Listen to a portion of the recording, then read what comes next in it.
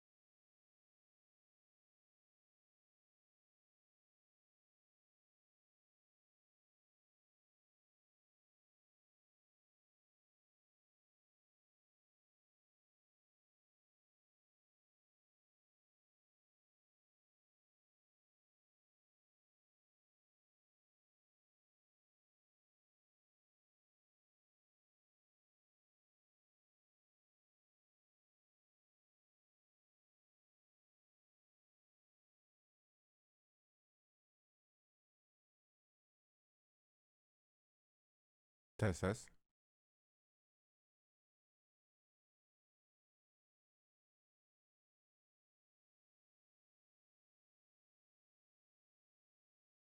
Yo. Wait, hello? Hello? Why can I hear nothing? Oh. Okay, that should be better. What's up, chat?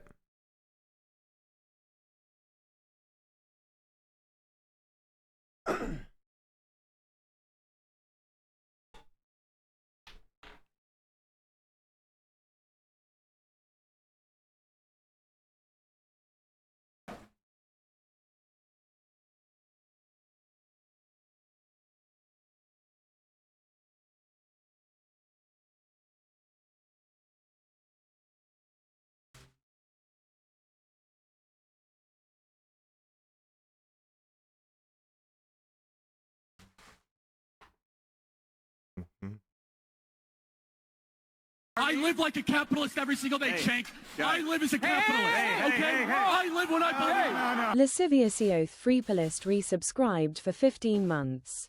SDABLSDABYO sub.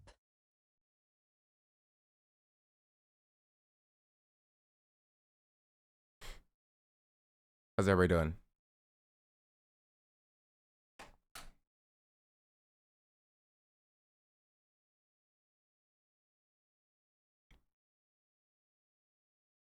Hello. Xavier Slaw, thank you for the 15-month resubscription. Many thank you for the Prime 16-month resubscription. Hope y'all are good.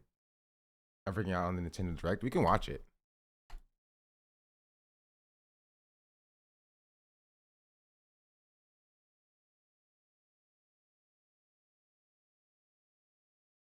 We can start with that.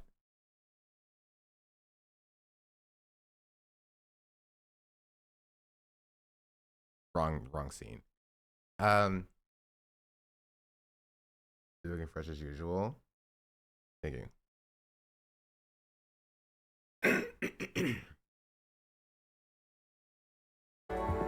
How long is it? It's an hour long? Okay, we're not gonna watch the entire hour.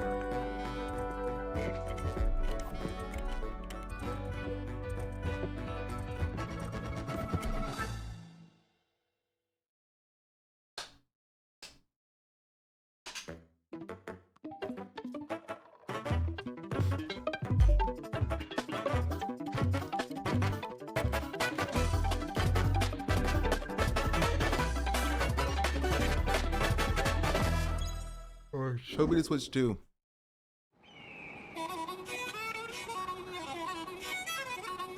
Yoshi's. I would eat at a Yoshi's. Wait, is this new Mario Kart? Mario Kart 9? 8.5? And 8.25?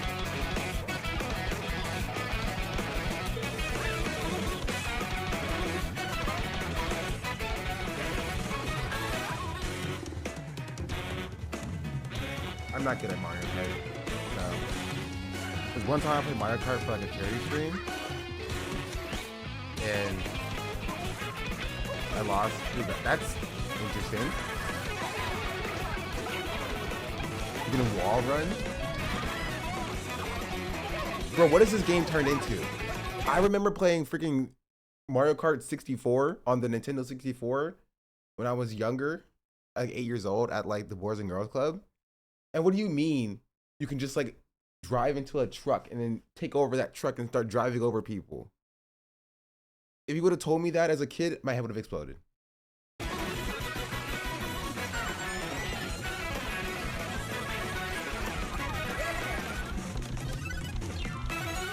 Mario Kart World. Hello everyone, I'm Koichi Kawamoto, and I'll be one of your guides for today's Nintendo Direct. I'm the producer for Nintendo Switch 2. I'm Takuhiro Dota, the director for Nintendo Switch 2. And I'm Tetsuya Sasaki, the hardware design lead for Nintendo Switch 2. What you just saw was Mario Kart World, launching exclusively on Nintendo Switch 2. Now, what do you think this brand new Mario Kart game will be like? A brand new entry in the Mario Kart series is launching exclusively on the Nintendo Switch 2 system. Welcome to this vast world. Kart races are held throughout various regions that span the globe. Depending on the time of day and weather conditions, the atmosphere will change. Captions? No captions. And in this Mario Kart game, you can go off the racetrack and drive virtually everywhere in this world. Really? That's pretty cool, actually. In the classic Grand Prix, race through 4 courses. Well, it's still, I would assume it would still slow you down. Like, a bid for first place. you can still drive off the track sometimes, like when there's like shortcuts and stuff. But like, so I'm curious about how it's different than like other Mario Karts. We can just drive virtually anywhere. Sleep at the wheel. You'll also drive to the next course as part of the competition. With 24 drivers in each race, the most in series history, the competition is gearing up. How much? Competition. With 24 drivers in each race, 24. the most in series history, the competition is gearing up. Is that double what it usually is? Isn't it usually 12? Introducing Knockout Tour. Race non-stop from one corner of the world to another. There are multiple checkpoints along the way. If you're below the placement shown when you hit a checkpoint, you'll be eliminated. Can you make it all the way to the finish line? You can also freely drive around this vast world in free roam. By going off-road, that's kind of cool. Areas and routes. So drive wherever your heart takes you. You can also go for scenic drives with friends, and even take photos together at different locations. I don't think that's for me, but I think it's cool. A brand new race across the entire world starts here. Mario Kart World! The game launches on the same day as Nintendo Switch 2. More details about this title will be shared in an upcoming Mario Kart World Direct, so be on the lookout for more information in the future. Mario Kart World launches on the same day as Nintendo Switch 2. We'll share more details in the future, so we hope you're looking forward to it. Next, we'd like to introduce some of the new features of Nintendo Switch 2. These are the Joy-Con 2 controllers for Switch 2. And on the right Joy-Con 2, we've added a new C button. Cool. Let's take a look at some new experiences it offers.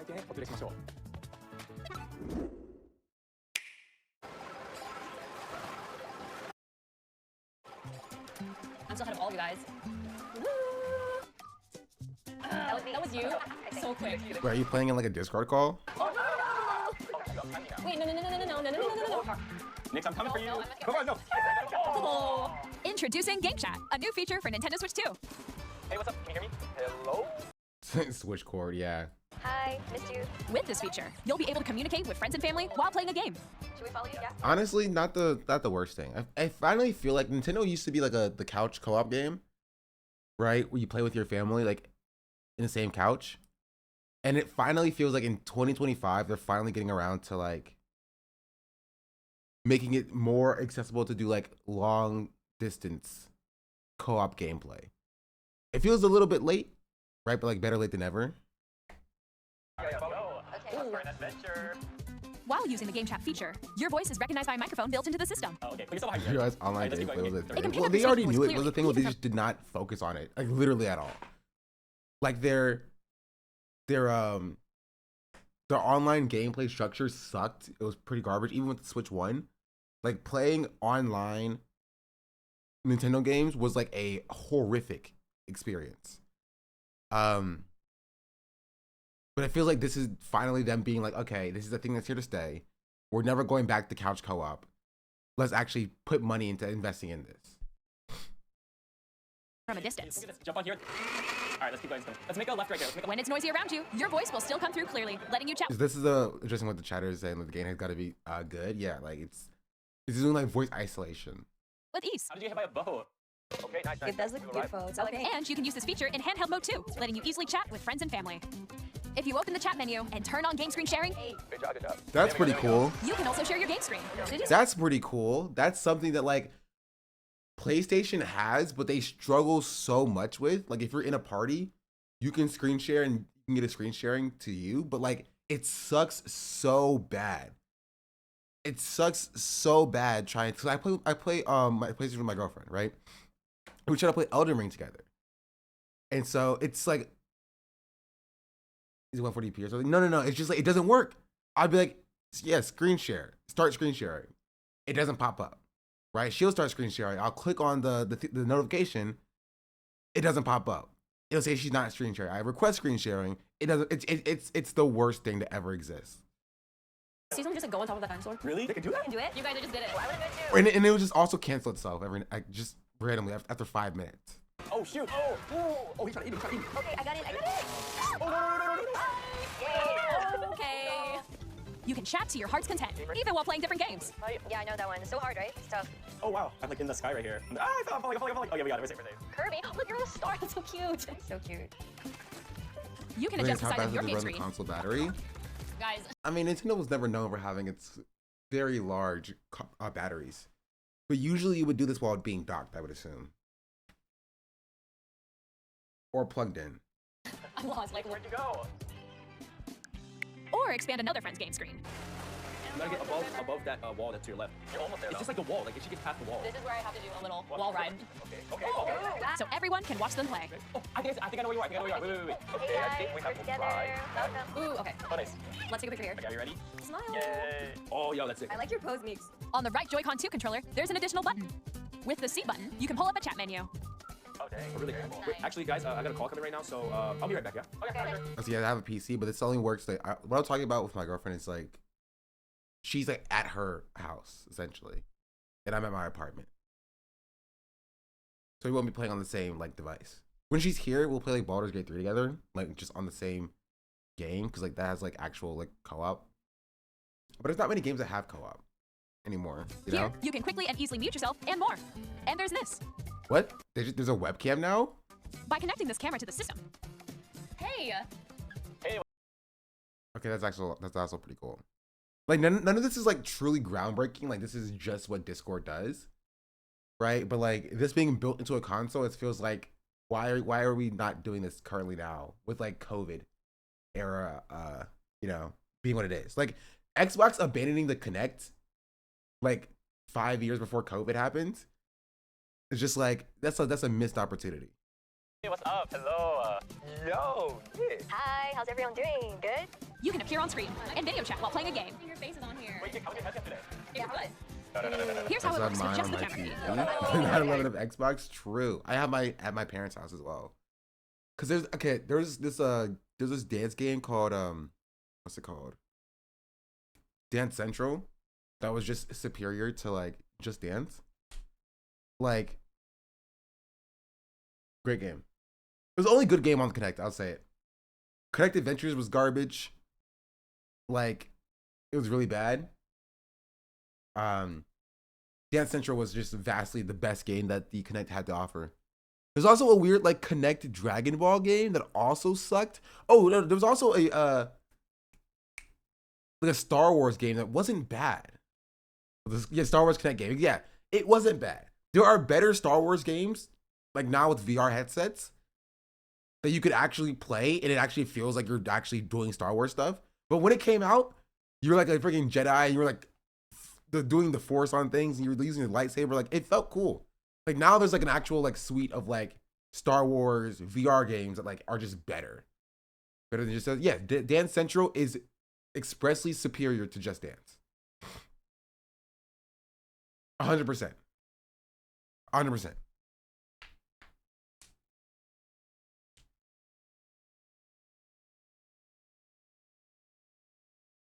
Like it was so good that like I was like, you know what? Maybe I'll bring it back. Maybe I'll port Dance Central onto the PC. I decided not to do it because like I didn't care enough to. But like it was because like what Just Dance did a lot of the time was that it tracked your controller in your left hand, and so all you had to do was make sure your controller in your left hand was in the correct position, and it would like count you as being like doing the moves perfectly. But Dance Central actually did the full body tracking, right? So you actually knew that like you have to actually hit the moves to actually hit to score, right? It was great. Just Dance is on the honor system, exactly. But like Dance Central was superior. Also, the songs were just better. They were more modern and up-to-date songs. Just Dance had to keep releasing like Just Dance 11, 12, 13 to like actually get to, actually get close to modern songs. And even then they weren't even close to modern.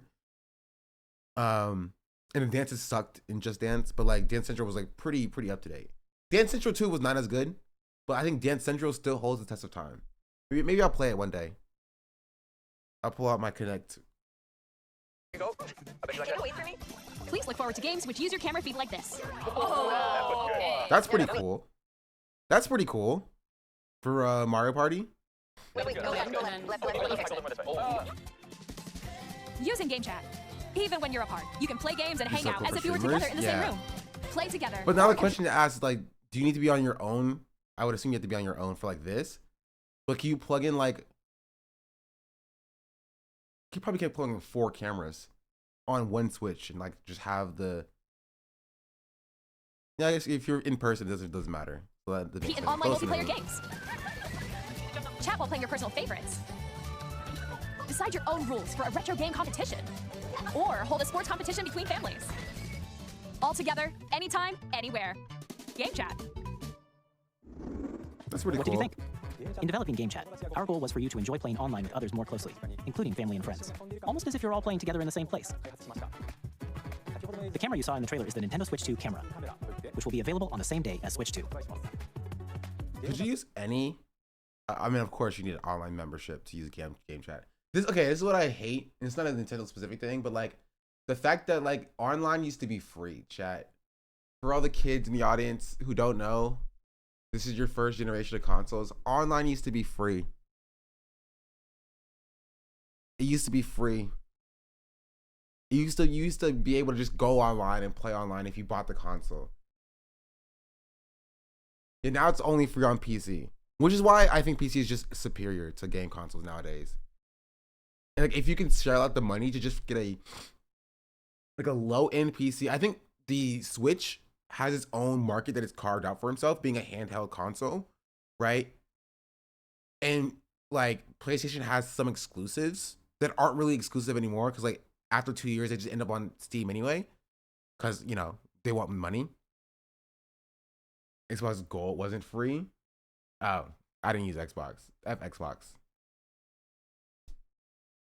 Maybe that's why I never used Xbox. PlayStation had free online. Really never used my Switch on my TV, only on handheld. Yeah. But yeah. So if you can shell out, instead of paying money for like an Xbox Series X or whatever, just buy especially never buy an Xbox. Honestly, that's my take, right? If you have a there's a use case for a Switch for handheld gaming. If there's a use case for a PS5, if you really care about PlayStation exclusives, but other than that, like just buy a simple like pre-built computer for like $500 that you would use to buy a Xbox Series X, and do that instead. Don't buy a next gen Xbox or a this gen Xbox. Just buy a very like a normal pre-built PC. You don't even have to build it yourself. Just buy it pre-built for like $500. That's what I say. Free online, all the games you want. Now you can play an exclusive. It's like exclusive on PC. What's the use of Xbox? Exactly. Like you will probably get a better piece of hardware on Xbox, but it can only run Xbox, right? Like it could only run the Xbox OS. So you could probably get like the components will probably be cheaper, or not cheaper, better in an Xbox if you buy it. But you can use your pre-built computer that you have for a number of different things, right? Like you can't play freaking like God of War because it was a PlayStation exclusive for a while, and now it's on Steam on the Xbox. I don't know if it's on the Xbox store, but you can't play it on your PC. So PC is like the well-rounded, you know, stop for like pretty much all gaming. And you upgrade it later if you want. True. PC is just superior. It is superior. Pretty easy to build a PC, to be honest. It's usually cheaper if you're smart about it. Yeah, but people who buy consoles don't want the hassle of building a PC. I wonder what the best graphics I could pull with that. You could probably pull off like a 1080 Ti, honestly. And we can take a look. See.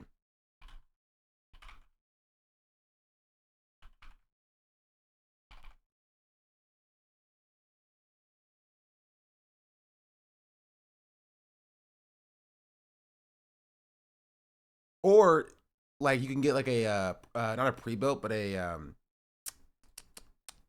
what's it called? Like get one from eBay or something.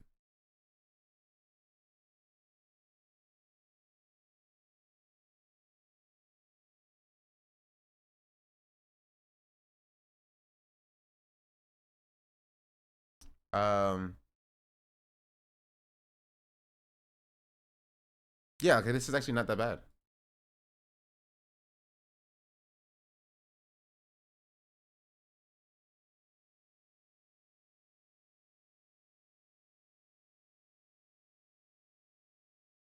Any GPUs right now are what's best for your buck. I don't know much about AMD, so I can't judge on the AMD graphics cards because I don't know what they are.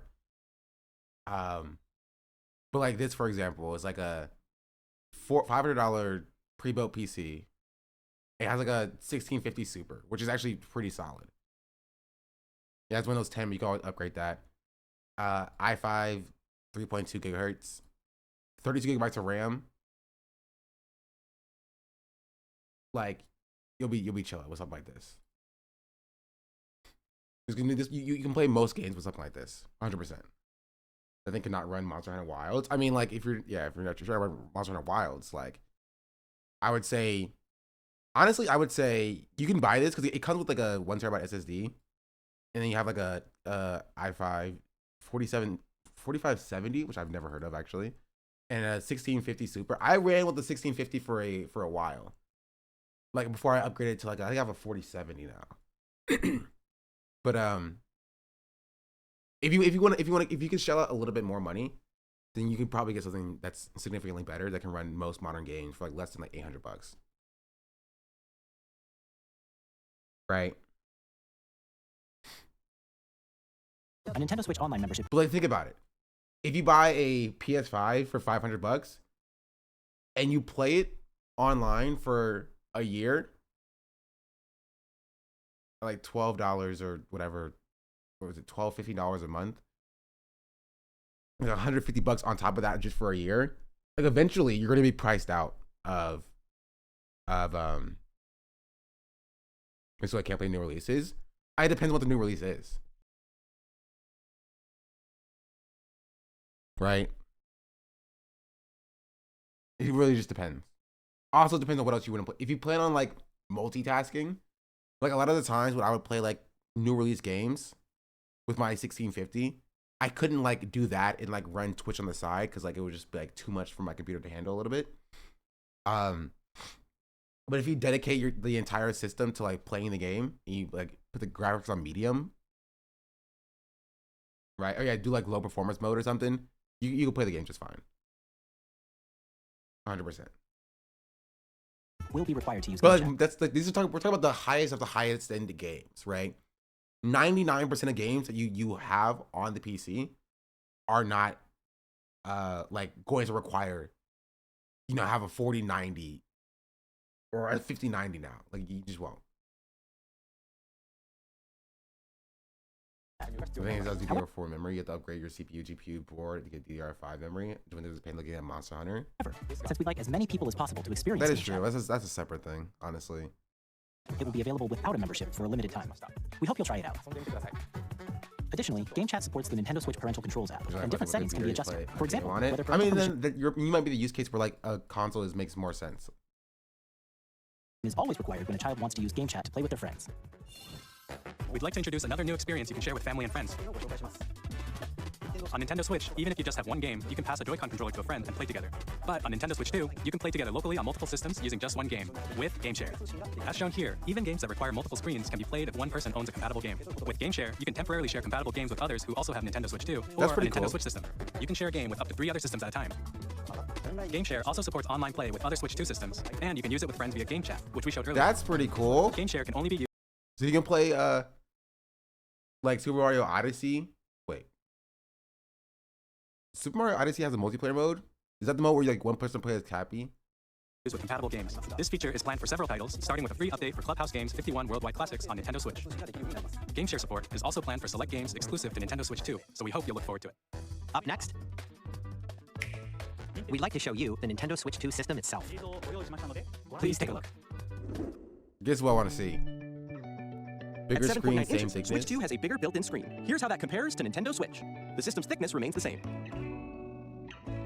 With approximately double the pixels compared to Switch, you can enjoy games in greater detail on the 1080p screen.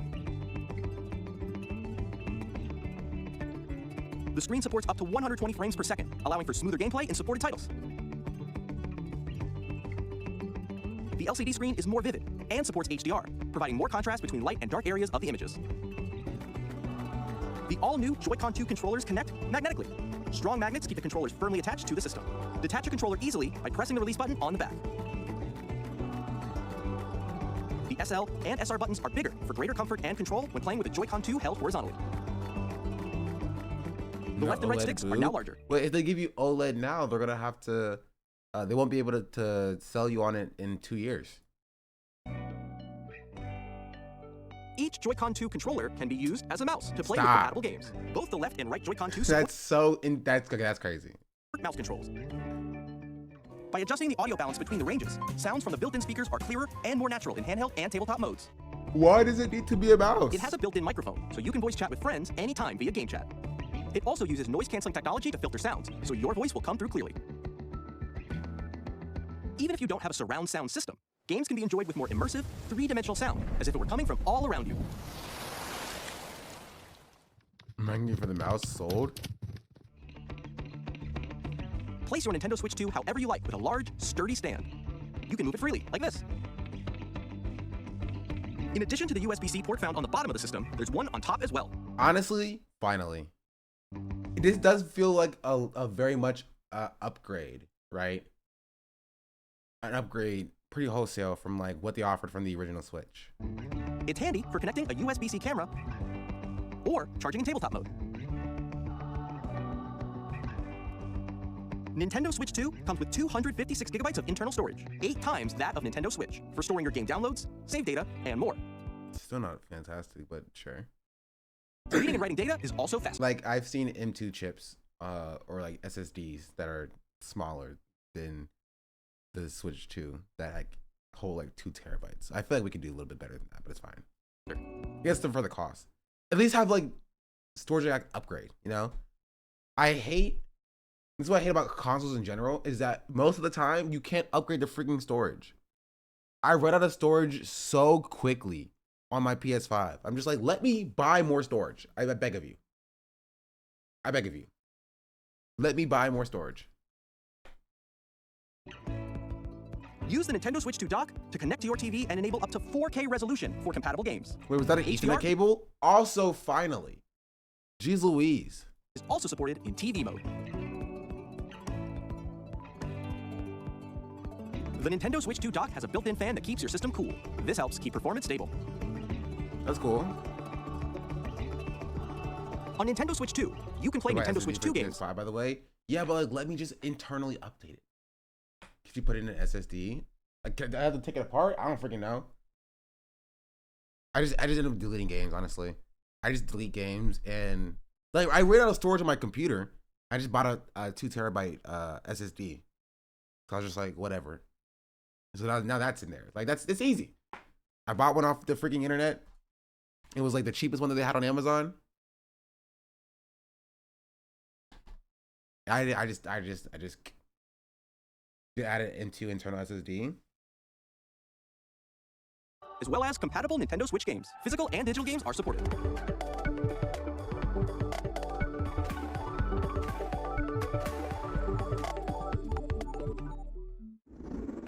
As you just saw, Nintendo Switch 2 isn't simply an improved Nintendo Switch. We redesigned the system from the ground up and packed in lots of new gameplay features. And to help players better understand the Switch 2 hardware, they we're have currently a developing SD card this game. apparently. Mr. Kawamoto! Hello. My current location is actually inside the game itself. This is Nintendo Switch 2 Welcome Tour, exclusive to Nintendo Switch 2. I'm standing over here. Okay, everyone, join me inside the game. They have the metaverse. There are a lot of question mark icons here. Let's examine them. This sign reads, where are the magnets? The Joy-Con 2 controllers attach to the system with magnets, and those magnets are inside the system. The SL and SR buttons on the Joy-Con 2 are made of metal, so that's how they attach to the system. A magnetic circuit is formed between them, so they won't easily detach. Through examining signs like these, you can discover all sorts of secrets about Nintendo Switch 2. Another example, the Joy-Con 2 controllers have mouse controls. And when combined with the gyroscopes, you can even do something like this.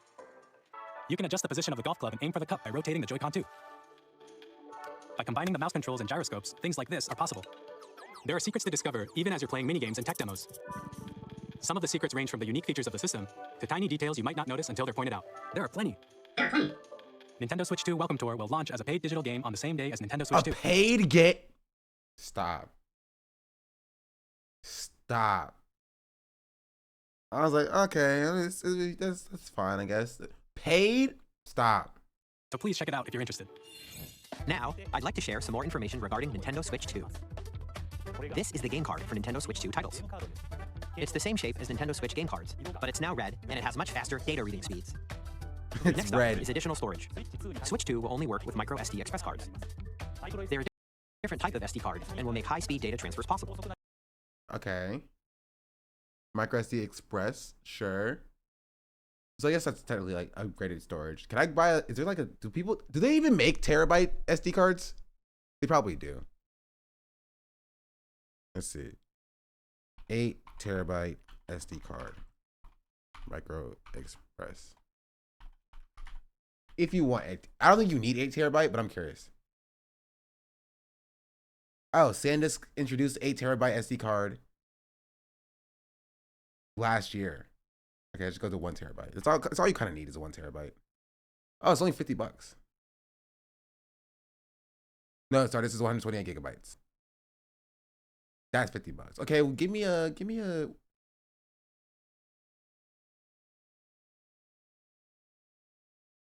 Okay, they don't sell 1 terabyte express cards.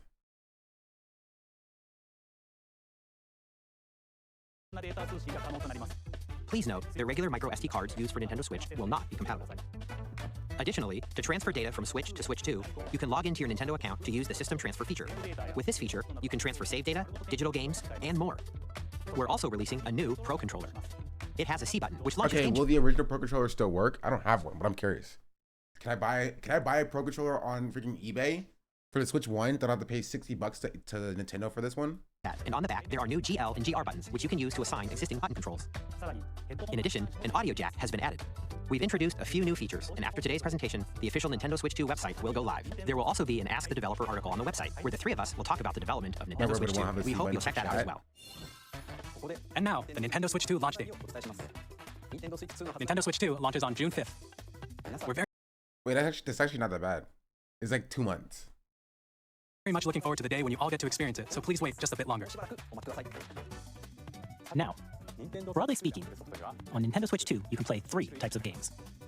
The first type is Nintendo Switch 2 games. These games take advantage of the performance and features of Switch 2. The second type is compatible games that were released on Nintendo Switch. Nintendo Switch 2 edition games are the third type. Some games that were released on Switch will receive upgraded Reminds me versions of like PS5. offer things like improved visuals, unique ways to play on Switch 2, and more. Now, I'd like to show you the Nintendo Switch 2 edition of Super Mario Party Jamboree. Please take a look. Wait until Trump's Japan tariffs. Oh no! What is going on with that? Okay, we can go into like what the games look like or whatever. I'm not. Wait. No. What? Okay. Okay. What do you mean? Elden Ring is gonna be on the Switch. Stop. I don't believe you. I have long observed the lands between. This world is in dire need of repair. You can see them, can't you? The rays of grace that guide you through your burden. Who is that guy? Rays of grace that guide you through your burden. Oh, he's probably from the DLC. Locked 20 FPS. Stop. I have no doubt you will become Elden Lord. May you take the Wait. Tarnished edition. What does that mean? 100 FPS performance mode or Riot? Hey, I'm Greg Kasabin from Supergiant Games, here to say that Hades 2 is coming to Nintendo Switch 2. I mean, of course, Hades is going to come to the Switch. Our first ever sequel introduces... I have to play Hades 2 as well. But is it even out yet? Isn't it like early access? the dead, an immortal witch out to vanquish the sinister titan of time. You'll battle beyond the underworld to the ends of the earth, getting to know dozens of characters from Greek myth in a story that reacts to your every setback and victory. It's the kind of game you can quickly pick up and play whether you're experienced. That's why I haven't played it. I played Hades 1 though. Hades 1 is fun. It's a fun game.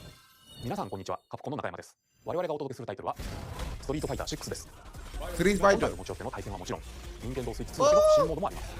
ソフトは通常版の他に総勢26キャラクターを収録したイヤーズ1、2ファイターズエディションの2バージョンを、さらにゲームと連動するアミーボとアミーボカードも一緒にスイッチ2の発売日にお届けします。楽しみに。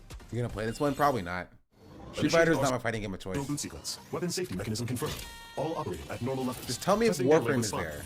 Normal. Commencing launch. I was playing Warframe again yesterday. I re-downloaded it. I was like, it's kind of fun. After 2 long wars where our freedom was restricted, we will finally be liberated from humans. I'm in need of a new arsenal, new equipment, and money. I'm for sale, and you're buying. Rebels! Thanks for the warm welcome! This planet will be ours. The Soldier betray the cause, has almost completed a weapon that was created to destroy all humanity. No! Because we're in the middle of a war. Don't you get it? I won't just stop you. I'll tear you apart! All children, bring hope to our lives. Don't they? Hey, this is Joseph Fares from Hazelight. I'm super excited for Split Fiction to come to Nintendo Switch 2. The game is a story about... Okay, this one is actually a good one. This one is a game that I was surprised wasn't already like, or didn't make exclusively for the Switch. Switch kind of had like a monopoly on couch co-op type games. I need to play Split Fiction. I need to find a Split Fictioner to play with me. You play as Neo, I haven't played it either. I haven't played it. Is it on the PS5? Let's see.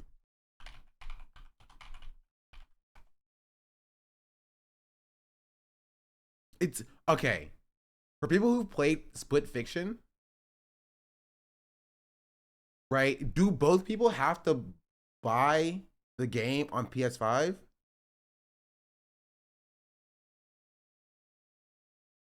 No? Okay, yeah, I'll just play with my girlfriend. It's fine. Because if I had to buy it twice, that would be stupid. And Zoe will write fantasy. Together, they get trapped in their own stories, and it's up to you. No spoilers. The will also be arriving on the Madden? Hogwarts Legacy to Nintendo Switch 2. Hogwarts Legacy? On the same day. Do people still play this game? Discover the enhanced magic when Hogwarts Legacy. I have not heard about this game and like for like a month after release. People would be like, "Man, wizards, and that was kind of it. Like the most forgettable game I've seen in my entire life. I Switch 2. Now you can be a turf on the go. Oh.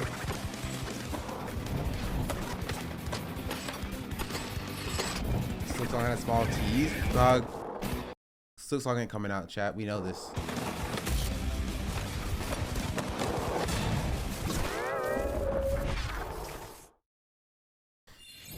Hello, this is Christian Elbadam from IO Interactive. We are bringing our flagship title, Hitman World of Assassination, to Nintendo Switch 2. I have beef with the Hitman series. Chat, if you know, you know. Price is already on the Nintendo site. Listen, that's Cope. That's Cope and you know it. As the best assassin in the trade, Agent 47 does everything he can to accomplish his mission.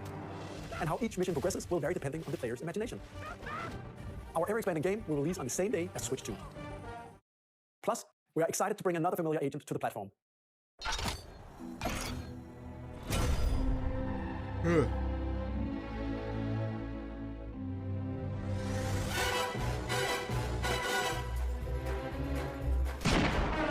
James Bond. The world's favorite spy is coming to Nintendo Switch 2, so stay tuned. Oh, whoa. It's reborn. Okay. Bravely Default returns, remastered. I thought they were going to tear her clothes off for some reason. I was like, what was that shot? Why was it shot like that? The flow of turn-based battles. Change and customize jobs to build out your very own party. Enjoy your adventure with upgraded features and enhancements. And all new minigames with unique ways to play. Square Enix presents the classic fantasy RPG, Bravely Default Flying Fairy HD Remaster. Set foot in Luxembourg as Warrior of Light once more. セガ龍が如くスタジオ代表の横山です。我々がお送りするタイトルは龍が如くゼロ誓いの場所ディレクター活動です。Zero. Maybe I'll play it now. Probably not. Maybe. 土地を巡る争奪戦が勃発。伝説の始まりを追加シーンとともにお楽しみください。発売日は Nintendo Switch 2の発売と同じ日です。今後のシリーズ展開にもぜひご期待ください。We'll have more games to show from our publishing and development partners, but for now, we'd like to show a game being developed in collaboration with Nintendo. Please take a look.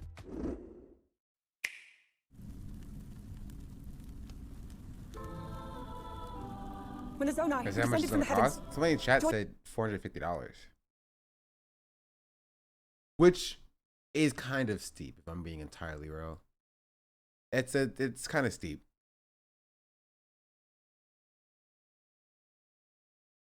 Since it would cost 395 euros, $450. This is before tariffs, by the way.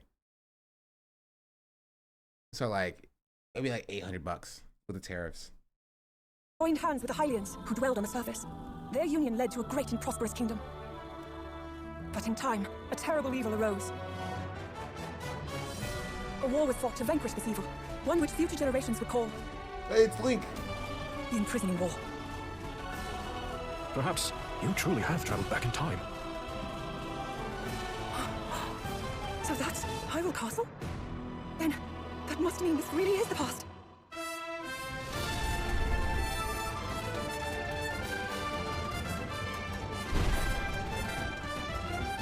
You know, maybe this time I'll finish the Legend of Zelda game.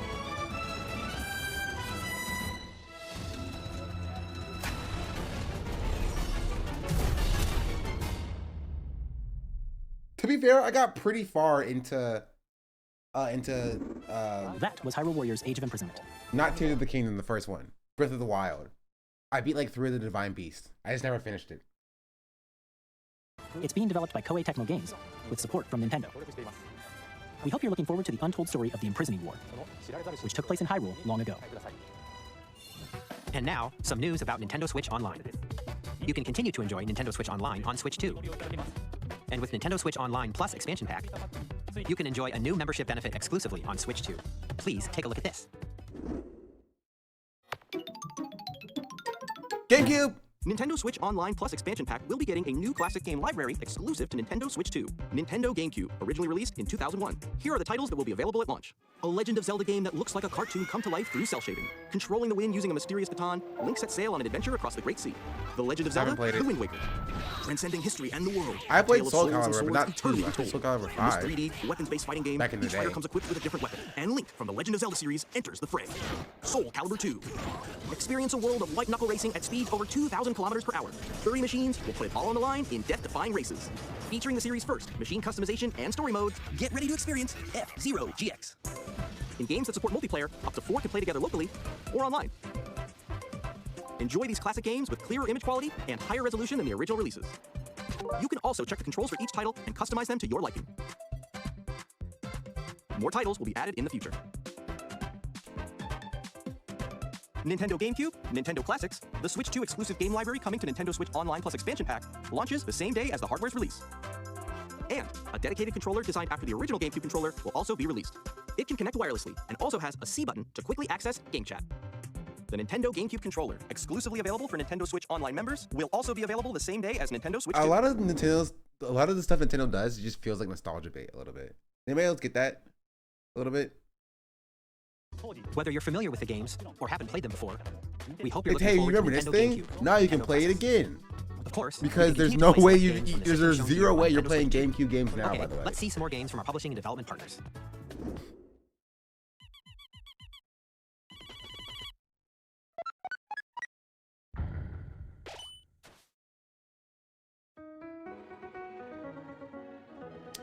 I haven't played Deltarune.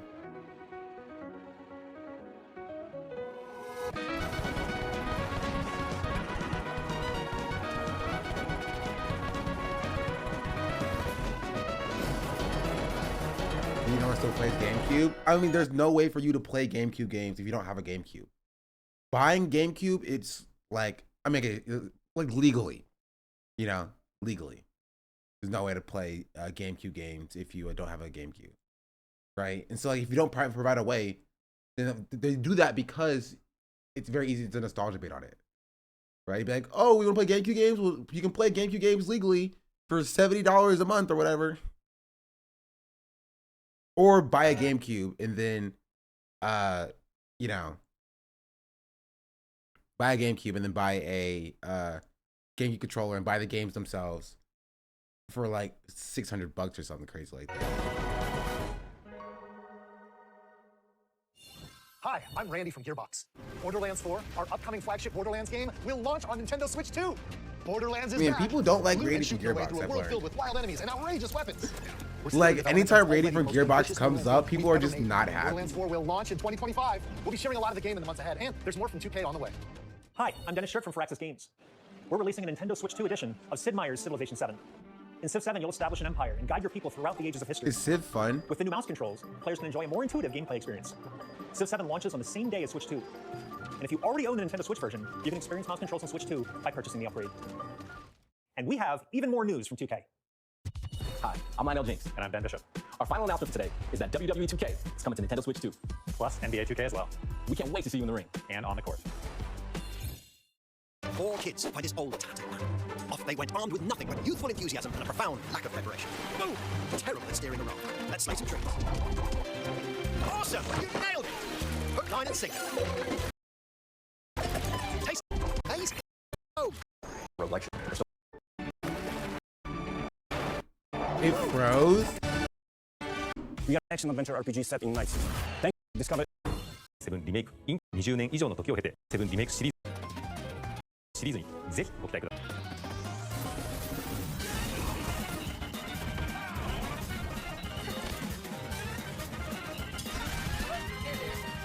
I have to beat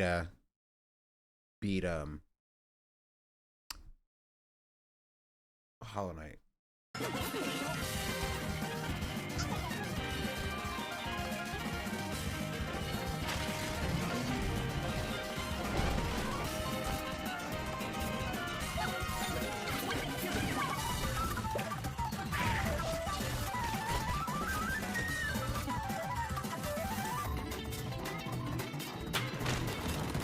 Okay, is there anything else interesting? What? What? What? Be the last from our publishing and development partners. Please take a look.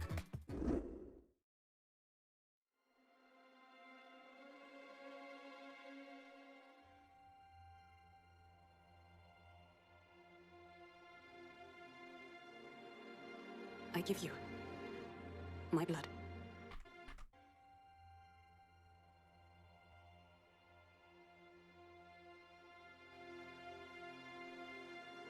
Bloodborne but off-brand?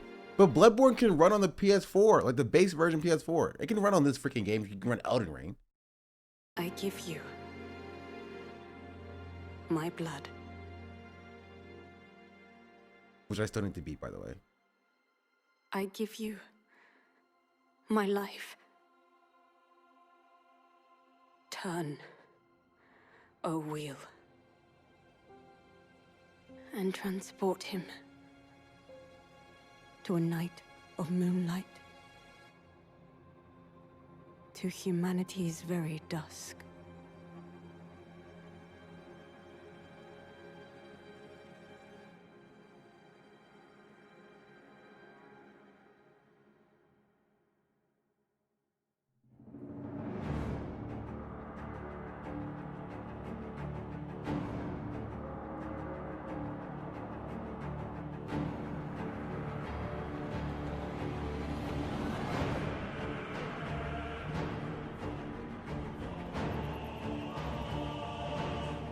It does feel like Teemu Bloodborne, actually.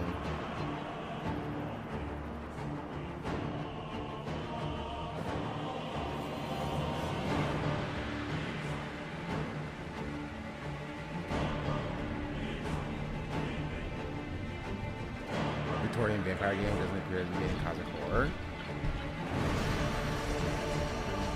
Wait. Okay, what?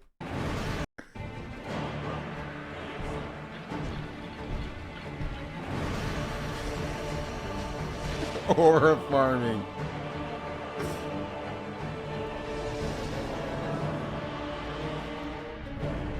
I mean, okay, that's kind of cosmic horror-y. Not like, it's just like Majora's Mask, kind of like the moon is coming at you.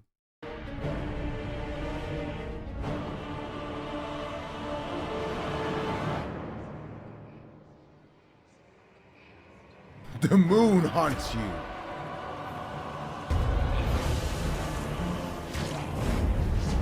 Oh yeah, okay, you're a vampire. That was very vampire. I didn't like that.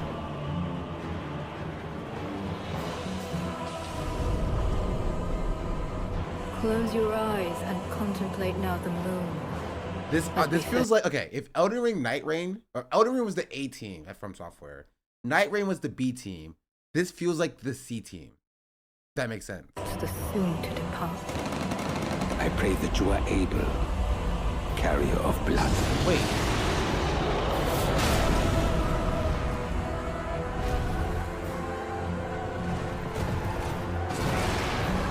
You're a dinosaur?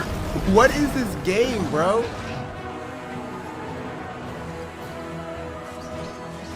It did like glide a little bit, but not this really.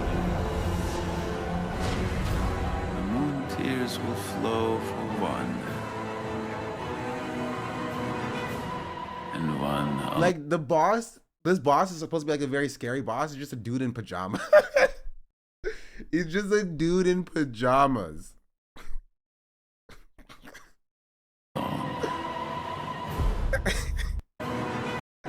Like it felt like he just left the mental asylum. He's like, I got my axe, I'm ready to fight. For one. And one alone. That's pretty funny. That's an invader. No, invaders don't do that. Invaders don't get cutscenes. That's a boss.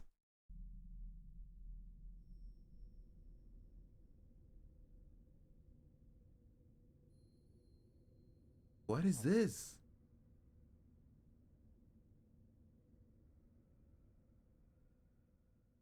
Only a Switch 2 exclusive is insane. What you just saw was a brand new game by From Software. We'll be publishing a creator's voice article where the game's director, Hidetaka Miyazaki, will share more details about the game. Okay, at least Miyazaki's involved. Check it out when it's available. That's all from our publishing and development partners. We'd like to thank the developers who appeared today. Yeah, that was it. Okay, that's the direct.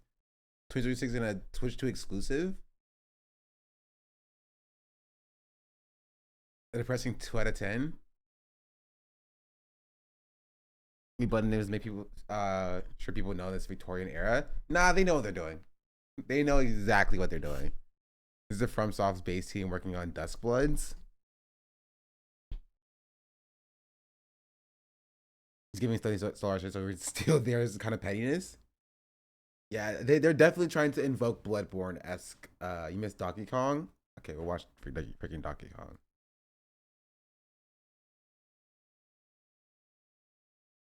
This is a long demo for Donkey Kong. Years ago is getting directed by Masahiro Sakurai. Next is our last trailer for today. Please take a look. That's with DK Country. I have never played DK Country. Or Donkey Kong in general.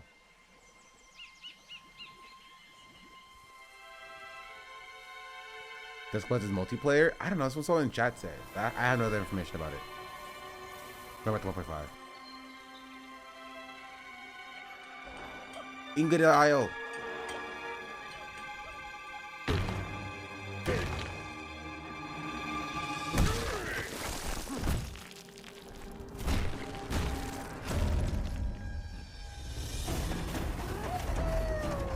Wait, is this Super Mario Odyssey but with Donkey Kong?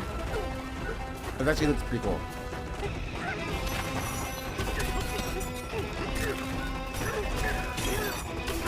That's pretty cool. That's pretty cool.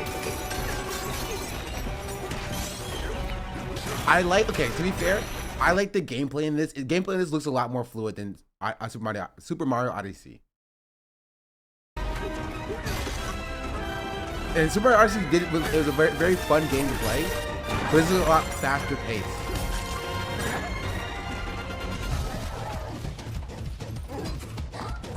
It's a superior platforming IP, in my opinion. I think the most fun I've ever had on the Switch is playing Super Mario Odyssey. 100%. So if this is more of that, I'll pick it up. I'll play it.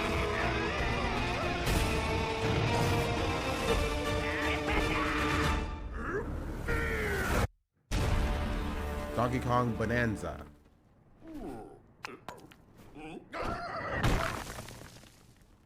2 months. 3 months. That was a brand new 3D platforming action game starring Donkey Kong, called Donkey Kong Bonanza. With incredible strength, smash through enemies, walls, the ground, That's and cool. just about everything as you demolish your way through a massive You can pick underground up the ground and use it to like attack. world. More details will be shared in the future. We hope you're looking forward to it. Thank you for watching so far. To recap, Nintendo Switch 2 launches on Wait, June wait, recap. We just watched it all. That's the Switch stuff.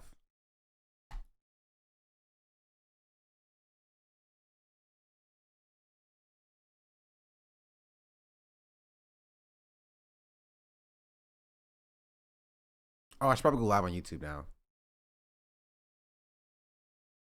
You ain't nothing but a broke boy, boy. Broke boy, broke. Hey, broke boy, broke. Broke boy. Let's get started with the news, chat. We spent an hour on gaming. Trump won't bring home a dad they deported to El Salvador's so-called torture prison by mistake. Trump's Justice Department just said they want Luigi Mangione dead. The world is bracing for Trump's Liberation Day tomorrow, and why most economists are saying it will guarantee. Also, I had Yoshinoya for the first time yesterday. That's pretty freaking good. It's like fast food, Japanese food, but like pretty good actually. I don't know what I was expecting.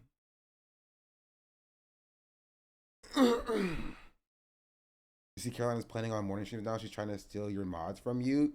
True. And my viewers. That's crazy. I'm being targeted from all sides. FD streaming in the morning. Foreign streaming in the morning. Caroline streaming in the morning.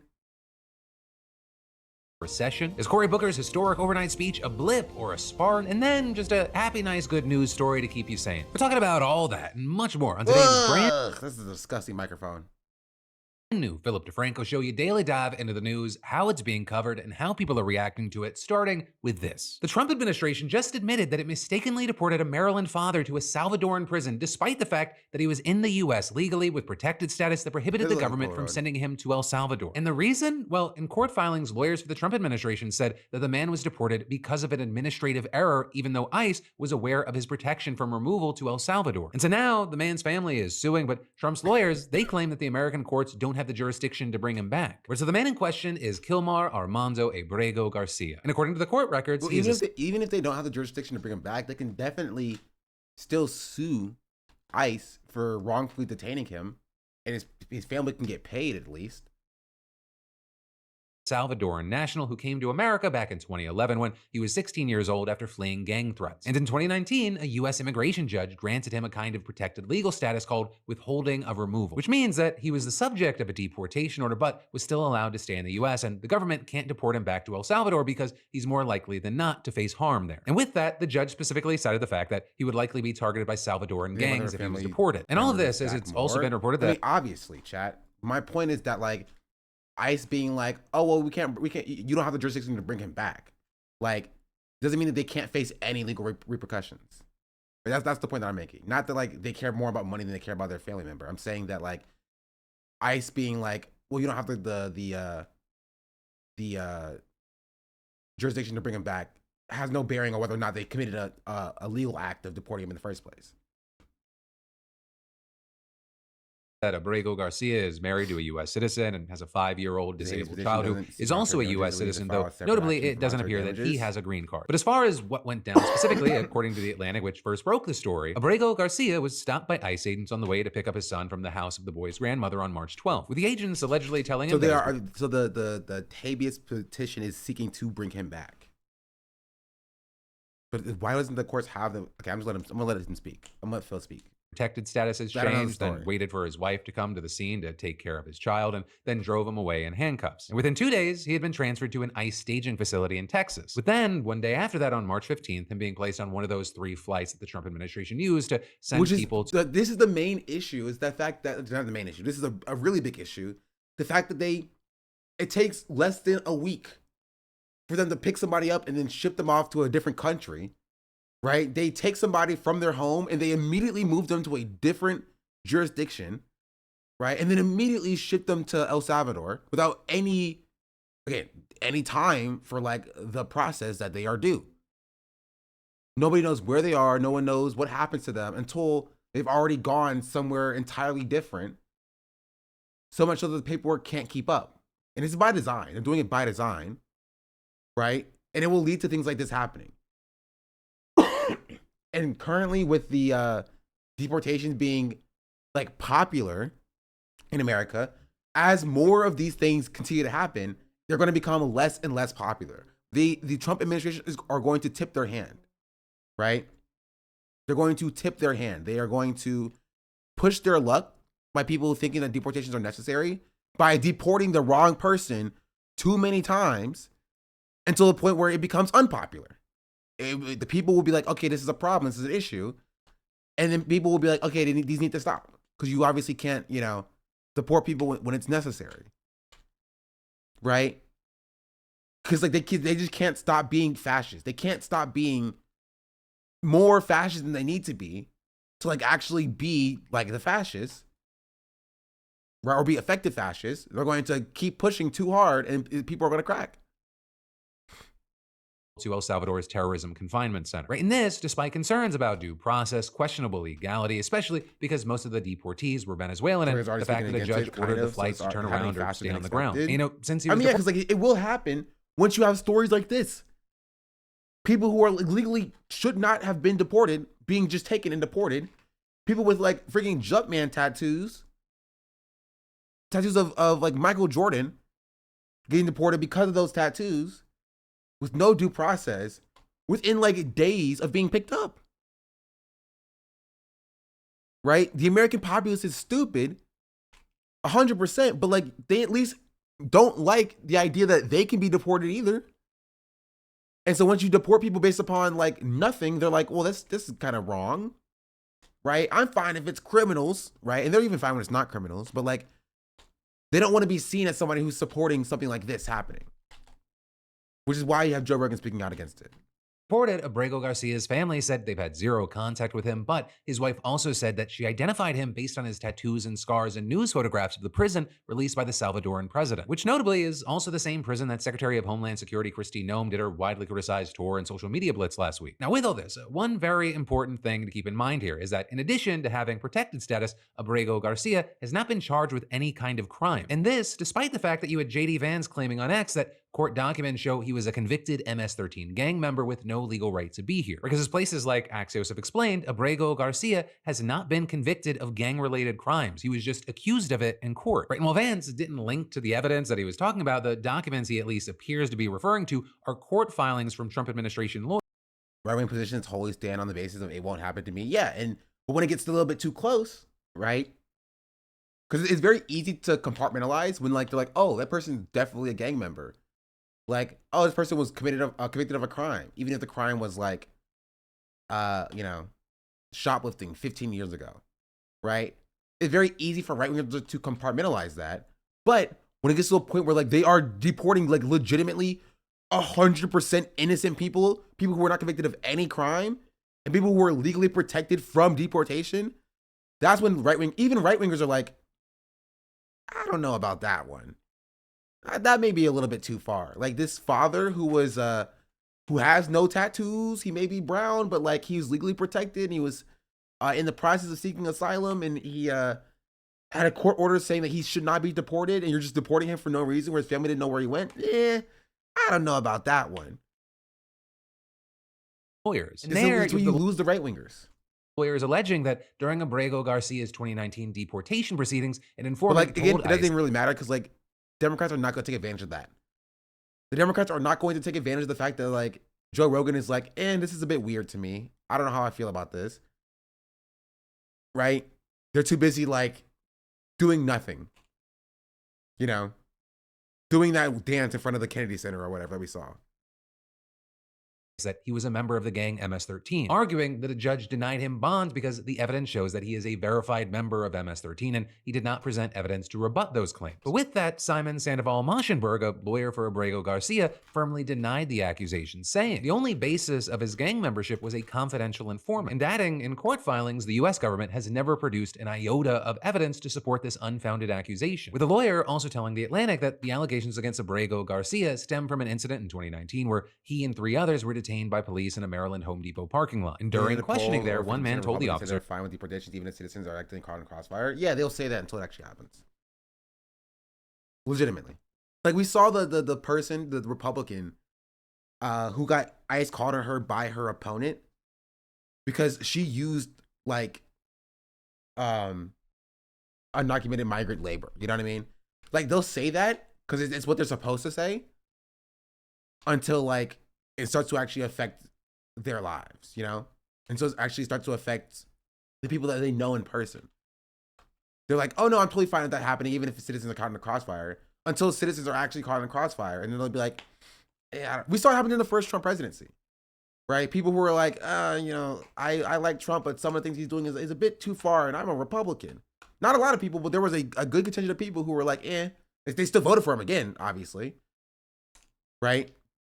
But like, they are built on the foundation of like, this does not affect me. I don't care about this until it starts affecting people that they know in their real lives, right? There's that Abrego Garcia was a gang member, but then that man offered no proof, and police filings show that. Yeah, she did. But like, that's the point, is that people will actually draw issues with it, even if like, you know, they'll still vote for Trump again anyway. But that's what you need to, as Democrats, intersect yourself and be like, and stop. Okay, we're going to fix this issue now, right? You don't agree with this is happening. We're going to provide you an alternative. The problem is that there's no alternative. They don't want to vote for Democrats because the Democrats are feckless, right? So they default to going back to normal Republican policies because that's what they know.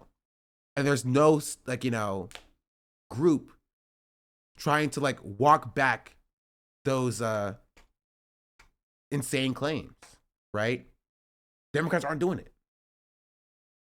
The officers didn't actually even believe him and refused to identify him as a gang member, with the attorney then adding that since Abrego Garcia was granted his withholding of removal in 2019, he has had no contact with any law enforcement agency and has complied with the requirements to check in annually with ICE. And when White House Press Secretary Caroline Leavitt was asked this afternoon what evidence Vance had for his claims that Abrego Garcia had been convicted, she just said that the government had, quote, a lot of evidence and that she herself saw it this morning. But notably, she also didn't provide any information about what the evidence was or why it hadn't been presented in the court. But also, regardless of the gang tie allegation, Sandoval-Moschenberg argues that this deportation is flatly illegal because no matter how you feel about it, a judge explicitly protected Abrego Garcia from being deported. But if the government wants to deport someone with protected status, they usually have to reopen the case and introduce new evidence for deportation, which a very key thing is why you even have government attorneys telling The Atlantic that they are stunned by this case. With Sandoval-Moschenberg also telling the outlet that he believes that Trump officials deported his client, quote, through extrajudicial means because they believe that going through the immigration judge process took too long and they fear. But like, I don't need you to be stunned by it. I need somebody to do something about it. Who has the power to do something about it?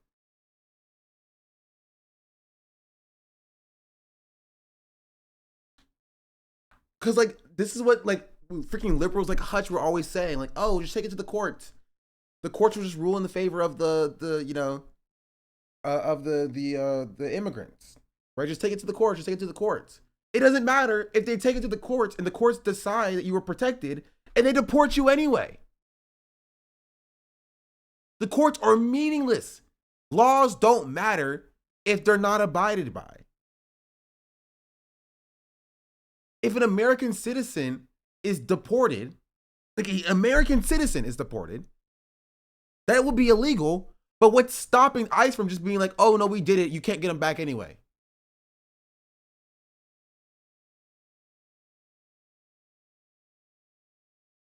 And maybe this wouldn't have happened if, like, I don't know, when Democrats were in power, they dissolved ICE just in general, right? Or, you know, did a number of different things. But like, no, they allow, and this is why the Democrats are not, you know, what's the word? Without blame here. Yeah, too bad they love ICE. They love ICE. They're pro ICE. They were talking about how they needed more ICE officers, actually. And so even if, and this is why I want to point this out, even if Kamala Harris had won the election, in 2028 or in 2032 or in 2036 or whenever the Republicans took power again, this would have happened. This is an inevitability. Right? They will love to tell you that, like, oh, if you just voted for Kamala Harris, this would never have happened. They're lying. What is happening right now was inevitable. Inevitable.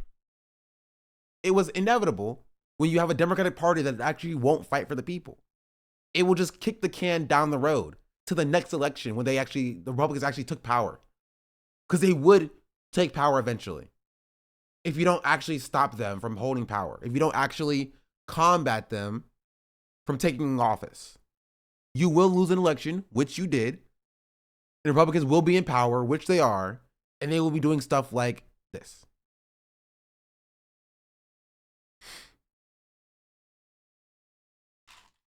So I hope we can limp on a little further. It's meaningless. It's meaningless. The insanity is doing the same thing over and over and expecting different results. It was inevitably going to happen, right? And this time, last year, it inevitably was the Democrats doing a genocide. That's something that, like, not you or I could have, foreseen them doing when they were elected in 2020, right? Them just going full-throated, doing a genocide. They were going to lose. They were. They did. They were going to lose. Right? If October 7th didn't happen and Democrats didn't, full-throatedly support a genocide, there was a good chance they would have won. I mean, not a good chance, but there's a chance they could have won. Right? But, that's the problem. Is, when you have the Democratic Party being the Democratic Party and failing to actually address people's material conditions and co-signing a genocide, they would inevitably lose at some point. Whether it was this one, whether it was the next one, whether it was the one after that. And this would have happened then. Right? So I'm hoping this is the Americans have touched the hot stove and they're pulling back. And they realize that, hey, maybe we shouldn't touch the hot stove. I'm hoping that we learn from this and realize the Democrats do not and will not stop fascism. They do not and will not oppose genocide. And there needs to be mass mobilization of working class people to build an alternative.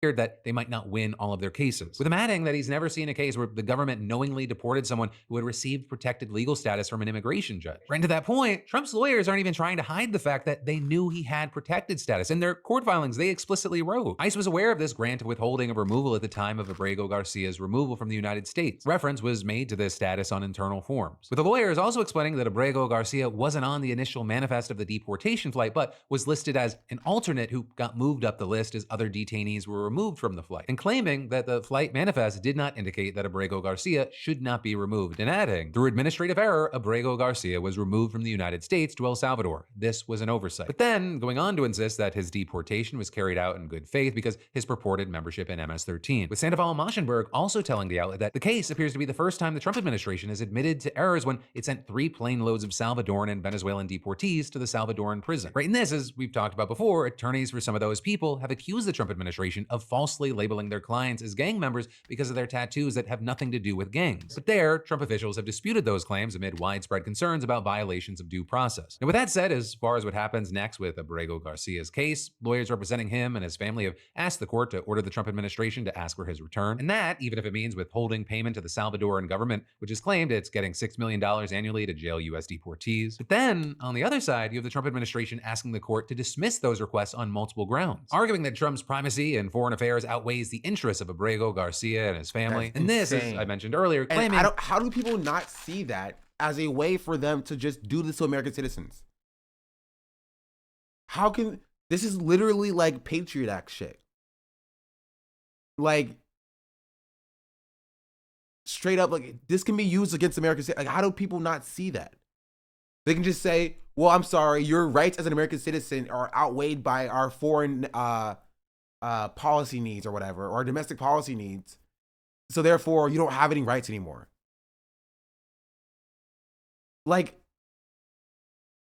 this could be you, like, legitimately. There's nothing stopping them for you committing a crime, right? And then being like, oh, to an El Salvadorian prison for you. And when you dispute that, it'd be like, well, sorry, our, you know, whatever they said, our primacy in foreign affairs outweighs the interests of you and your family. L sucks to suck. What do you do then? Genuinely, what do you do then? You're sitting in an El Salvadorian prison. Your family, if you can afford a decent lawyer in the first place, are sitting there petitioning the courts to stop this. And if the courts rule in favor of the Trump administration, then they'll rule in favor of the Trump administration in your case as well. And you're stuck in an El Salvadorian prison for stealing a pack of Skittles. In foreign affairs outweighs the interests of Abrego Garcia and his family. And this, as I mentioned earlier, claiming that U.S. courts don't have the jurisdiction to order his release. But notably, Sandoval Moschenberg has hit back against that last argument, telling The Atlantic, if that's true, the immigration laws are meaningless, all of them, because the government can deport whoever they want, wherever they want, whenever they want, and no court can do anything about it once it's done. And so for now, we're largely gonna have to just wait to see how this plays out, though in the meantime, unsurprisingly, the whole situation has sparked a ton of backlash. And in fact, we're seeing Trump's broader deportation tactics being so controversial that you have some unlikely voices condemning them. With this, even including the likes of Joe Rogan, who of course famously endorsed Trump, or with Rogan talking about these efforts on his podcast this weekend with political commentator Konstantin Kisin. And while Rogan did praise Trump for lowering the number of illegal migrant crossings at the border, we also saw this. The thing is, like, you got to get scared that people who are not criminals are getting, like, lassoed up and deported and sent to, like, El Salvador prisons. When you do things quickly and you do things aggressively, that's how you get shit done. But that's also when mistakes get made. Right. And I think a human being being plucked out of nowhere and ending up in a country he's never been in a maximum security prison with gang members, seems like a bad thing to happen to me. It's horrific. It's horrific. But yeah, that is ultimately where we are right now with this one. We're gonna have to keep our eyes on it. There's seemingly constant developments, but in the meantime, I gotta ask you, Jordan, what do you pisses me off so much? This is exactly what you wanted.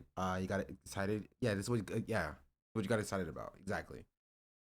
Right, and this is a way for them to pearl clutch about being like, oh, this is too far. But like, if they're criminals, lock them up and throw away the key. How do you prove they're criminals? Well, you look at their tattoos. Or you look at their skin color. And when they actually start doing stuff like that, he's like, well, that's too far. Like, you asked for this. This is what you wanted. Right? But I do think that there's a need to take people like Joe Rogan and take the apprehension there and jump on it as the Democrats. Right? You don't say you're a dumbass, Joe. You say, you're right, Joe. You're right. This is too far. Right? We need to at least have some accountability so that American citizens are protected. You have to take the L on that.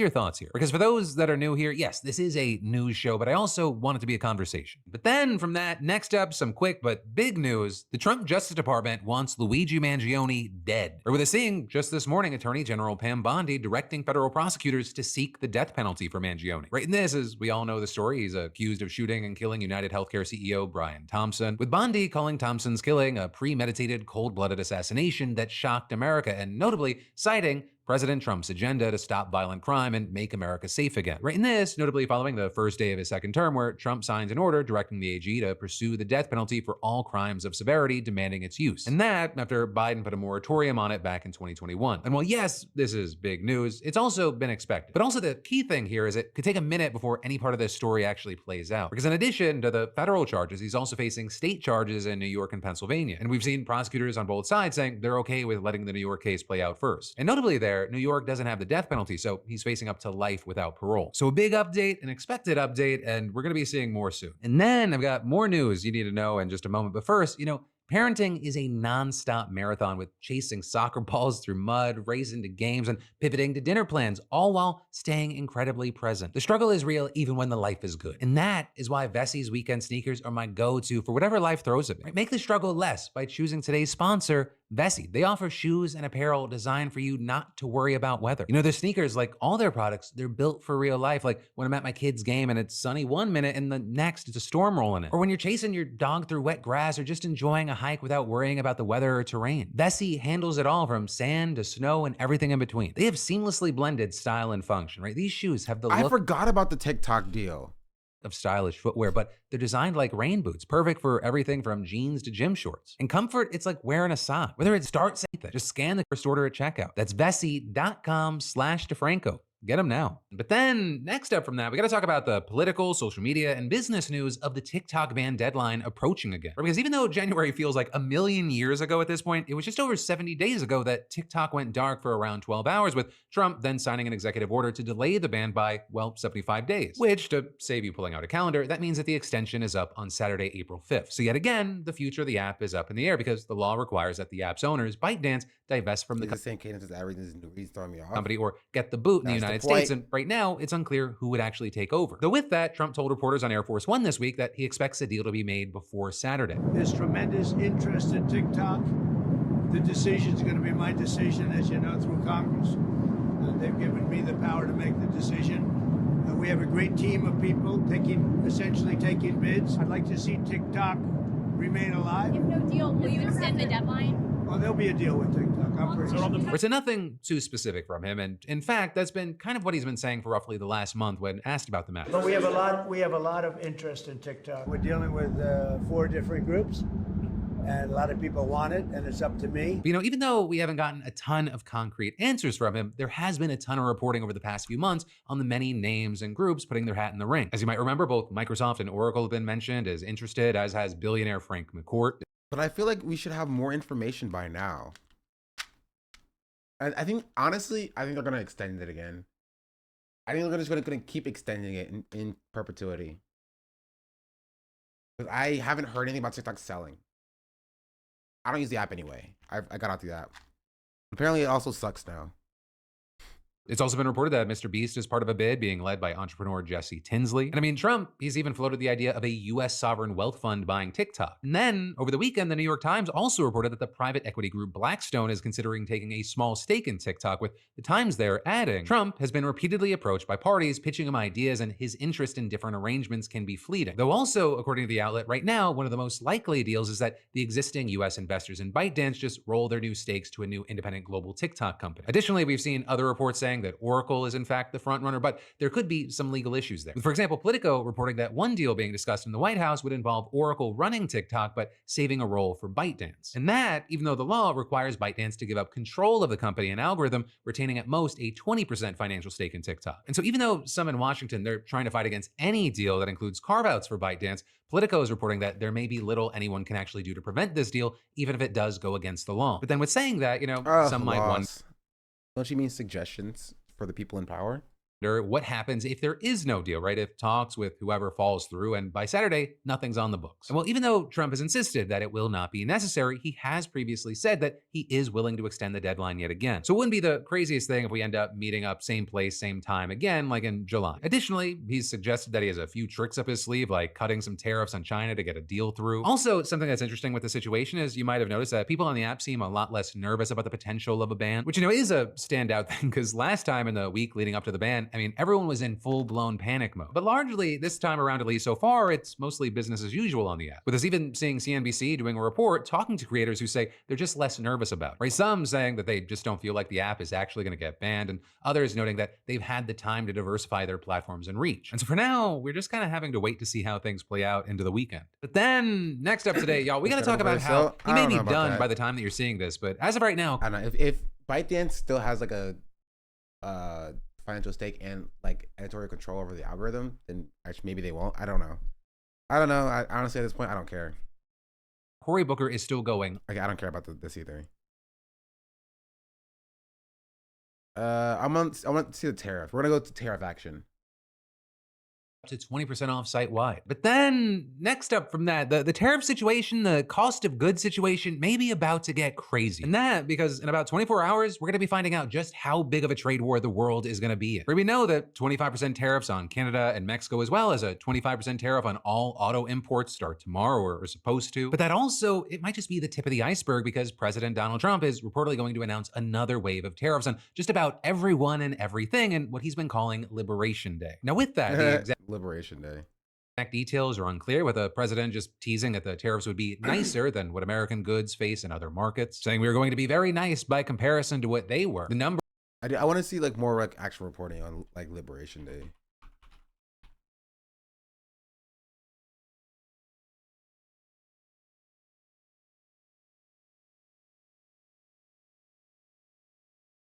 Tomorrow is what Donald Trump is calling Liberation Day, but Democrats are worried it will become Black Wednesday. Yo, am I washed? I have 21 people watching on YouTube, and I have like 300 people watching here. I'm washed, chat. Like, people used to watch me. As the markets react to Donald Trump's new worldwide reciprocal tariffs. Economists are worried also, so are business owners, investors, consumers, and some Republican lawmakers who are fielding calls from panicked constituents. Joining us now, NBC News senior business correspondent Christine Romans and NBC News Capitol Hill correspondent Melanie Zanona. I don't care about this. If I have no viewers anyway, I'm watching the Boy Boy video. F the news, who cares? Boy Boy. Since the dawn of time, mankind has worn shoes. There's this kind of shoe, and also this kind of shoe, and who could forget this kind of shoe? But what if I told you there's a kind of shoe out there that's not real? Like a non-existent shoe or a fake shoe. Pretty scary, right? Well, we decided to go down to LA to a convention dedicated to people who wear shoes, to get to the bottom of the fake shoe epidemic. Do you know of anyone selling fake shoes around here?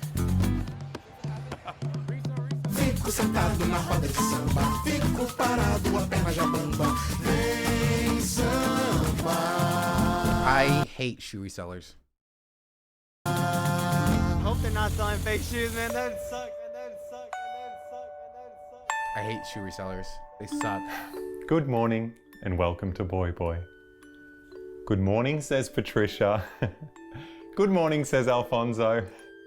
This is the start of another beautiful morning in the make-believe kingdom of Asia. That might be just lower this time of year now. No, you're incorrect. I was touching 1K yesterday. Now, every morning, the little children of Asia, they get up and they brush their teeth. Brush, brush, brush, brush, brush, brush, brush. They eat their noodles. Yum, yum, yum, yum, yum, yum, yum.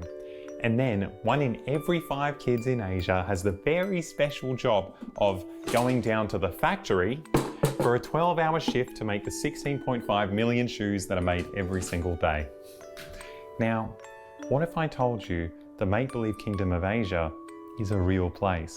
And you're probably wearing one of those 16.5 million shoes. It's true. If you look down and look at your naked little legs and then pull your pants up and have a little look at your shoes, chances are they were made by a little kid just like Alfonso here. So why do we do that? Why are we making more shoes than anyone could possibly wear? And why do we need child slaves to do it as fast as possible for all eternity? And what does this have to do with fake shoes?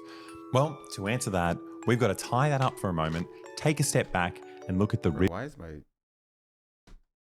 What's that? Oh, it's from freaking Twitch. Twitch don't send me any notifications. ...riveting history of shoes. Now, ever since the dawn of time, humans have been terrified by their own feet. Like, they're hideous.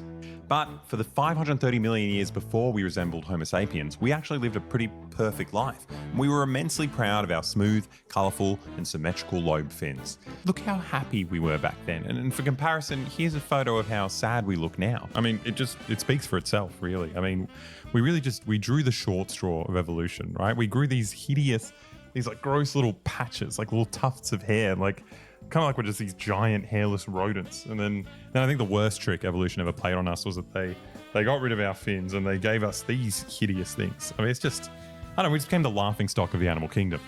And this internalized disgust is the reason we became one of the only species to walk upright. So we could get our faces as far away from our feet as physically possible. And when that wasn't enough, we tried to hide them with anything we had on hand. But we solved that problem pretty quickly. We started breeding much more attractive animals, and then we stole their skin and wrapped that around our hideous feet. Now, mankind came up with that idea about 10,000 years ago, and since then, I don't know, we've been pretty sorted for footwear. Like, shoes are pretty much done, right? We had the option to tick them off the to-do list and, focus on more important things like eradicating poverty or world hunger, but we decided to do capitalism instead, which we'll get around to that at some point, maybe. Which means we did the opposite, right? We harnessed the power of poverty to have slaves make millions of different kinds of shoes every single day for the rest of eternity. Honestly, it makes me embarrassed to be a human being. Like, our greed is just disgusting. Like, it's worse. Like a socialist. Disgusting. Than how disgusting our feet are. It's just pathetic, really. Like, I can't even imagine what. Now, later in this video, you're going to see us at the sneaker convention, and you're going to be thinking, why are these sweatshop shoes so expensive, and how did losers like us manage to buy them? Well, lucky for us, we've got Revolut on our side, the all-in-one financial super app designed to simplify your money. Revolut's already used by over 50 million customers worldwide, and you can easily create an account. One day I'll get sponsors again. One day. Chad, remember when I used to get sponsors? Remember when sponsors used to offer me money to talk about them? Yeah, I remember that too. Minutes. We use Revolut to seamlessly access our Australian dollars in the US. They were like, you're too political. You can get $40 when you download Revolut. I'm gonna go to Kick. Honestly, if I want to have like a third of viewers anyway, might as well just go to Kick. Get a kick bag or something. And make your first purchase. You can check out the link in the description or just scan this QR code here to learn more. Now, we went to LA to go to SneakerCon, and it's tough, It's tough buying and trading shoes with our horrible plastic Australian money. Like, no one wants to look at it. It's just disgusting, right? But Revolut makes all our international purchases seamless with a range of convenient features.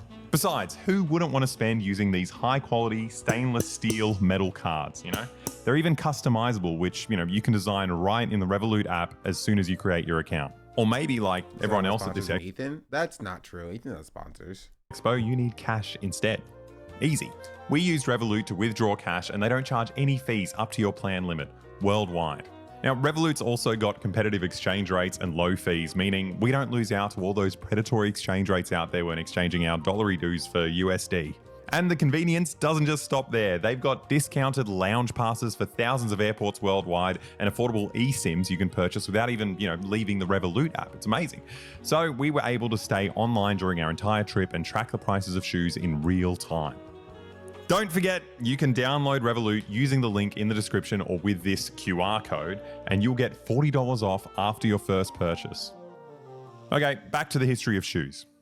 We really wasted a lot of time on shoes over the past 10,000 years. And most of that was just innocent experimentation, right? We tried metal shoes and then wooden shoes for a while, but we ended up just going back to square one and make them all out of leather all over again. But most of this stuff was just foreplay until the big man stepped in. You know him, you love him. It's Samuel Parkinson, and he got rich because he invented butterscotch. And one day, this sex machine here wanted to go on a train ride. Now, he didn't like the fact that his wife had to pack her things in the same kind of bag that all poor people used, which is, embarrassing because all those poor people definitely didn't invent butterscotch. But because he's the special guy who invented butterscotch, and by extension his wife is also special, he commissioned the world's first luxury handbag so she could carry her things on the train and not look like a poor person. Now, this handbag proved that she was a special person.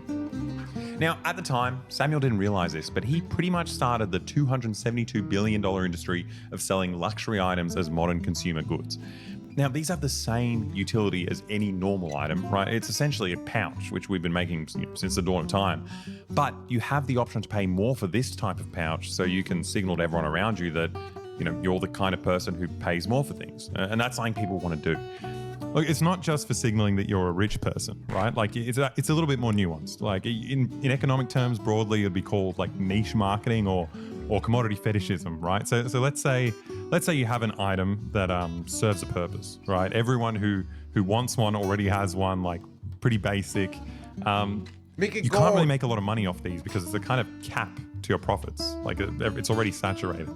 But if you get an identical item, right, and you claim that it has a different aura to the first one, like it's the same, but it I don't know, it's for a specific kind of person, and it says something about you when you use it, well, then you can sell a lot more of these for a lot more money. Like baby strollers, for example.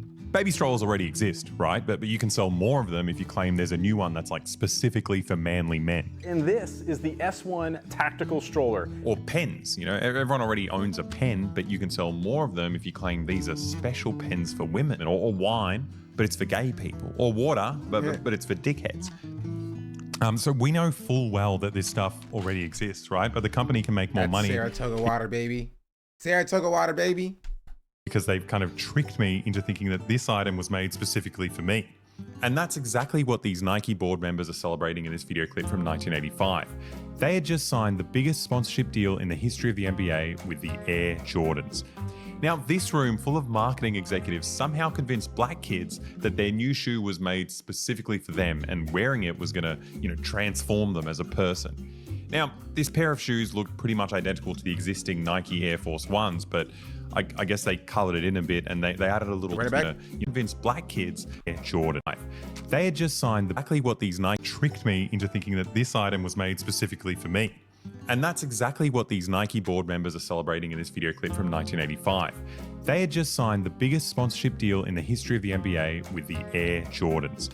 Now, this room full of marketing executives somehow convinced black kids that their new shoe was made specifically for them and wearing it was gonna, transform them as a person. Now, this pair of shoes looked pretty much identical to the existing Nike Air Force Ones, but I guess they colored it in a bit and they added a little logo of a basketball on it, which, who gives a shit? But apparently, in the NBA code book, it stated that NBA shoes have to be 51% white, which is, also incredibly boring, but it meant that Michael Jordan had to pay a fine every time he wore them on court, and Nike got to run an advertising campaign focusing on this revolutionary banned shoe.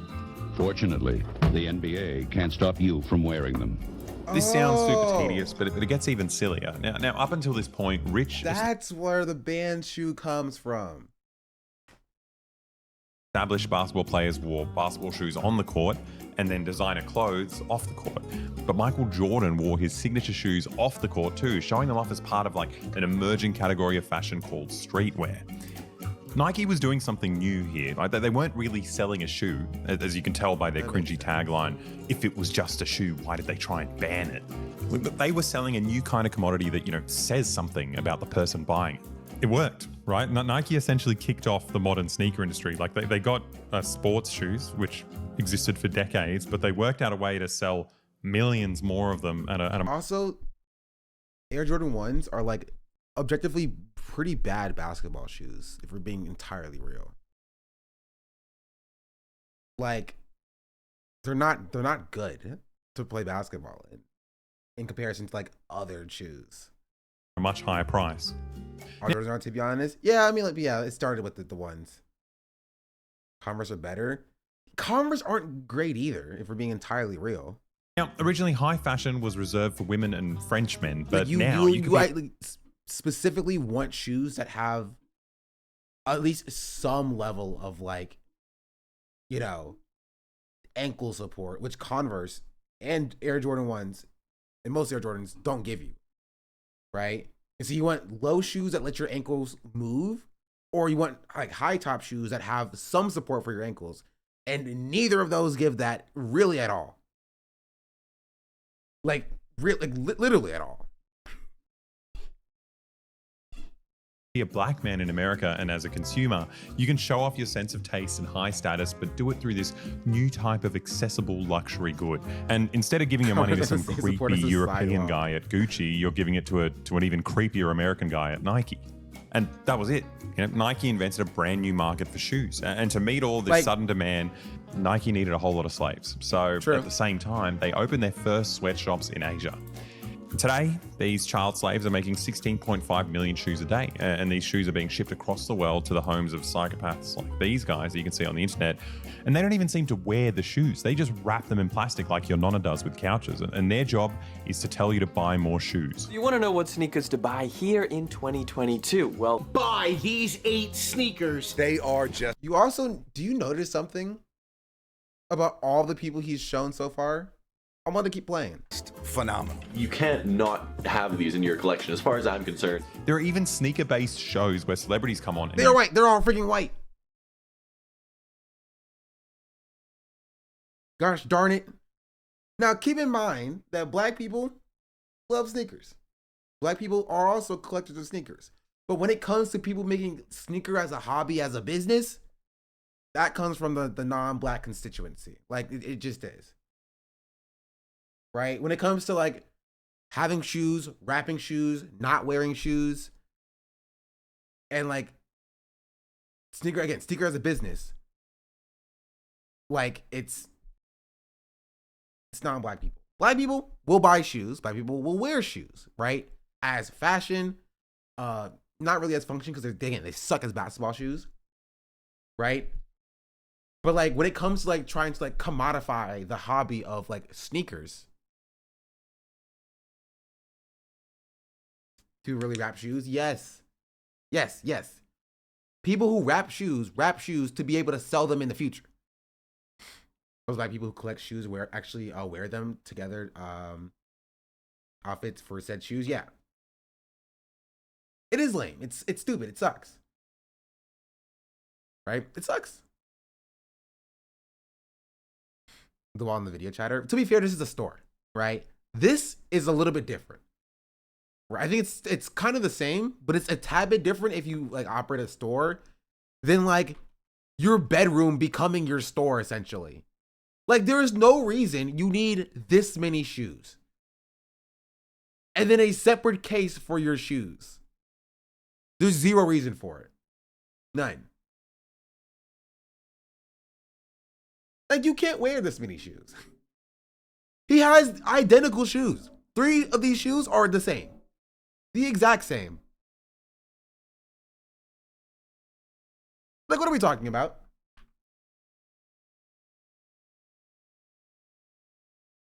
Have these in your collection, as far as I'm concerned. There are even sneaker-based shows where celebrities come on and you just watch them buy shoes and then you get the honor of looking at their receipt. Like there are even full-blown riots over these sneakers. People are legit murdering each other for shoes. Now, it's gotten so out of hand that even the resale market is up to like $9 billion. That's just used shoes. Like that's not the original product. It's people selling it again. That's $9 billion. That's so, like some of these shoes cost hundreds of thousands of dollars. That's just way too much for a shoe. They should cost like $5 a month, like our Patreon. Then it would be a really good price. And the shoes should also come with like an exclusive full-length video every month, right? And the shoes should come with Discord access and then you can talk to us if you buy the shoe. I think that would be a really good financial decision if it was $5 a month, like our Patreon. That's how much a shoe should cost. True. Yeah, I've lost track of the metaphor, but just go to the Patreon. It's worth it. There's a lot of good stuff there. Anyway, what started out in the 80s with a giant company trying to convince black kids to buy more shoes is now an investment vehicle for rich white people like Miles Nadal. Yeah. He owns the most expensive sneaker collection in the world, which, I don't know, I guess is pretty hype. It's quite fire, if you ask me. Like, now, this is a bit much.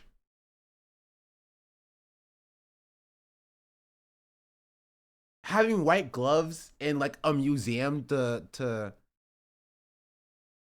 show off your sneakers.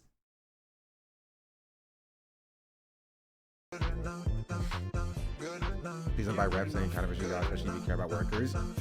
They're made in the same factory. NP Shockey just like, if you think that Nike is treating their workers better than like replication, like or replica factories, they're not. They're made in the same factories. The exact same, identical. The exact same thing. Now, sneakerheads seem to be fine with the fact that their culture like is if you're going to buy Nike shoes anyway, like you should have no moral qualms about buying reps. Constructed hedge fund managed commodity, but what they don't like is the fact that other companies are trying to cash in on the hype by making counterfeit versions of these commodities. The weird part is these counterfeit shoes are identical. Right, they're made in the same sweatshops with the same materials. It's just a different company that gets your money instead of Nike. Wait, here, what? Here, I'll let him say it. The weird part is these counterfeit shoes are identical. Right, they're made in the same sweatshops with the same materials. It's just a different company that gets your money instead of Nike. And it's really not that difficult to make a shoe to the same level of quality as Nike because, you know, it's made by kids and kids are shit at everything. And 36 seconds into the game, Zion Williamson is down. He blew through his shoe. Yeah. Watch the right foot. Grant Williams plants. in his foot comes right through the laces of his basketball shoe. They're constantly getting worse because, you know, they don't need to be good. The company doesn't give a shit. The only purpose of these commodities is to make Nike more money. And for some reason, sneakerheads still love them. But look, I'm not part of the culture. Maybe I just don't get it, right? Maybe there's something inherently special about these shoes. So it's time to educate ourselves, right? We decided to fly down to LA to get to the bottom of this fake shoe epidemic. So as soon as we got off the plane, we made our way through the homeless camps to get to the sneaker store, and these shoes are bizarre. These are hurting my feet a lot. Yeah. There's Beauty is pain. There's ribs inside here. There's ribs inside here. So here's the plan. We buy a pair of certified fancy sneakers here, and then we take it to the convention, and we claim one of them is fake and the other one is real. And we'll see if these sneaker experts can work out which one's which. That's pretty now, funny. if real Nike shoes are actually special, they'd be able to identify that both of these shoes are real. And I will say, But it's the only- not entirely unique. I've seen people do this before as well. And obviously they can't tell the difference because like they're going to be like, nope, this one's definitely fake one. Right? Because like when you're presented, and this is like a psychology thing, when you're presented with two options and someone tells you one is fake and one is real, right? It takes a lot of like psychological effort to be like, maybe the premise that I'm being sold is wrong or incorrect or invalid immediately, right? So most people are going to take the premise at face value and be like, this person who is presenting the premise to me is, you know, trustworthy, and one of these shoes is fake, one of these shoes is real, right? And so you're going to lead to making a decision that even if you think that they're both real, you're probably going to say that one is fake or one is not fake. You know what I mean? But isn't going to touch on this really started with black kids cleaning our shoes many times. I only got one fresh pair to start the year, so keeping them fresh is vital. The issue now is that if you look at us for like a couple of seconds, you can kind of tell that we pay like rock bottom prices for our sweatshop clothes. So we needed a sneakerhead makeover so we could fit in. And lucky for us, we're friends with the biggest millionaire hype beast in all of LA, Hassan Sneaker Boy. I saw it coming from a mile away. I saw it coming from a mile away. As soon as they put these clothes on, I was like, they got it from Hassan. For us, we're friends with the biggest millionaire hype beast in all of LA, Hassan Sneaker Boy Piker. I made them put on fuckboy fits. What do we think? Does anyone actually like this? Everyone's saying no. Okay, here we were, ready to go in, but we got a little bit nervous about our fake shoe gag as soon as we saw I had the pants. Pants are kind of cool. Like genuinely, like the shirts suck. Honest to God, that's my take. But the pants are cool. I do like the pants.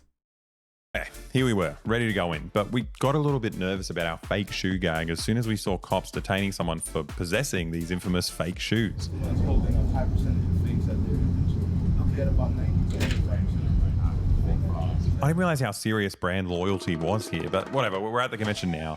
And look, I'll be honest, we talked a lot of shit about it, but this convention was actually kind of great. Like, I've never in my life received this many compliments from men. Like, it's fucking awesome. You like it? Okay, am I a freaking hype beast, bro? I said the same thing. I said the pants are cool. Because the pants are cool, okay? They're freaking cool pants. All right? They are cool pants. They are. And you know, the wholesomeness didn't end there. Somehow they managed to convince kids that cleaning your clothes is cool. Like, this place is my mum's dream. He's using the stiff bristle brush for the soles. 51 seconds. That is a child, okay? That is a child. Get the child off the screen. Glorify cleaning. Anyone who gets kids to clean shoes, Yeah. that's a winner. Keep cleaning. Keep cleaning. Don't worry. Keep cleaning. But that's not what the convention is actually about. This event is all Child about buying labor and training. selling sneakers. And it's about time we found out what's so special about these shoes. Yeah, we out here at LA SneakerCon day 1 of day 2. What's the most expensive shoe you have here? What are those ones like in a plastic case? Are they special? I got them for $5K right now. LV AF1s, $6K. It's currently going for like 9.5 thousand. Like, these people don't like shoes. Okay, can we say that? Also, MP Sharky, thank you for the 22-month resubscription. But like, these people don't like shoes.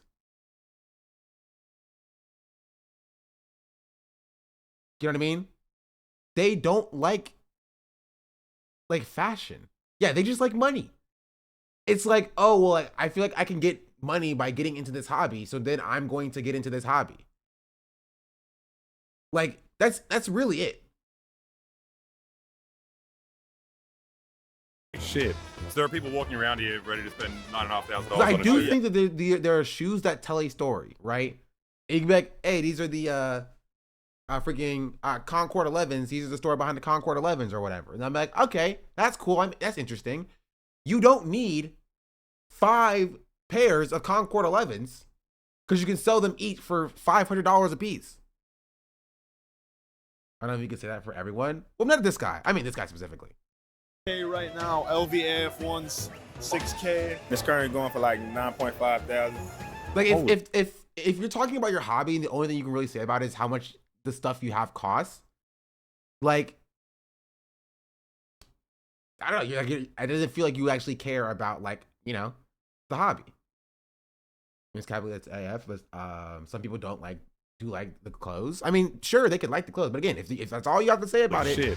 So there are people walking around here ready to spend $9,500 on a shoe. Oh yeah, more than that. Freddy Krueger is like 25,000, Paris like 50,000, Mags 25 to 35,000. What makes them worth more than like this one for 190? Demand.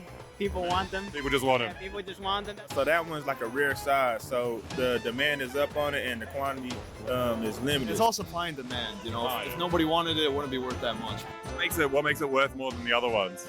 It's so limited. PJ Tucker. The only way to get it, you have to enter like some raffle on this website. So it's exclusive. Like, these high quality stainless.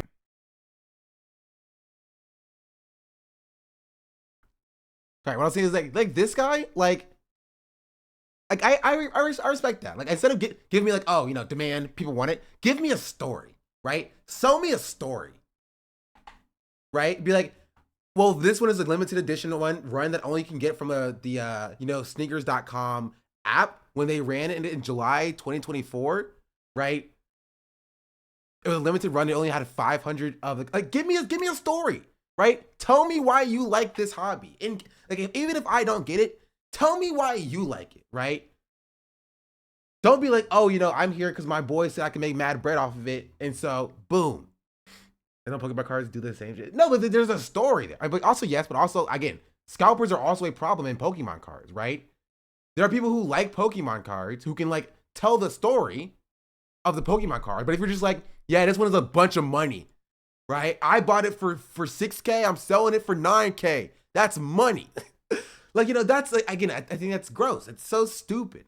But people who are like, this is a limited edition PGA 10 Charizard card, which is from the original run that ran in 2001 and was only printed then. And it's a special edition that was like holographic, but the card was printed backwards. So the holographic part is actually on the back of the card instead of the front of the card. So this card is actually worth a lot of, like, tell me that.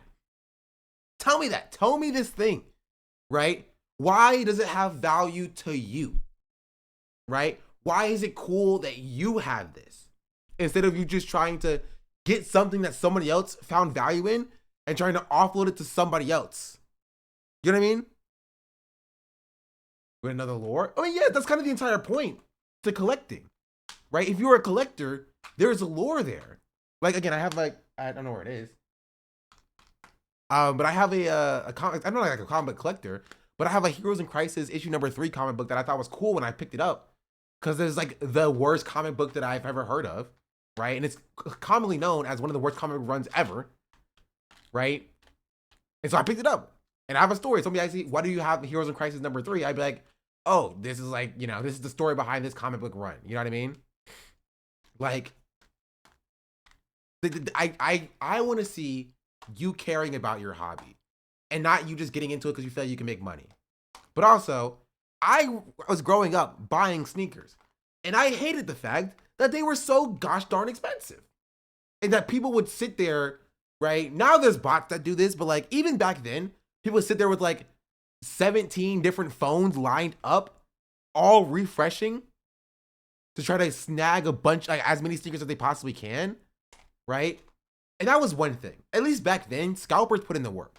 Now you just have to code a bot that just sits there and just refreshes faster than the human eye can see, and just have a network of those bots running to steal all the shoes.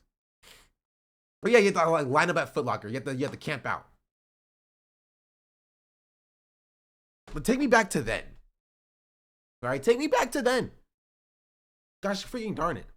Limited PJ Tucker. The only way to get it, you have to enter like some raffle on this website. So. There's so much credit they can just join. Exclusivity. To make the bots. That's true. So it turns out, in order to create PJ Tucker, the only way to get it, you have to enter like some raffle on this website. So. Exclusivity. So it turns out, in order to create exclusivity, the company will simulate scarcity, right? They'll only release like a limited number of a specific style of shoe. And then, you know, even if you're holding onto like a ratty, decade-old shoe that's been like worn so much that it's turned yellow, the price will just keep going up because it has exclusivity. Those ones over there, they're just harder to find. It has a little bit of yellowing on the bottom just because of the time that it's been. So it oxidizes over time, but people are still willing to pay like the good money because it's, like I said, a shoe that released a while ago. So even though they're used, they still go up, you know? It doesn't matter how old or uncomfortable the shoe is, all the things that objectively make a good shoe are irrelevant. Right. In fact, the logic is so skewed here that wearing a normal, comfortable shoe can somehow be embarrassing. What are you wearing right now? What are you on? Honestly, it's kind of embarrassing, but for the events, I always keep it comfortable with some New Balance or Asics. Why is that embarrassing? Because, you know, sometimes I get called out for having all this. Like, that's... and not wearing anything, but oh my god, how mean can they get? What do they do? Yeah, I've heard some nasty stuff, man, but I've heard worse, you know, so I could take it. But man, people are serious about shoes here. It's life or death for some people. You'd be surprised. Now, aside from the artificial scarcity, the other big selling point for shoes is collabs, right? Like just like the original Air Jordans, the company needs big names to sell their shoes. The Travis Scotts. What makes them more expensive? Travis Sport. Oh yeah. What makes it worth more than the other shoes? It's a collab. It was a little harder to get. Bro's wearing Trav. Bro gets it. Bro. Now, these collabs don't just stop at like rappers and athletes. Like the company is always chasing like bigger and better names. Like they've even managed to collab with the original sandalhead Jesus Christ. The Mischief, Jesus Walk on Water. They actually had the holy water from the River Jordan in there. Super cool story. Wait, really? Yeah, and they did like a collab. I got the Jesus one. It's just such an ambitious marketing gimmick. never Think about heard it. Right now in the Holy Land, Israel. Also, that feels kind of sacrilegious. If we're gonna get down and really deep into it, like that feels wrong. Cutting off water to Gaza, but somehow Nike is in there collecting water to put in these shoes. And now each shoe is selling for like thousands of dollars. But I guess that's irrelevant. What we really want to know about is fake shoes. Do you know of anyone selling fake shoes around here? no, I hope they're not selling fake shoes, man. That would suck. Do you know of anyone selling fake shoes around here? Are you able to clock when someone's got fake shoes? I can always give an opinion, but for doing this for a couple of years, you can just kind of spot, you know, when material's off. How can you tell usually? Like, yeah, I don't think it was a Nike collab though. But yeah, they got people heated. Normally, when you was it a Nike collab? It wasn't Nike though. Yeah. What was? I don't know what the collab was. But he did do like actually sued them. Really? For a long time, you can start spotting like inconsistencies with the shoes. If I'm not sure, I will tell you right off the bat. Like I'm not sure. Or, like I have never legit checked this type of shoe before, so I will tell you straight up. Like no, like unfortunately I can't. We've got a tricky game if you want to play it. We've got two shoes. One of them's fake, one of them's real. I was wondering if you could spot the fake and spot the real one. Okay.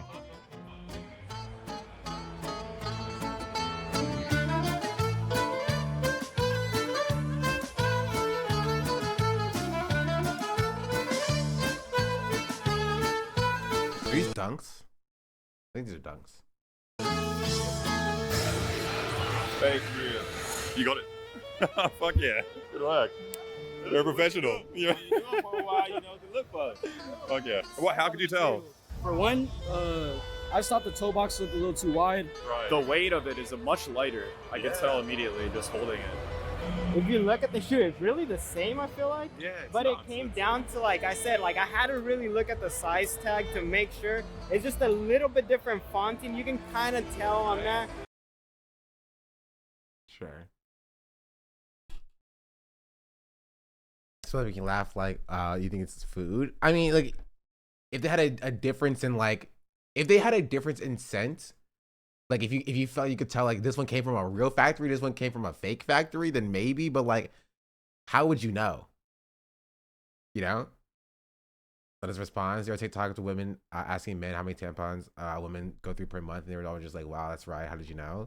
But if you look at it, it just looks like it's more. The shape of it is more defined. You just tell the color. This one's a little like yellowish versus this one's full white. Yeah. It's so funny because these are like new shoes that they just bought. Also, nobody clocked that one is a left shoe, one is a right shoe.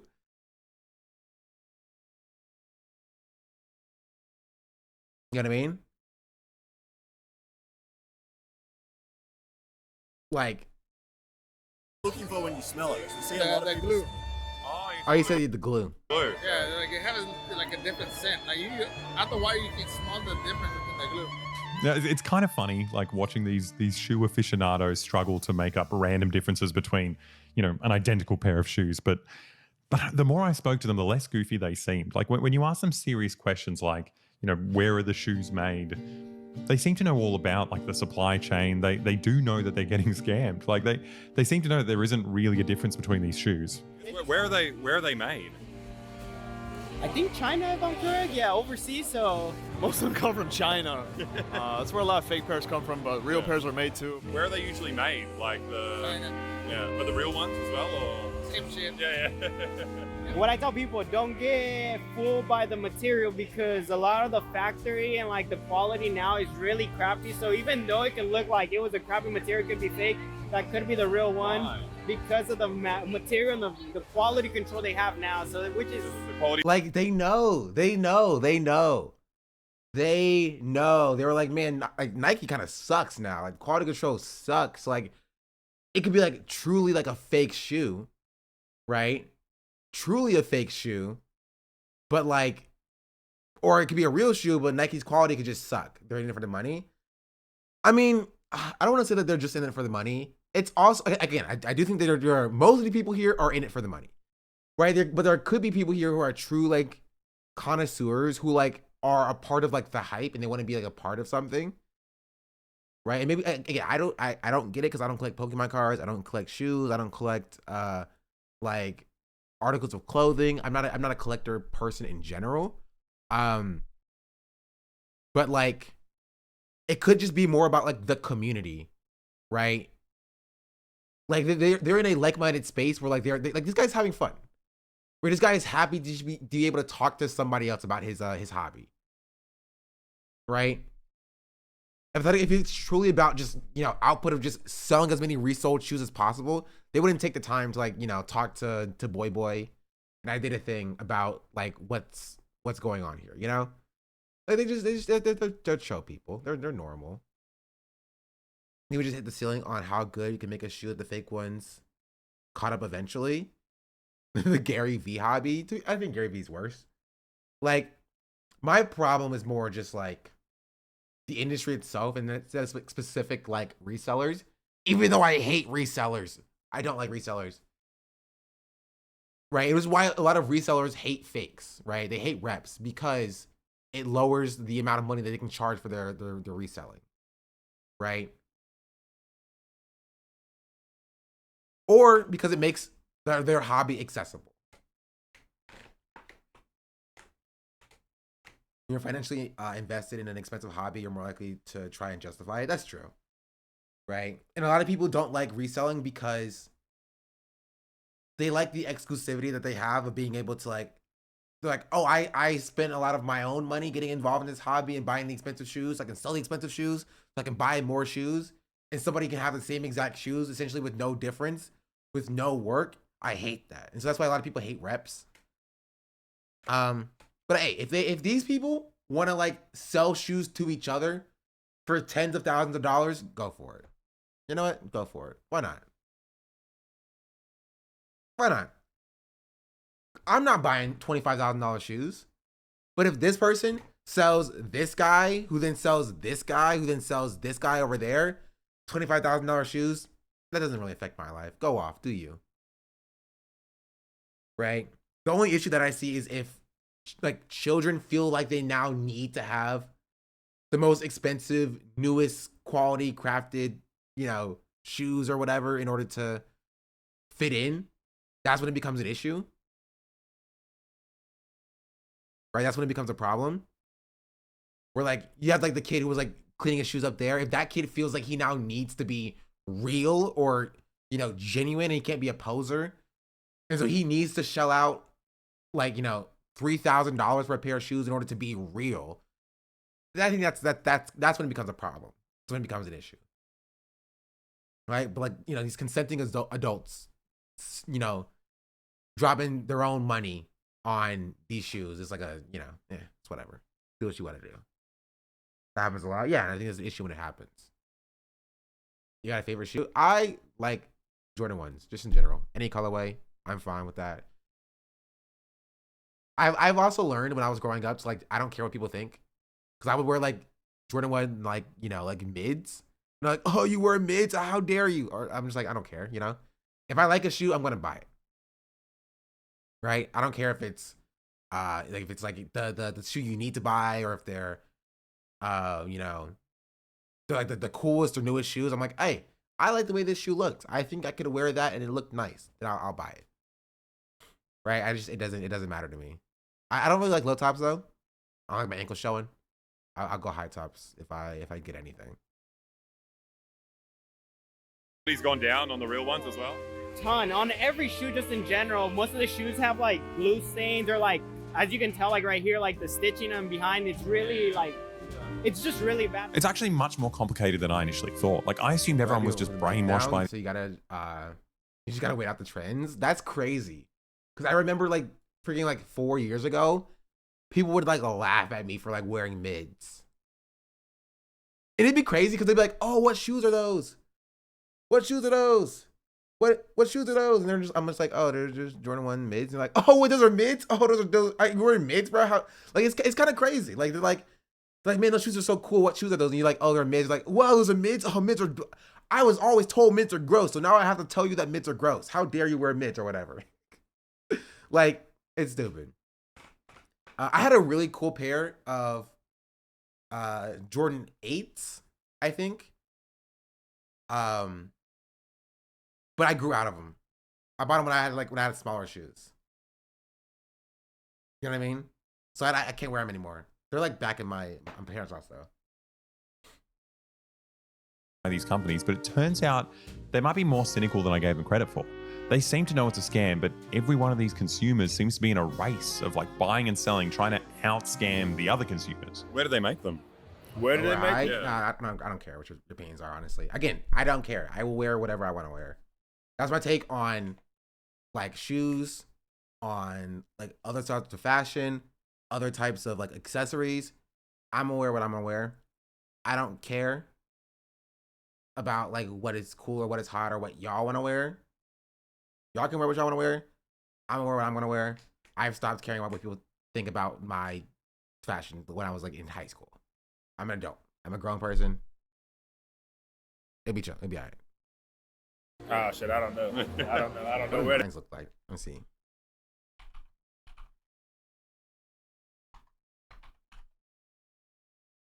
Yeah, I don't like these either. Let's see.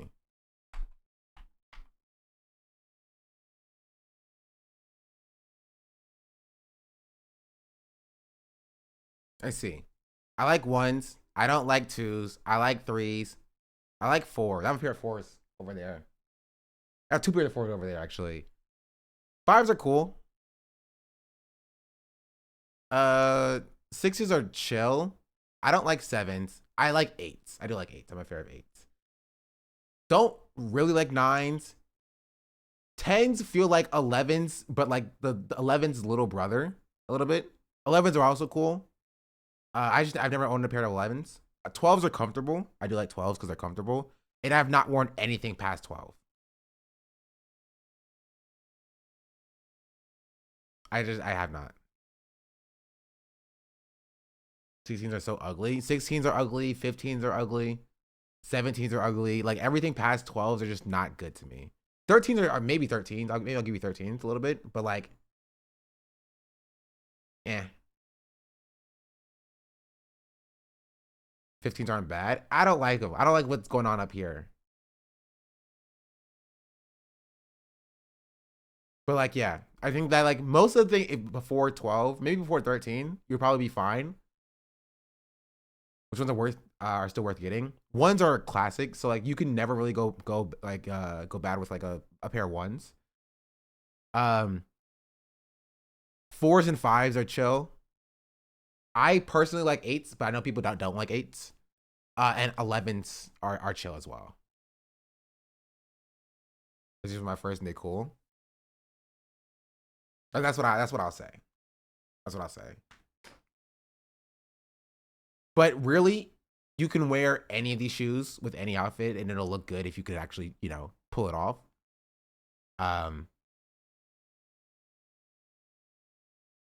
It's dope, but they're hard to rock with fits.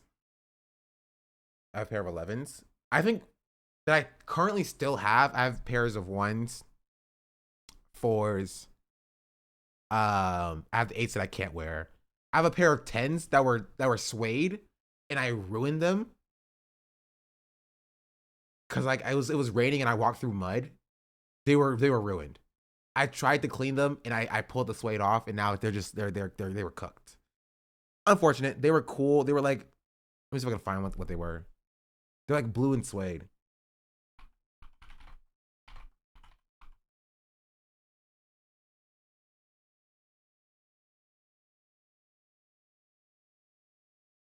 Yes, they were these. Ah, it's pissing me off. Oh, where'd it go? They were these. They were so freaking cool, bro.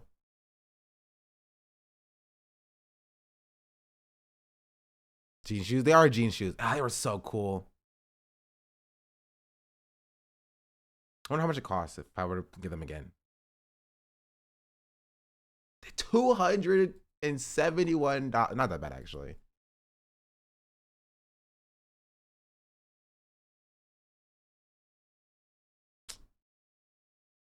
Oh, man, what a waste. Also, what I liked about these is like they have these in like different colorways for like different cities. So these are like the Charlotte versions, which was my hometown. I'm from Charlotte. I wonder what a pair of 12 would cost. $265 new for a pair of 12s. Oh my freaking goodness, bro.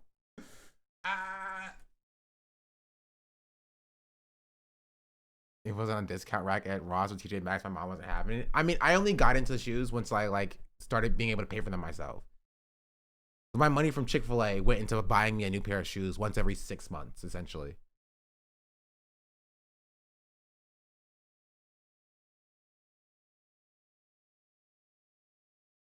They make them. I just buy them. Yeah. Now, they don't actually seem to care about like streetwear specifically. Like they primarily care about supply and demand. Like that's my point, right? Like if you care about streetwear, that's cool. That's sick. Buy your shoes. Buy your shoes. But like if you care more about like the supply and demand and like watching the market go up for the specific pair of shoes that you have, like I don't know. Yeah, buy the shoes and wear the shoes. That's it. Buy the shoes and wear the shoes. Enjoy the hobby. Right? And this is why I think it differs from like something like freaking like Pokemon cards. Right? Because like, you know, who really plays the Pokemon card game with like physical cards anymore? But like shoes are like supposed to be utility. You know, just wear the shoes. Learn to clean your shoes and you'll be all right. What the best thing I learned about shoes and keeping them solid is loosening the laces. The first thing you do when you buy a pair of shoes is you loosen the freaking laces. Right? That's how your shoes get creased. If you tie the shoes as tightly as freaking possible, that's how your shoes get creased. Loosen the laces, right? And your shoes don't crease that much. Honestly, you just relace them. If I were you, I would relace them entirely, but like loosen the laces. This is how I like it. Then I don't know what to tell you. people out there that still think, buying these shoes will make you cool like Michael Jordan, right? Like now they think that buying these shoes will make you rich like Nike. So the reason they're disgusted by fake shoes is that fake shoes don't align with their economic interests, right? If you're investing in and selling sneakers, a fake shoe's it's not like a verifiable commodity that will make you rich. And it's also not an accessory that will communicate to other people that you're rich. And that's what really matters here. Like they know the sneakers they're buying are actually shit, but these consumers, they've kind of convinced themselves that they're in on it, right? They think they're somehow on Nike's side and they're playing the market and they're getting rich off of everyone else. But in order to get into the game, you would have had to buy sneakers off of someone who also thinks they're in on it, which, it's a definition of a pyramid scheme, right? Yeah. And on the very, very bottom of the pyramid are just like a bunch of kids who are forced to glue shoes together for 12 hours a day. And to them, it doesn't really matter if it's fake or real. Like they're getting fucked either way.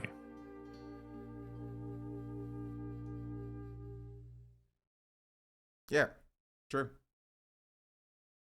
My take on this is, if you're gonna buy sneakers, I was talking thinking for the 21 monthly subscription.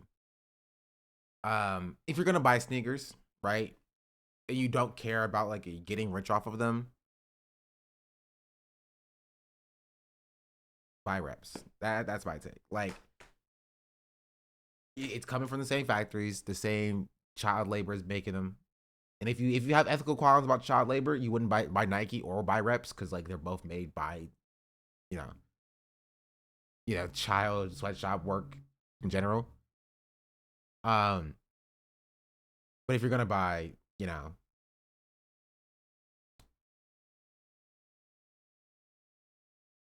buy reps, Are there sneakers that have clean supply chain? They're gonna be very expensive. But you can go to a cobbler. You're not gonna find streetwear athletic sneakers specifically from with a clean supply chain, especially if they're mass produced. But go to your local cobbler if you have a cobbler in your city, which most large cities actually do. They do have practicing cobblers who take care of shoes from a ethical perspective. They make the shoes themselves. And as I grow old, I'll probably move away from Jordans in general and that sort of stuff.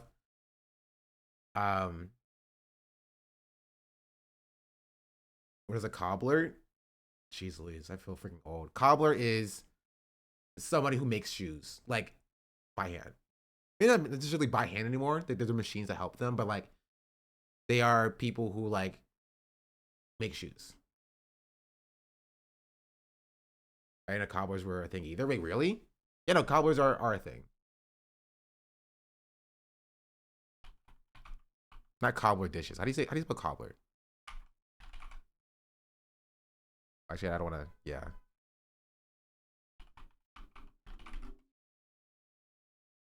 Don't accidentally dox myself.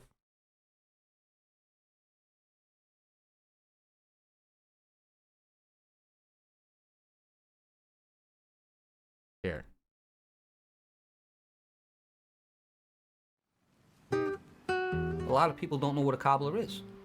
People don't know that we still exist. Hi, my name's Bob Fontaine. This is my take on cobbling. People come in and say it's my favorite pair of shoes. That's the bottom line. It's like my dog chewed it. It was my father's. I want it fixed and get it back to normal. Everybody says, oh, I'll throw it away. I'll buy another pair. You're paying good money for your shoes. Bring it in. We'll look at it. We're honest with you. We'll let you know right there and then if we can do it and how much it's going to cost. They're not making the shoes as well as they used to. My industry, we have to figure out, okay, different types of glue for different types of rubber now. Some are glued, some are stitched. It's a new game. I always like working with my hands, and I always made things. You're creative. You got to think outside the box. I probably started 25 years ago. Before I was a cobbler, I was in Teamsters. I hurt my back, and I couldn't do heavy lifting anymore. My brother-in-law, he had a store, and I learned the trade from him. I finally found something I like to do, and my body could stay up with it. When I took the shop over, I come down, talk to the previous owner, Marcel Coet, very nice people, him and Janice, and they were here 45, 50 years. I left a name. I said, why would I change a name? Everybody knows Coet Shoe Repair. I like moving. I can't sit still. If I don't have 3 or 4 jobs going at once, I'm not happy, because I bounce from here to there. Cowboy boots, work boots, ballroom dance shoes, car salesmen, I do their shoes because they wear out quick. Anytime you turn around, you never know what's going to walk in the door. I have a gentleman who comes in from Connecticut. He works for, I think, the Shriners, and he's a clown. And he brought his clown shoes in. And they're, like, huge. And nobody would work on them. So I rebuilt the whole shoe for him and everything, and he loved it. A lot of jobs are challenging, which I like.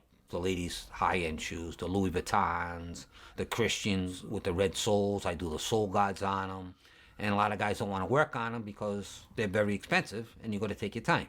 I have the state police contract. I do their boots. They're high-end boots and they're very tall. A lot of times we have to do full soles, heels, patches, and they're always wearing them out because they're in them 10, 12 hours a day sometimes. And you have to make sure that they're up to snuff. We got a customer coming in, I believe. My thing is when somebody comes, picks up their shoes, I take everything out of the bag and show them what I did. Because a lot of people just say, oh, I'll take it. I said, wait a minute, I spent a lot of time fixing this for you. Like, at least look at it and appreciate it a little bit before you wear it. People say, oh my God, I couldn't believe it could get done. I make one person happy a day, I'm happy. Okay, I can go home. There's nobody opening stores. The older guys are passing away. The families are just closing their stores up. There's, I think, only maybe 6 left in Rhode Island. It's tough to say who's going to run the shops. I hate to say nobody. And I feel bad for the people because it's getting tougher and tougher to get somebody to fix your shoes. We want to make sure it thrives. It's a nice thing because it's a family business. Everybody says, Bob, you got the gift of gab. I want to know what's going on in your life when you come in here. Whatever they want to talk about, it's good. A lot of times they come in and say, oh, I forgot. My mother's in the car. Oh, my wife's in the car. I got to go back out. If somebody comes in and they're a couple dollars short, I said, don't worry about it. Next time you come in, pay me. And I bust them up because I say, I'll put you on the wall of shame over here. I put you on the wall of shame here. The next time you come by, pay me. You trust your customers, they trust you. This is how local businesses should run. True. People say, oh, how can you survive? And guess what? Get up, go to work every day, and be happy what you're doing. I'm doing something I love to do. I work with my hands. I like challenges. And I like people. Yes, my name's Bob Fontaine, and that was my take on cobbling. What a chill guy. This has 3,000 freaking views. W Bob. I want to be this guy's apprentice. And honestly, this is the issue with like capitalism, right? Because as we move towards industrialization and as we move towards mass production, you lose like this, right? You lose this. Tailors are dying out too, yeah. And this is what is inevitably, yeah, I'm gonna say what is what inevitably is gonna happen with AI and like the art form, without like regulation. You feel me? So obviously it's alienation for one's community. Yeah, like, but you see the difference between like this like small town shop and what Bob is doing here, and like, you know, even if you're holding on to inconsistency. Look, I'll be honest. Like this situation, like, does one really need that many shoes? Does one really need this many shoes? And after like, you know, these shoes, if they even wear them at all, right? If they even wear them at all, they're just gonna go into the trash. They're gonna go into garbage, right? So they're made unethically, and then they're gonna be disposed of unethically. And, you know, if they're even worn between that at all, right? That's the best case scenario if they're even worn in that situation, right? A very commonplace scenario is that the shoe just dips in value, or Nike releases or re-releases an old version of the shoe, and then it dips in value, and then they just like, you know, throw them away to make space for whatever new shoe comes out. You know what I mean?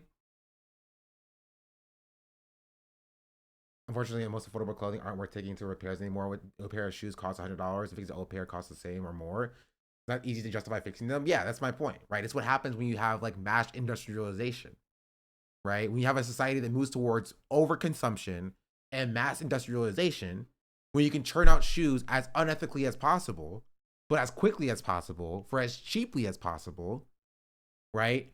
Then yeah, it doesn't make sense for a Bob to exist. Right? It doesn't.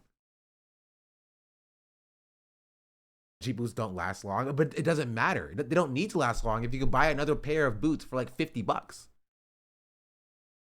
And paying Bob what he's worth for like the 3-4 hours of time that it would take for him to fix the shoes is going to cost more than $50.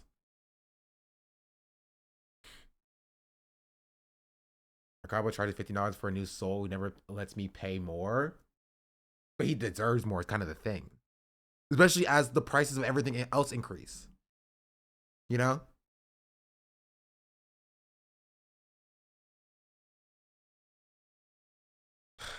Your shoes. Like, this is a situation where I don't know how you would fix this. Right? But this is the perfect example of like the common person, like the normie person, accepts slop. Right? They will take slop. Not even talking about like these guys and their Nike shoes or whatever. But like even like normal people who don't even want to engage with like Nike or whatever, or like the luxury shoe market, would rather go and buy a pair of off-brand, you know, cheaply made shoes for $20 at Walmart than like something that will last. Right? They will take and engage with the slop because it's easy. Because it's easy. It's easy. It's very easy to go to Walmart, buy a new pair of shoes once your soles are wearing out. Right? When you're alienated from your community, you're not gonna go to your you're not gonna go to your local cobbler because you don't know your local cobbler exists. Walmart's there. Just go to Walmart. Throw your shoes away. Who cares where it goes? You know what I mean? I want people interested in learning skills and trades like this and more focused on building community with people who have a broad range of skills and interests. But you can't do that under capitalism, right? Why would you become a cobbler in a dying profession that like people are clearly moving away from, making basically no money when you can just make more money working at freaking McDonald's? That's kind of the issue. There's no incentive to do that. Because it's like you would have to go out of your way, taking a pay hit and years of your life learning a skill, right? For less money than just, working at like an office or something, pushing paper. Our society is functionally and foundationally broken from the ground up. It's broken. It is completely broken. And it's going to lead to society getting worse and worse and worse and worse. And this is just one aspect of it. One aspect of it. Right? That's kind of the point though, right? In capitalism. Capitalism is specifically about capitalists or capital owners finding like the lowest possible costs for the highest possible profits. And what's better than selling the same cheaply made shoes from the same factories that replicas are made for 10 times the price, right? If you can buy this shoe, and of course, if you have a situation where like you can like have or create a culture where like now that cheaply made shoe that's made exactly the same is now invalid to wear, right? You can profit more money. I think it's similar to organizing a workplace. Get to know who's around you, who has skills and what skills you can offer your community. To the legal system on the verge of collapse, I think I'll give up my career as a lawyer and become Bob's apprentice. Yeah.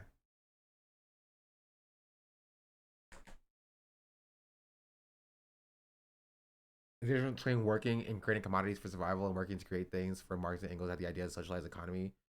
Was some people will not have to work all the time, but we have the freedom to be creative. It's the good place conundrum. You can't buy a tomato without contributing to the inhumane conditions. Yeah. I'd rock low Uggs, to be honest.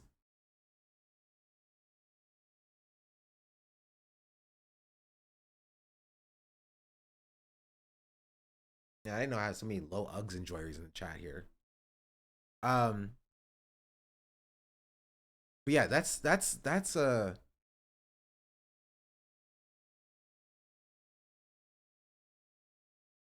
Bob, and that's capitalism. And honestly, we just have to be more mindful and try to work towards a society where, like, because given the opportunity, would I be a cobbler? Maybe. I don't know. Right? If I didn't have to, like, you know, to survive under capitalism, I could be a cobbler for $5, right? A shoe that I'm cobbling. If I enjoy that, like, that would be interesting. But as society becomes more expensive, either your prices have to go up to you know,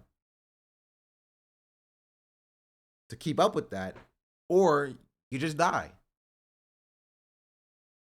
I'm of the lot of opinion that we should only work 32-hour work weeks for the same pay. Our past generations fought and died for 40 hours instead of longer. We somehow stagnated there. That's, you know, because nobody's fighting and dying for less.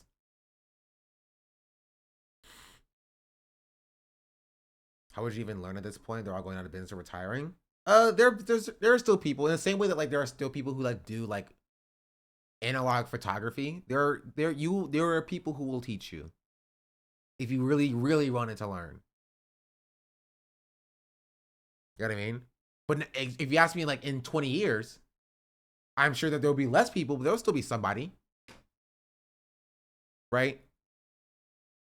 There was always going to be somebody, one person who's cobbling, think cobbling away. Same way that there are people who are blacksmithing, right?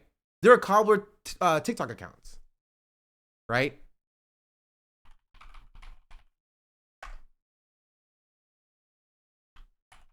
That I watch sometimes. 1.3 million followers.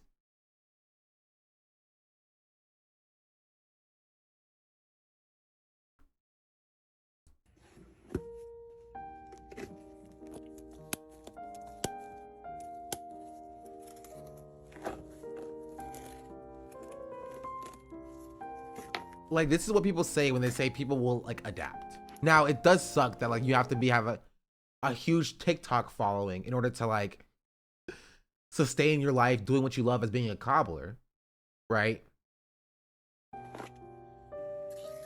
But, like, at least they'll be around.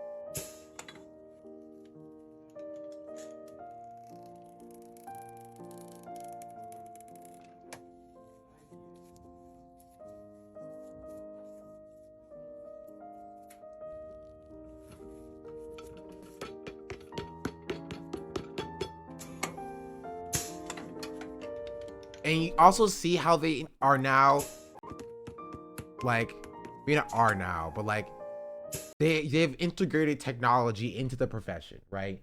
This is the conversation about, like, how technology and, like, automation in some instances can be useful for the growing of or the maintaining of certain professions, right?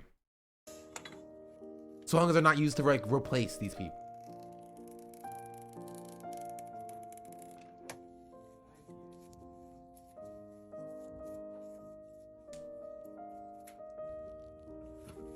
Now 2023 press. Well, he had a belt sander as well, which I was gonna go back and look at, but like, you know, like the belt grinder or whatever is relatively relatively new. Like this Dremeling tool, new, useful, useful. There's a usefulness there, right? Technology, and this is a perfect example of like people who create things, people who are creatives, right, will utilize technology to make their lives easier, so long that it's done by or for the people who are creating the things, right? And like how like Nike has now exported their creation of their shoes to like developing nations, or to like, you know, to like child slavery in other nations or whatever, with factories mass producing things. That's where the issue comes in. That's where the problem comes in. It's not even like specific with like AI, right? But it's just companies finding any way possible, including AI, automation, or exploiting developing nations' labor in order to justify, you know, low cost, high price. In my opinion, jobs being replaced is good in not capitalism. I don't agree with that. Like, I think that so long as like, I don't think that we should like, even under like a social or communism, we should be telling this guy, hey, we have a bot, or we have a machine that can do what you do now. You're fired. Get out of here. Go do something else. You know what I mean? If he wants to create shoes, he should be allowed to create shoes. It seems like something that he enjoys doing, right? People who love to sew should be able to sew. Like it should be what they enjoy doing. Again, I'm not gonna sit here being like, I know better than this cobbler. We don't need your job anymore. Goodbye, leave, or whatever.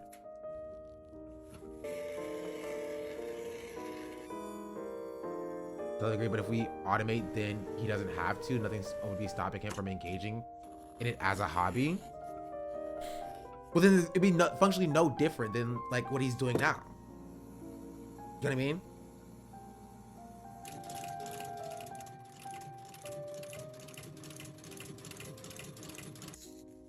Because when you said like he should be replaced, then like the insinuation is that he should not be doing this anymore.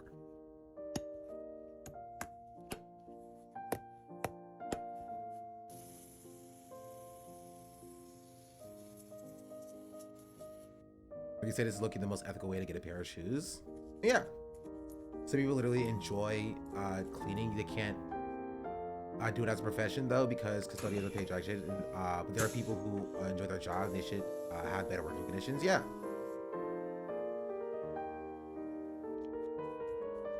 Like when we talk about people like being like replaced, the insinuation or the way that, again, the word replaced is used is that they would no longer be doing the job because they've been replaced. They've been, you know,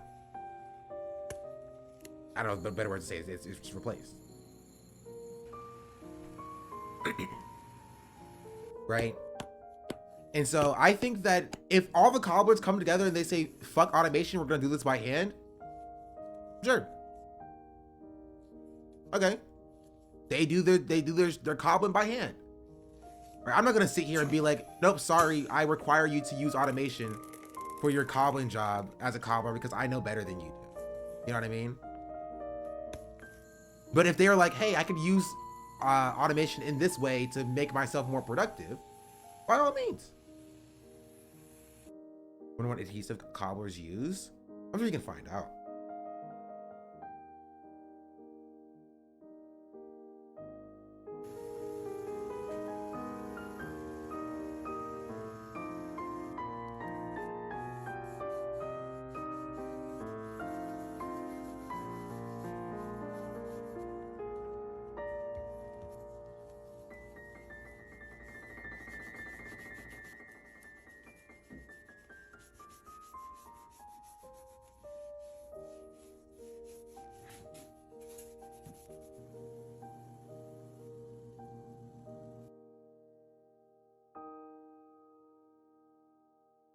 Like, I just think that nobody should have to work any job ever.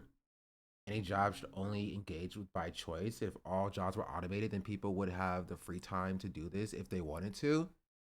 But like, and I get that, but there's absolutely no world where like all jobs can be automated. It doesn't exist. Potentially in that like utopian world, then like sure.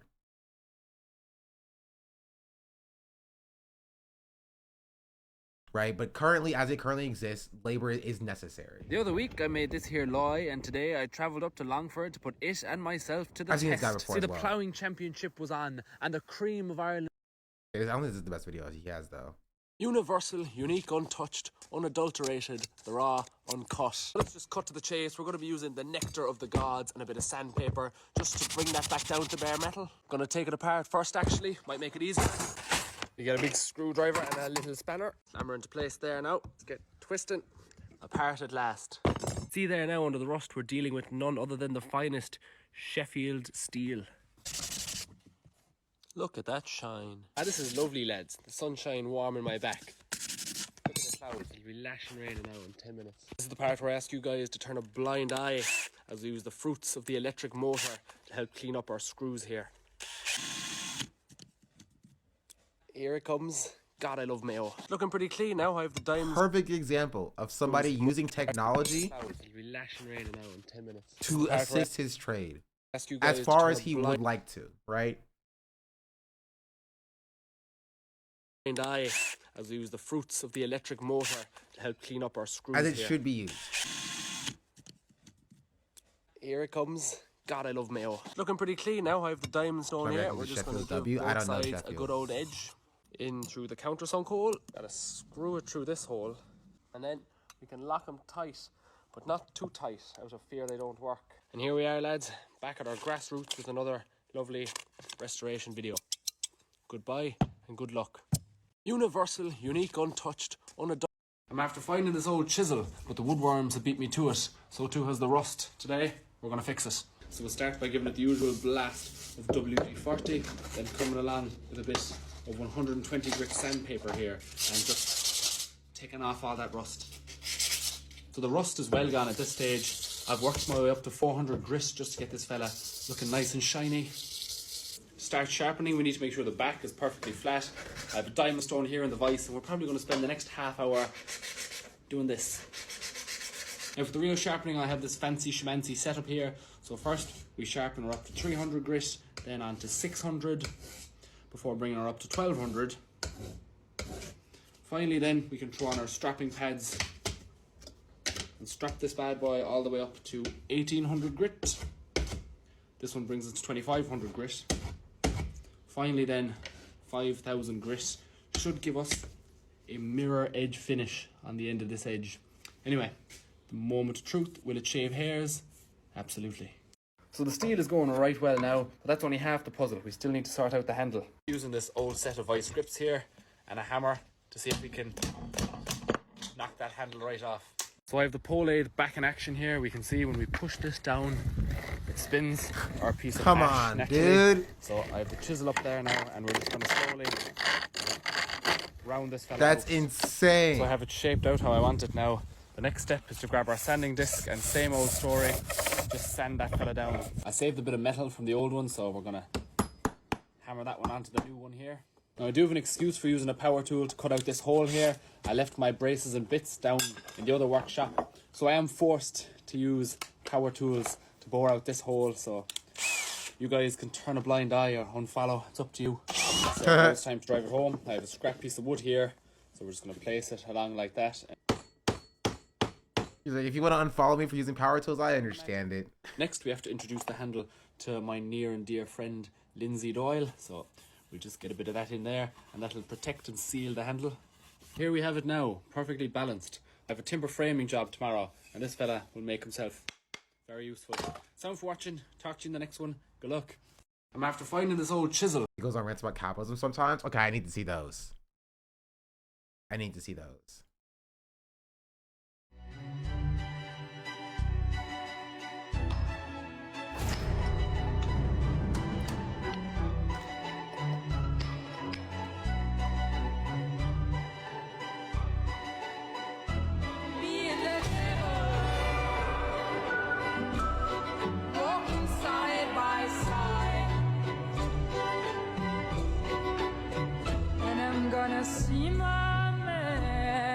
That's pretty cool.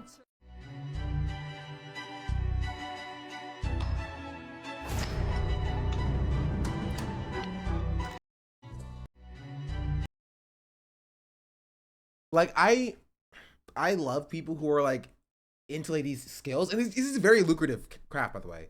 This guy has 3.4 million followers. This guy has 1.1 million followers. This guy has 1.3 million followers, right? But I absolutely hate that the only way that they're able to do this is by selling their craft on the internet. But they should just be allowed to do this. You know what I mean? They should just be allowed to like make shoes or do stonemasonry or do restorations of old tools or whatever. And they shouldn't have to worry about their material conditions being satisfied. Right? And everybody should be allowed to do that. Right? Think about how many more cobblers we would have if their material conditions were satisfied and they didn't have to work at freaking McDonald's, right? Or to buy food for themselves and their families.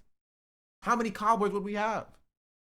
How much history of the world are we going to lose when these people are also forced to leave this behind in order to start, you know, working their jobs at the AI factories to keep the AI fields toiling, you know? The AI gears spinning.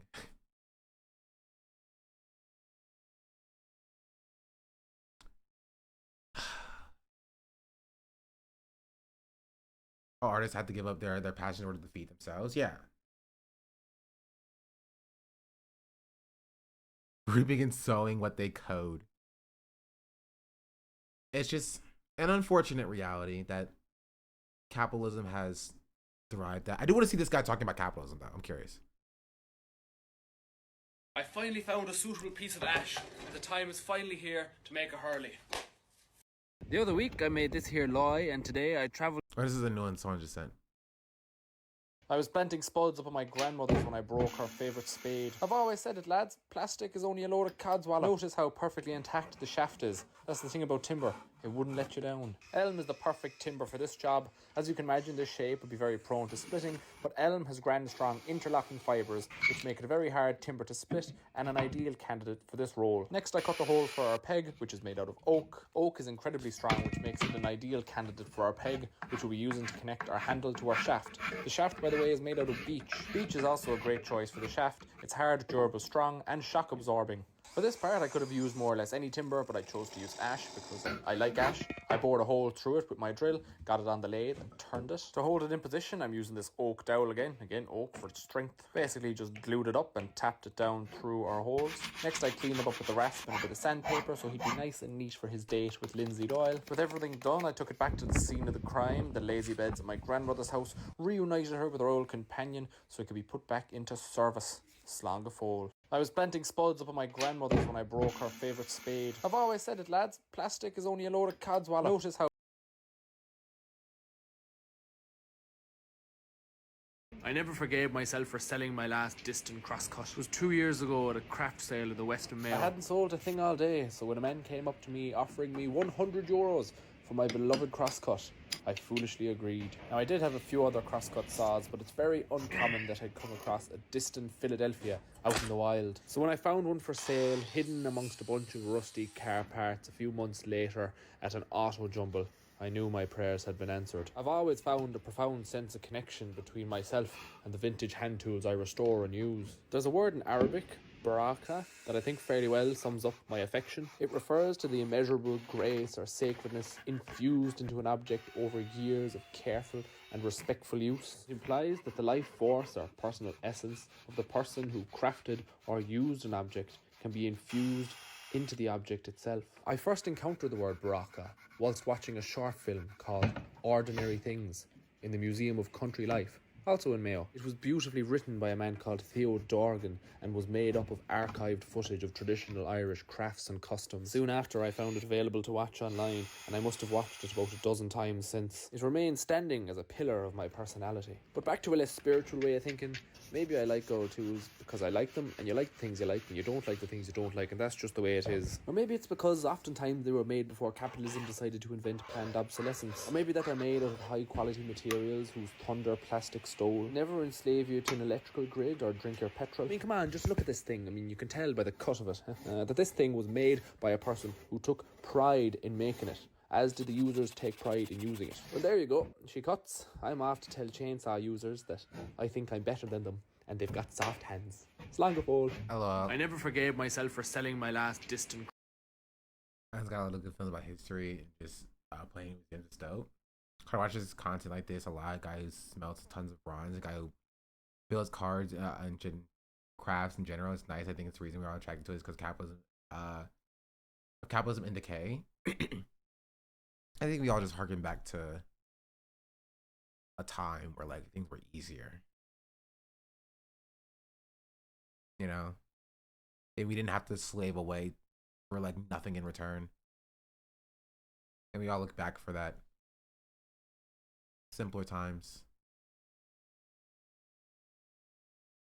Right? Where our bodies were on the line for the express growth of corporations in a way that, you know, maybe will trickle down eventually at some point. I'm sure it's coming, Ronald Reagan. I'm sure it's coming. In a way that like we are constantly enriching the richest people on the planet to a tune that they've never been enriched before. Like hundreds of billions of dollars of net worth. Just when people are just struggling to live and survive. What do you say to that, you know? What do you say to that, you know? Maybe you take solace in the fact that like people exist who are just like, hey, remember when it was simpler back then? When you could like, you know, buy a saw from somebody and the saw actually worked and it wasn't planned to fail in 2 years? Yeah, I remember that. And then we all sit back and we smile and then go back to our dead-end jobs where we hate our lives. 'Cause capitalism. Anyway, that was the Boy video on sneakerheads. And yeah. Giant company is late to massive technological shift, fails to adapt, falls behind and never recovers, dies. That is a tale as old as time. I don't care about the Apple AI stuff, honestly. I thought maybe it would be interesting to see where like what this was about, but like I don't want to see any like AI glazing. Honestly.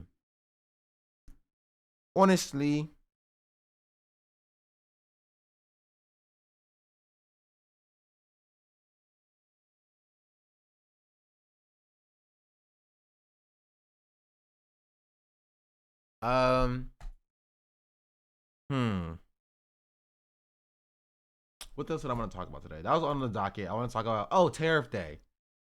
Tariff Day.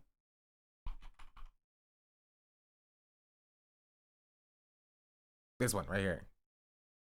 Donald Trump is reportedly going to announce another wave of tariffs on just about everyone and everything in what he's been calling Liberation Day. Now with that, the exact details are unclear, with the president just teasing that the tariffs would be nicer than what American goods face in other markets, saying we are going to be very nice by comparison to what they were. The numbers will be lower than what they have been charging us, and in some cases, maybe substantially lower. And this is sources within the White House have told outlets various things, with some saying that the administration is looking to implement reciprocal tariffs in order to balance out the tariffs that other countries place on U.S. goods. With one example that the president has harped on for weeks now is the alleged 200 to 300% tariffs that American dairy products face in Canada. Though there, as Canadians have pointed out, that number is missing a bunch of context. Right, in that example, allegedly 99.9% of American dairy products are actually exempt from the tariff since it only applies once a certain threshold is met. And actually, many tariffs around the world, they have similar carve-outs and exceptions, but what we're seeing is the president seeming to just say the big number and claim that that's what we're going to match. Though this is, other advisors are reportedly pushing a different approach. Right, instead, they want to implement a flat tariff of 15 to 25% on essentially every good entering the US. And this, as Trump has also said, that some industries like automobiles could also be slapped with additional tariffs. And with all of this, they claim that they're scared of the Chinese EVs, chat.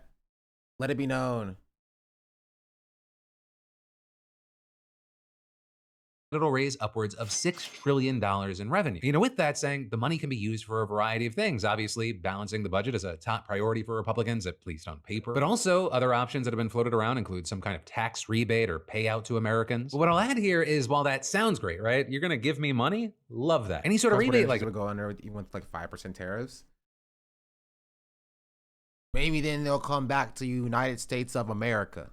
that if it even happens, would likely not even be close to the crazy amount extra that Americans would have to pay for nearly everything if such a tariff were to go into effect. And in fact, we're These seeing tariffs actually experts saying, and improved it's our kind of current a grand economy. irony. It wasn't just tariffs that, made the economy die, but they were definitely a part of it. Right, the economy has been on the downturn because we've abandoned American allies and foreign nations. The tariffs as well were a big part of it, but also just because the markets are relatively speculative. They don't view America as being a bastion of safety for a lot of industries. Chinese dropping DeepSeek killed the AI industry, and a lot of technological companies that have invested in AI, like Nvidia, dropped the market share a bunch, which then in turn, because the market is very speculative, dropped the market share for other companies technologically related a bunch. Tesla's down a bunch because Tesla was already overhyped as it is, and so it's just like a perfect storm where just the economy, just stock market just being down across the board, which then makes every other industry of the economy feel unsafe, which then raises the prices because everybody else feels unsafe about the economy, because fear is what kind of drives the forces for the economy going very poorly, if that makes sense. This would mean that Republicans would be responsible for the largest tax hike ever in US history. And understand, we do not know fully how this is going to play out, the scale of things, right? In any tariffs, they are going to trigger a trade war, but experts are warning that a flat 20%, that would be disastrous. With, for example, seeing an economics professor at Harvard. But don't worry, guys, egg prices are going to come down soon. I've been told that Trump's going to lower the egg prices, so they're going to come down soon. Harvard, who wrote a popular economist textbook blasting any of these plans, with him pointing out that low tariffs and open global trade, it's one of the few things that economists agree on. With him even adding, Trump doesn't seem to understand basic international economics. A lot of the arguments he makes, Adam Smith was refuting 2.5 centuries ago in Wealth of Nations, and adding, I have not seen a more wrong-headed policy come out of a White House in decades. And this is the chief economist for Moody's, a major financial outlook company. It doesn't make sense because he's making decisions that everybody agrees it will make the economy worse. So one may be asking, why is he doing it in the first place? Adam Smith was much more critical of capitalism than modern capitalists who claim to love him. Money in his pocket. But it won't increase money in his pocket. Not really. If he wanted to enrich himself, he could. There's innumerable ways you can do that while not tanking the economy, right? And so one must ask, it does kind of feel like he's an op, It does. It does feel like it's an op. It feels like it's an op. It feels like he's trying. Government gets the tariff money, right? But it's not as simple as the tariffs happen and then people pay the tariffs. That's the problem. If it was as simple as tariffs happen and then the industries outside of America or inside of America just pays the tariffs, they're not paying the tariffs. Tariffs that are levied on foreign countries are going to have tariffs then be levied on American goods in those countries as well, right? If it was as simple as do tariffs, U.S. gets the money, everybody wins, nobody would be freaking out about this. Right, it's going to open up a trade war with China. It's going to harm the American populace, and it's not even going to make Trump himself more money. Taking the economy so that the Fed drops interest rates, that's the entire goal for his first year. I guess that makes sense. But again, I feel like there's how would that be different than just giving tax cuts to corporations, right? You would win there. You were already planning on doing it anyway.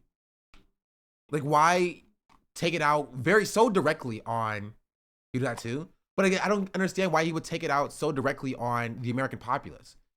This is something Republicans always do, and that is government subsidies for corporations, tax cuts for corporations, tax cuts for billionaires. And that, of course, harms the American populace. But such wide sweeping tariffs across all industries will directly have very quick harm on the American populace. Why not do the secret stuff first? Why not do the silent stuff that like has like long-term effects on the American populace so people don't realize it? That's kind of my point. I suppose lower Fed rates would help tech bros, but he doesn't need to sink the economy for it. I do think he's just dumb though. That's kind of my point. Like I don't know, like again, it feels like an op. It does feel like Trump is like acceleration. He's trying to like speed run the destruction of America because he can do things that benefit tech bros, which he has been doing by investing like $500 million in OpenAI, and he can give tax cuts to the wealthy, and he can give government subsidies to billionaires. But why would do it in this way that very clearly is going to harm the American people? Like very clearly is going to harm the American people. It doesn't make sense. People are just cocky, to be honest. I mean, yeah. I don't know. I'm not an economist, so I don't get the big brain plays. Project to bring manufacturing back to the United States involves a very delicate. He's essentially trying to take the economy so billionaire buddies can swoop in and buy the companies desperate to sell. Further consolidating wealth and power. I guess. And he has no harm or no fear that like people will actually fight back against it because like the American populace has no revolutionary potential.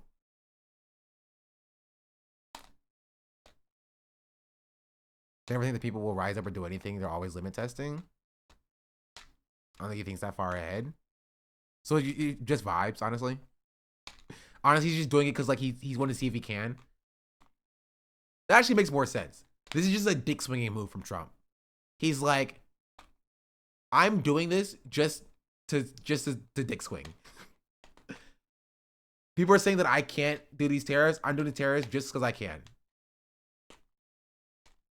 And no one is standing in to stop it. Yeah. They need to own more. I mean, they can always own more, like the corporations, 100%. Full privatization.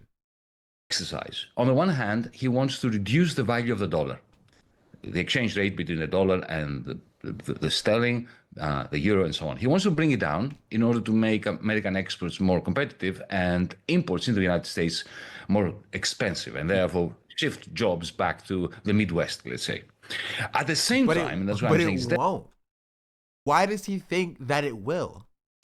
That's kind of the issue. Is that like, even if that's the case, why would the billionaires who are the capitalists choose to? I guess the idea is so that make it so costly to like have exported jobs in developing nations that like they are forced to come back to America, but like that would still like again increase prices for American citizens and make Trump not very liked by the billionaire class, but he's a part of the billionaire class. So why would he do that? Just tax him at that point? But just taxing them won't bring back American manufacturing. Right? And you're still kind of at the whims of like other foreign nations to decide what they are pricing their stuff to. You know what I mean? Like that still leaves open for China to undercut the American car manufacturing market by just importing like Chinese EVs. You know? Delicate. He wants to maintain the I hate economics. I do. I'm not a fan of economics. hegemony of the dollar. Now, on Thursday last week, President Trump signed an executive order to establish an official government reserve of Bitcoin ahead of a crypto summit at the White House on Friday. Now, it's a significantly big step towards mainstream acceptance of cryptocurrency. And also, we should say, an about-face of Donald 3 weeks old. Trump, who just a few years ago was fairly... I'm going to finish this off at least. That a flat tariff, it would almost immediately put the U.S. economy into a recession, and that stocks would lose 1/4 their value by 2027, with them then also fearing that unemployment will dramatically rise. And notably, Moody's is hardly the only financial institution making these predictions, with essentially all of them bracing for the worst. Right? And so with all that, when we look out into the landscape of this whole situation, it's not surprising that we're seeing clear signs that investors are on edge. We're seeing stuff like gold, which is traditionally seen as a hedge during economic downturns, rising above 3,100 per ounce for the first time ever. But, with all that, the TLDR is that economists widely agree that a flat rate on everything would be a worst case scenario. But the good news, although it's only good because of the other options, is that Trump seemed to back off from the flat rate approach yesterday, telling reporters whatever they charge us, we'll charge them. Though reportedly, many administration officials don't like this approach Bro, he's gonna... because it'll incentivize companies to instead move products. Here's the main issue, especially when you're talking about like China specifically. China's economy is growing, right? It's growing at a very quick rate.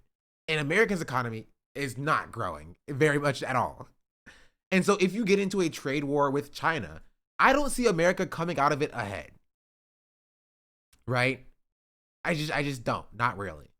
Like China has been playing the long game by increasing investments in like African nations as well. Having trade partners all across the country. Well, America has been tarnishing pretty much all of its allies globally. Like they were domestic manufacturing for one thing, and it's huge. And that by itself is huge. Yeah. Did you see Speed in Chengguan? I did not.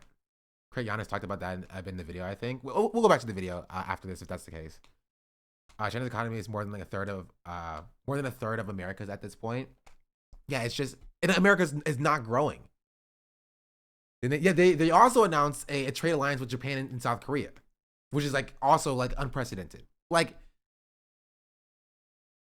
none of this, it doesn't make sense to me because it feels like, again, very purposefully trying to torpedo America into like the bad times. Like,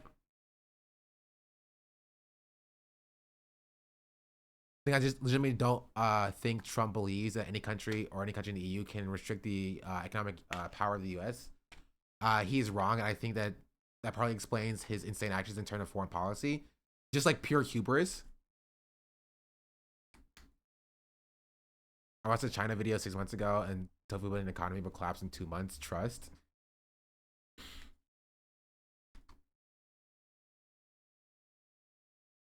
I just bought this $250,000 car in China. Let's see what it can do.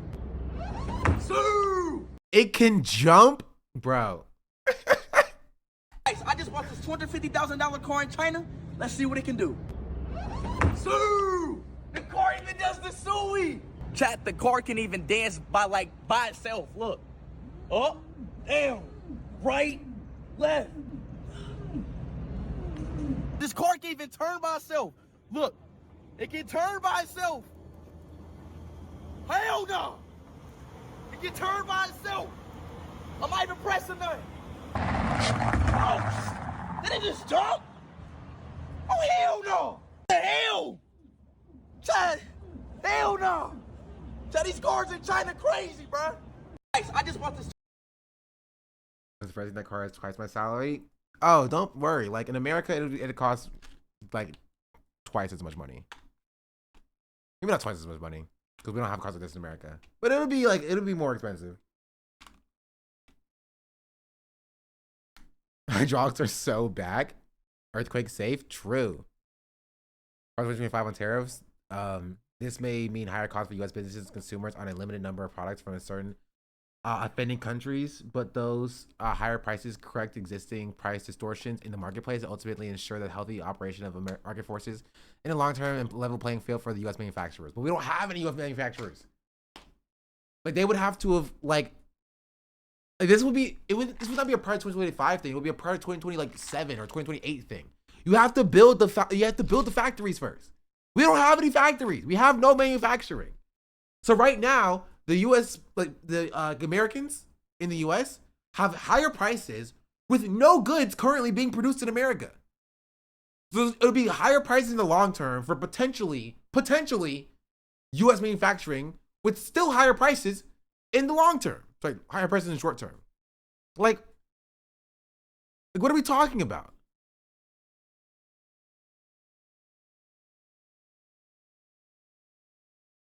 We're so cooked. We are extraordinarily cooked.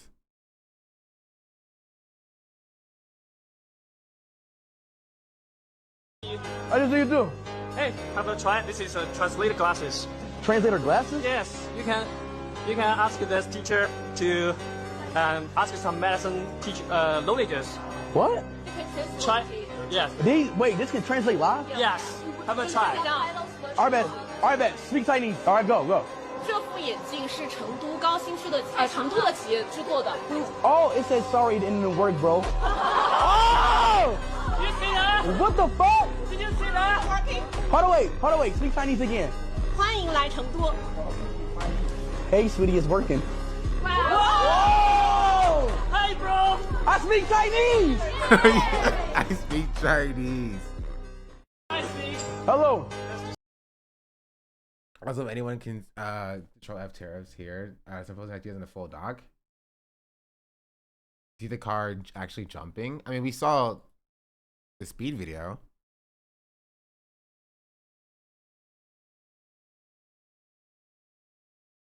Speed is so likable. Speed is like the perfect example of somebody actually like growing, which is kind of sick. Don't put translator down when his brain is ready.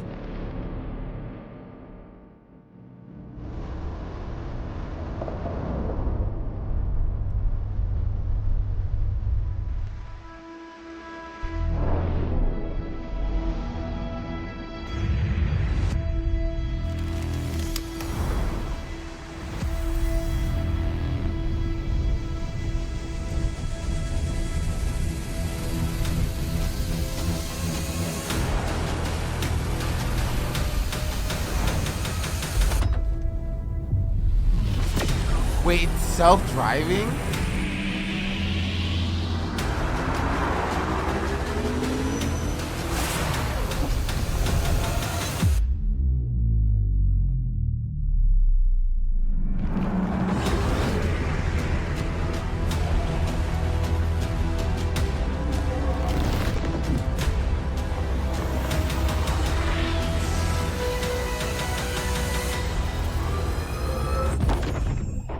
Now, I don't know when this would ever be useful, but it's so sick.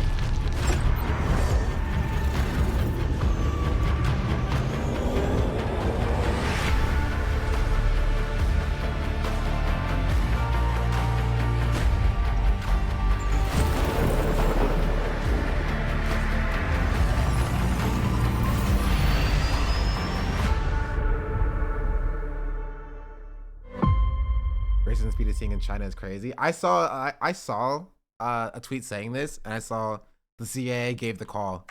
They saw the propaganda and they gave the call. They were like, too much pro-China propaganda going on. Send them in. You're racist? Yes, I hate I'm a killer. I'm so sorry about that. But What? I love your girlfriend because your girlfriend is white people. I love her. What? Yes, that's true. I'm so sorry about that. And the person gave him KFC and did Wait. monkey I don't think you noises. understand what you're saying. Do you speak English? Yes, I am racist. I am racist. What? Like, What the it's fuck? Poland all over Oh, hell no. again. What the fuck is she saying? Nicest racist ever. You're racist? Yes, I hate I'm a Ugh. Nah, I don't want to say the CIA was involved in this.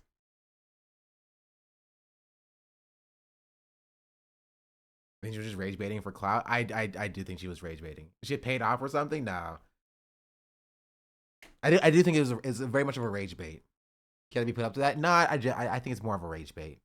I think it's more of a I can go on Speed stream and get like clout by being racist, which Speed has gotten before.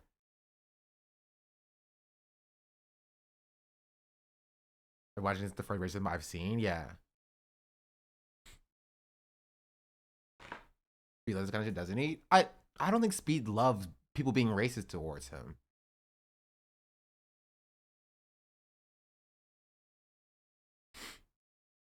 Chinese homies already doxed her. That's crazy.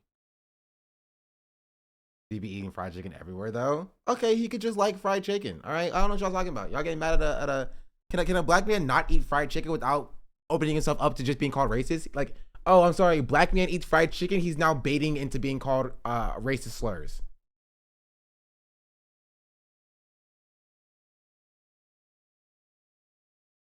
Go back to Poland. You can't even eat fried chicken in peace. Hello. What's up, bro? Thank you, bro. At least somebody said something to me. Hello, Poland. You don't know me? Yes, he's black, but he's blue. What? People in Poland are not black, they're white.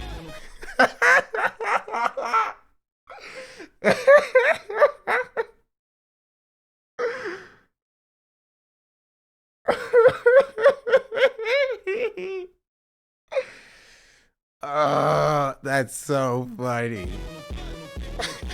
Hello. What's up, bro? Thank you, bro. At least somebody said something to me. Hello, Poland. You don't know me? Yes, he's black, but he's blue. What? People in Poland are not black, they're white. Hello.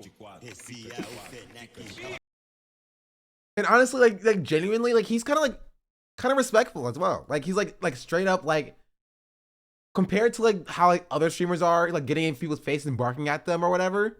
Hello. Like he says like he's just talking to people on the street. He's like, hello. What's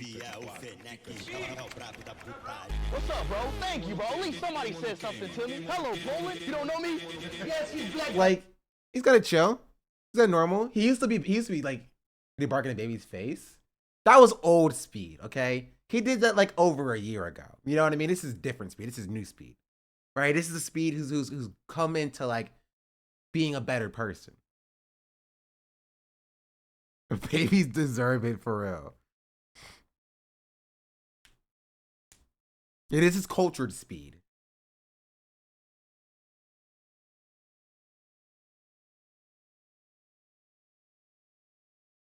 What is nodding in Danish? Nodding. Nodding. Nigga. Nigga. No. No. He just said it for nigger. Whoa! Oh! Mom, you heard that? Yeah, I heard. Give him a whooping.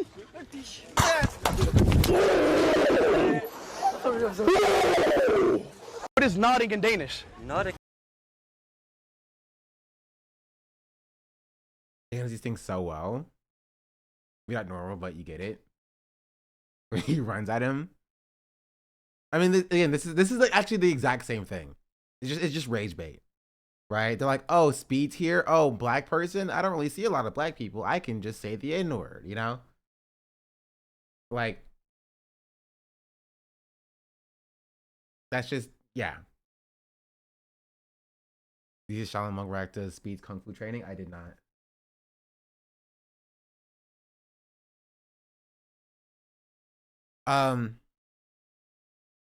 Here, that's Speed stuff.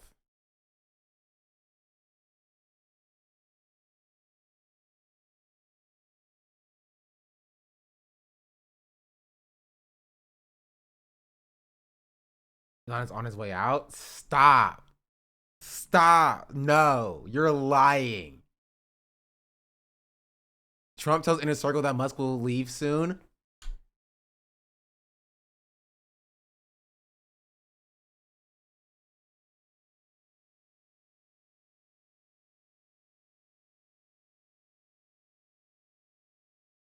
All it took was him. All it took was him losing one election. So he not only lost an election and was like publicly embarrassed, right?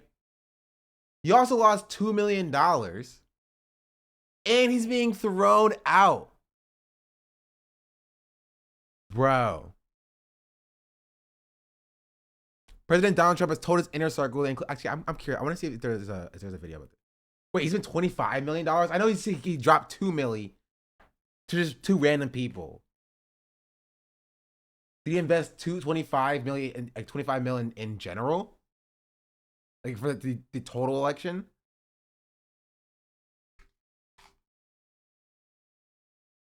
No honor among thieves.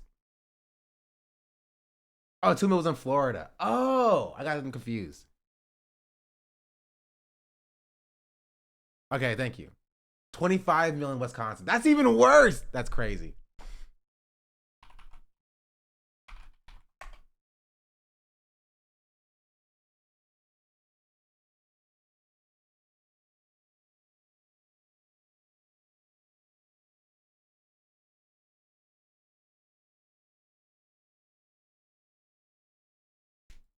Elon Musk's special government tenure is coming to an end, 130 days, I think another month. Yeah. Do you want him to stay longer, or is it time for him to go back to running his companies in Europe? Well, I think he's amazing, but I also think he's got a big company to run, and so at some point he's going to be going back. He wants to. Would you want to keep him around? But I'd keep him as long as I could keep him. He's a very talented guy. I love very smart people. He's very. I don't know about Plum. I think that people forget that the N-word being racist was not allowed in the continent of Asia until the last decade. The history of the word isn't there. It's not something that someone in China keeps going up with American culture. You are entirely incorrect, chat. She said I'm racist. She said I'm a racist, and then she said the N-word, hard R. What are you talking about? What are you talking about? She said I'm racist. I was talking about her. Then what are you talking about? That's what the conversation was about. That's how this conversation started, about the girl in China saying the N-word. We didn't see anybody else in Asia saying the N-word to speed.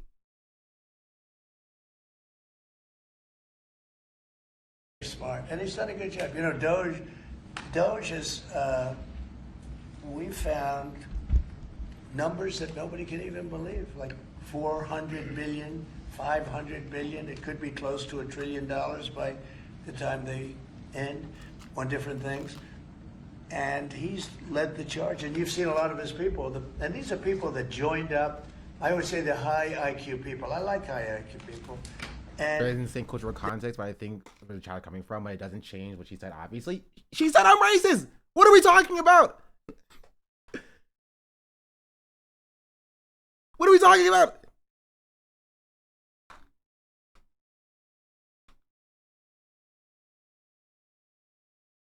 And when people get mad at K-pop and other Asian natives, sorry, I skipped that.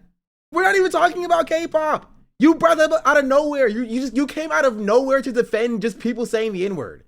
Like, we weren't even having a conversation about K-pop. I didn't mention Korea. You were just like, it's actually totally fine when they say the N-word, because like it's not the same history is not there. You volunteered that information, chatter. You volunteered that information for no reason. I'm pointing that out to you. You just thought it like, okay, let me defend the N-word here right now for some reason. It was just unnecessary. You did not need to do that. You did not need to do it. I'm just saying there's a cultural difference in general. Most people in the West think of it in a West perspective. Again, you're talking. You started the conversation. It's like we had a conversation about something different. You're like, in Korea, it's actually different when they say the N-word, and we're just like, what are you talking about?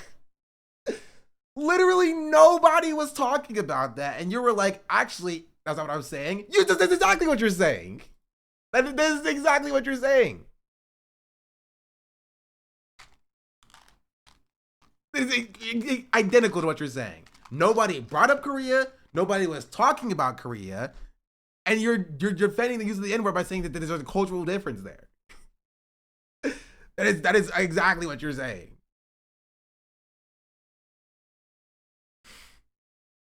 It is.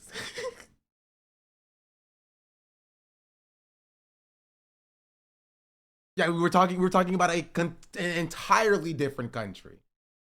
An entirely different country. A completely different country.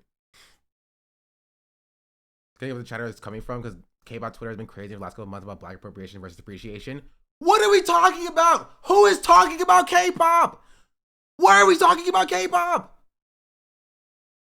You're doing the same thing. You're like, actually, I kind of understand where the chatter is coming from, because like K-pop Twitter has been kind of crazy. Like, nobody's talking. You are completely without provocation coming in here just defending the use of the N-word for some reason.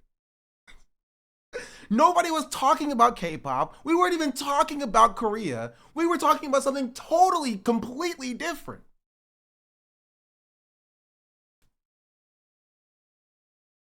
Completely different. Just entirely different.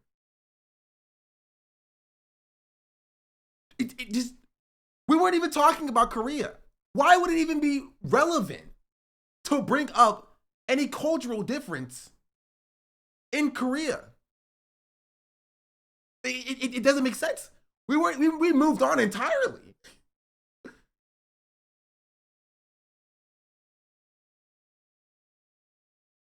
Like, I'm just confused. I'm confused.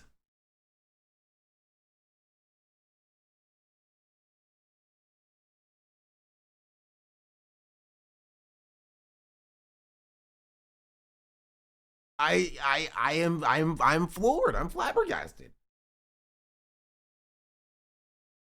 It doesn't make sense to me. We weren't talking about Korea. We weren't, none of the clips were about K-pop. I'm just confused about how we even arrived at that topic of discussion to begin with.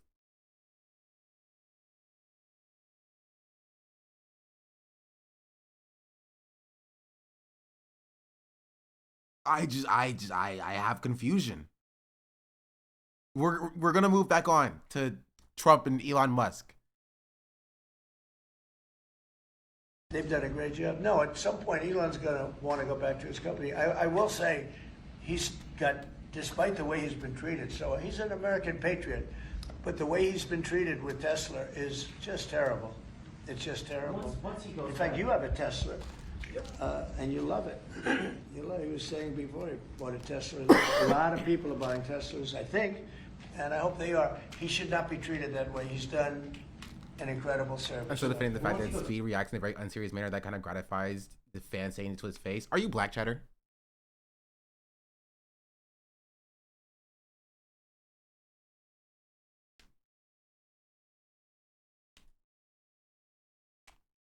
No? Then you don't have a say on how black people react to racial slurs. That's it. That's the thing.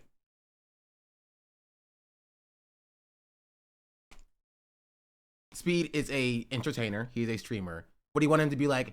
No, we're shutting this down right now. No more content. No pictures. That is unacceptable for you to say to me. No, he's an entertainer. He's going to turn it into content for his stream. That doesn't justify them calling him racial slurs.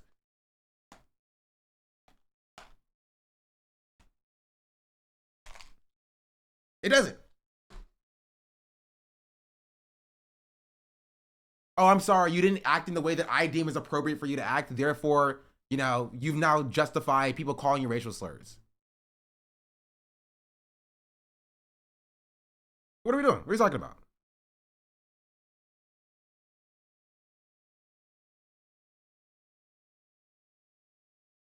Even though he makes it clear that it's not okay.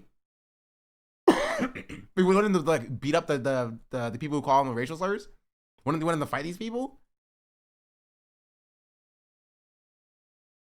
Is Doge going to keep operating even without Elon here? Well, I can't tell you that. I can say this, that a lot of the people that are working with Doge are the secretaries, you know, the heads of the various agencies, and they've learned a lot, and they're dealing with the Doge people.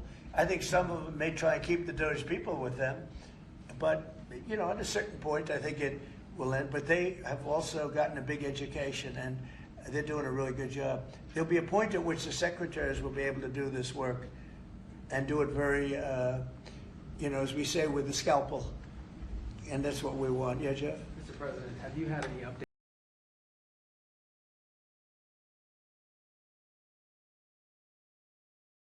Oh, this is live now. Are you on live now from Fox? Thanks again to all our viewers. It's actually not live. Continuing to join us right now. Live look here at the White House as we get you ready for President Trump. Remarks coming at 4 p.m. Eastern. Of course, this will be highly in demand as we hear from him on tariffs, as today will be the day that they are implemented, and we will be keeping an eye on the White House, and if there are any remarks from lawmakers ahead of that. I don't know what you're talking about.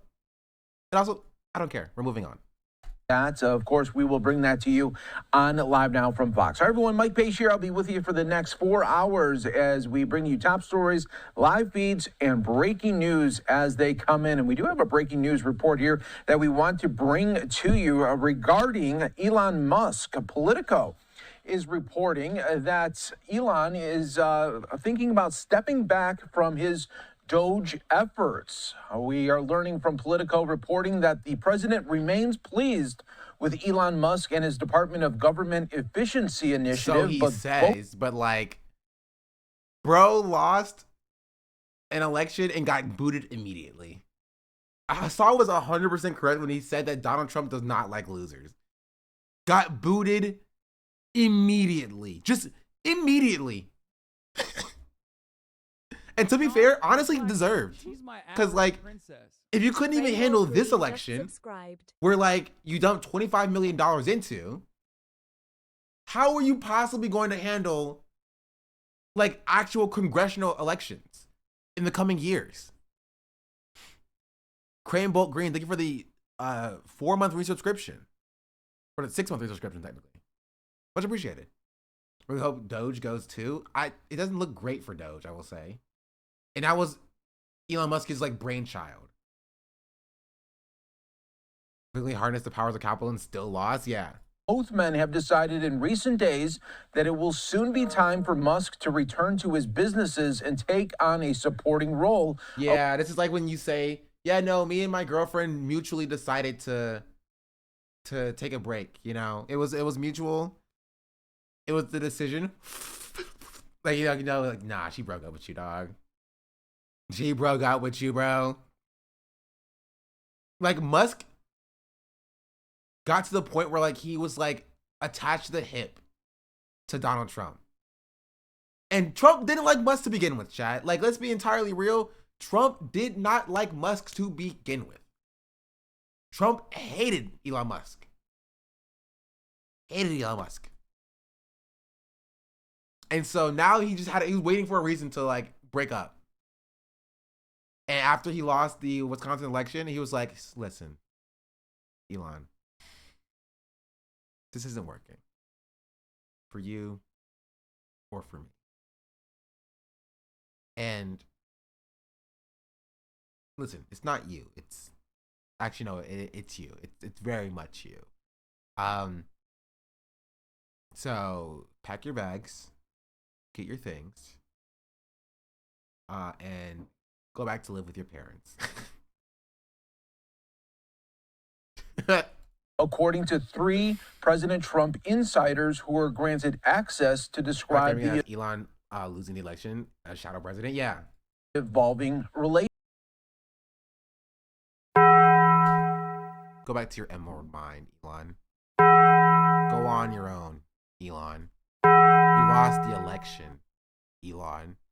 We don't want you here. We don't like losers here, Elon. Relationship. Musk's looming retreat comes as some Trump administration insiders and many outside allies have become frustrated with his unpredictability and increasingly view the billionaire as a political liability. It's so funny because he could have had the reins of government, bro. He could have had the reins of freaking government if he just shut his mouth, right, and did his job. But he could not stop being in the limelight. No, he could not stop taking the limelight for Trump. That's why I think that Trump hated Elon Musk. Not because Elon Musk made him look bad.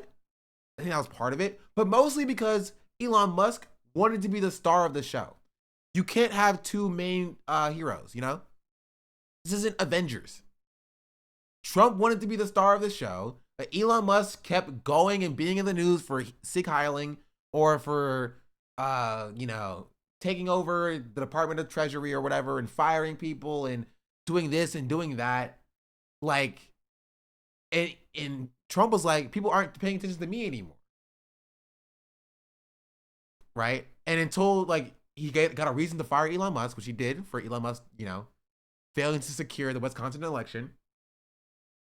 He's dipping. He's leaving. a dynamic that was thrown into stark relief just yesterday when a conservative judge, Musk vocally supported, lost his bid for a Wisconsin Supreme Court seat by 10 points there. So again, we are going to be keeping an eye on this story for you, being first reported by Politico.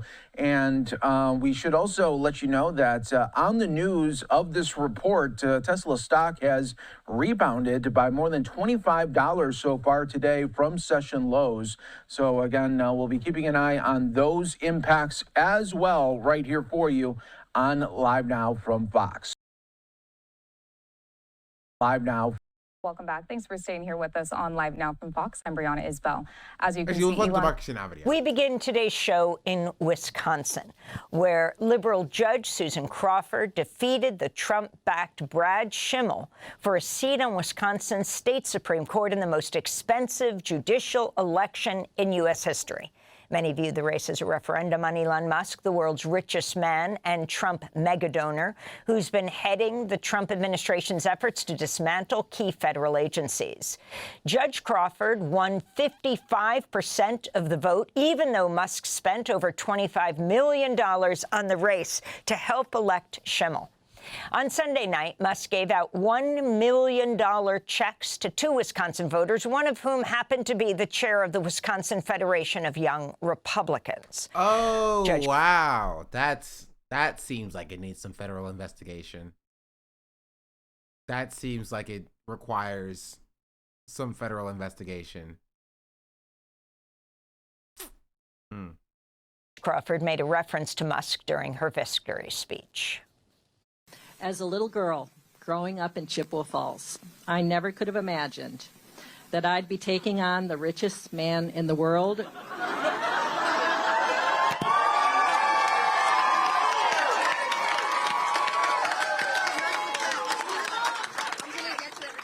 For justice in Wisconsin. And we won. And Wisconsins stood up and said loudly that justice does not have a price. Our courts are not for sale. While Democrats are celebrating the results in Wisconsin, as expected, Republicans won 2 closely watched House races in conservative districts in Florida, but the races were much closer than in November. Joining us from Madison, Wisconsin, is John Nichols, the nation's national affairs correspondent. His new article headlined, "Wisconsin Rejects Musk's Money, Trump's Lies, and the Right-Wing Assault on the Judiciary." And John, overall, I think it's being estimated that there was something like $100 million spent on the state judicial race. Can you talk about the significance of the liberal Judge Crawford's victory by quite a large margin? It was quite a large margin, Amy. And let me tell you, I don't think we can overestimate the significance. Going into this race, when people would ask me about it, I would say there's no middle ground. If Crawford wins, it will be a huge signal that Americans are rejecting, obviously, the money that Elon Musk is using to try and buy elections, but also they're rejecting the direction of the Trump administration. On the other hand, if Brad Schimmel had won, it would have been taken by Trump and Musk as a total vindication for what they're doing. The reason that was so is because Wisconsin is an absolute battleground state. It's incredibly closely divided. In the last 7 elections, 5 for president of the United States, 5 have been decided by under 30,000 votes. So this is a state where things are usually very, very close. But it wasn't that way on Tuesday. Susan Crawford did win by the better part of 200,000 votes. Touch of death, right? People don't like Elon. This was a referendum on Elon. People don't come out and vote for people do love special elections. This is true, but this is for the Supreme, the Wisconsin Supreme Court. I think what motivated more people to come out to vote is Elon, but not in the way he expected. Votes.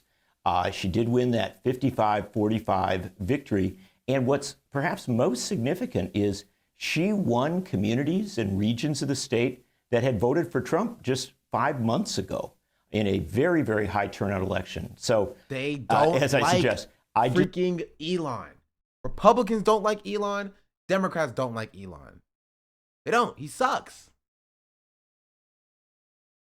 Right? There's polling that stated that like Republicans and Democrats both hated the fact that it felt like Elon was trying to buy the elections. Just don't think you can overestimate the significance. This is a huge signal from a battleground state that Americans are genuinely upset, genuinely angry, I think, One thing that Democrats with Republicans Trump right and now, with Musk. well, besides deporting people, yeah. Also, yeah, he's also not American. So like, I think that also maybe it may help a little bit. And John, that wasn't the only race in Wisconsin. There was also an election for state superintendent of public instruction. What happened there? Well, you're exactly right, Juan. And the race for superintendent of public instruction, which is the state's top education job, and is a very significant job. It's the post that current governor Tony Evers held before he became governor, was intensely fought. It was a battle between the incumbent, Jill Underly, who has been an absolute supporter of public education. She's a former rural educator, versus a woman named... Chet. You saw this. It's open right here. That's how we got here in the first place.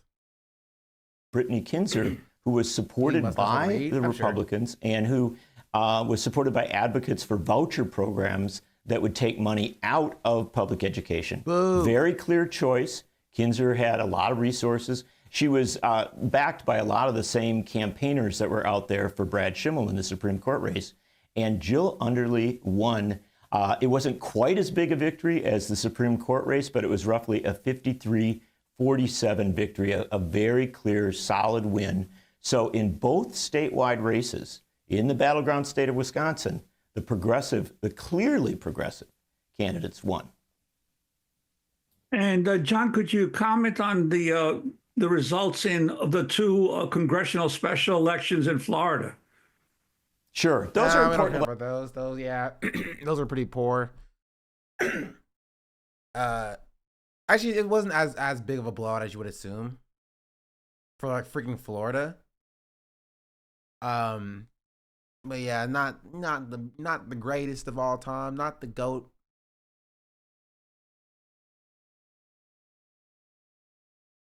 Musk's favorability drops 10 points from February to March in the latest Harvard-Harris poll. President Donald Trump assigned Musk to lead the Department of Government Efficiency, a task force designed cutting unnecessary government spending.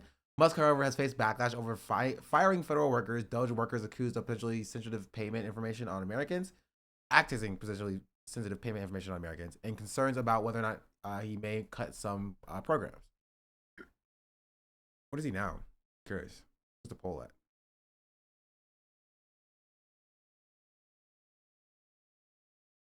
It doesn't have the poll here.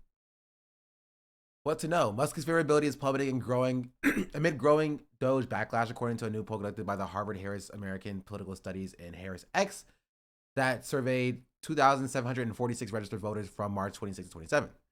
49% of respondents say that they view Musk unfavorably compared to 39% of people who view him positively, according to the poll.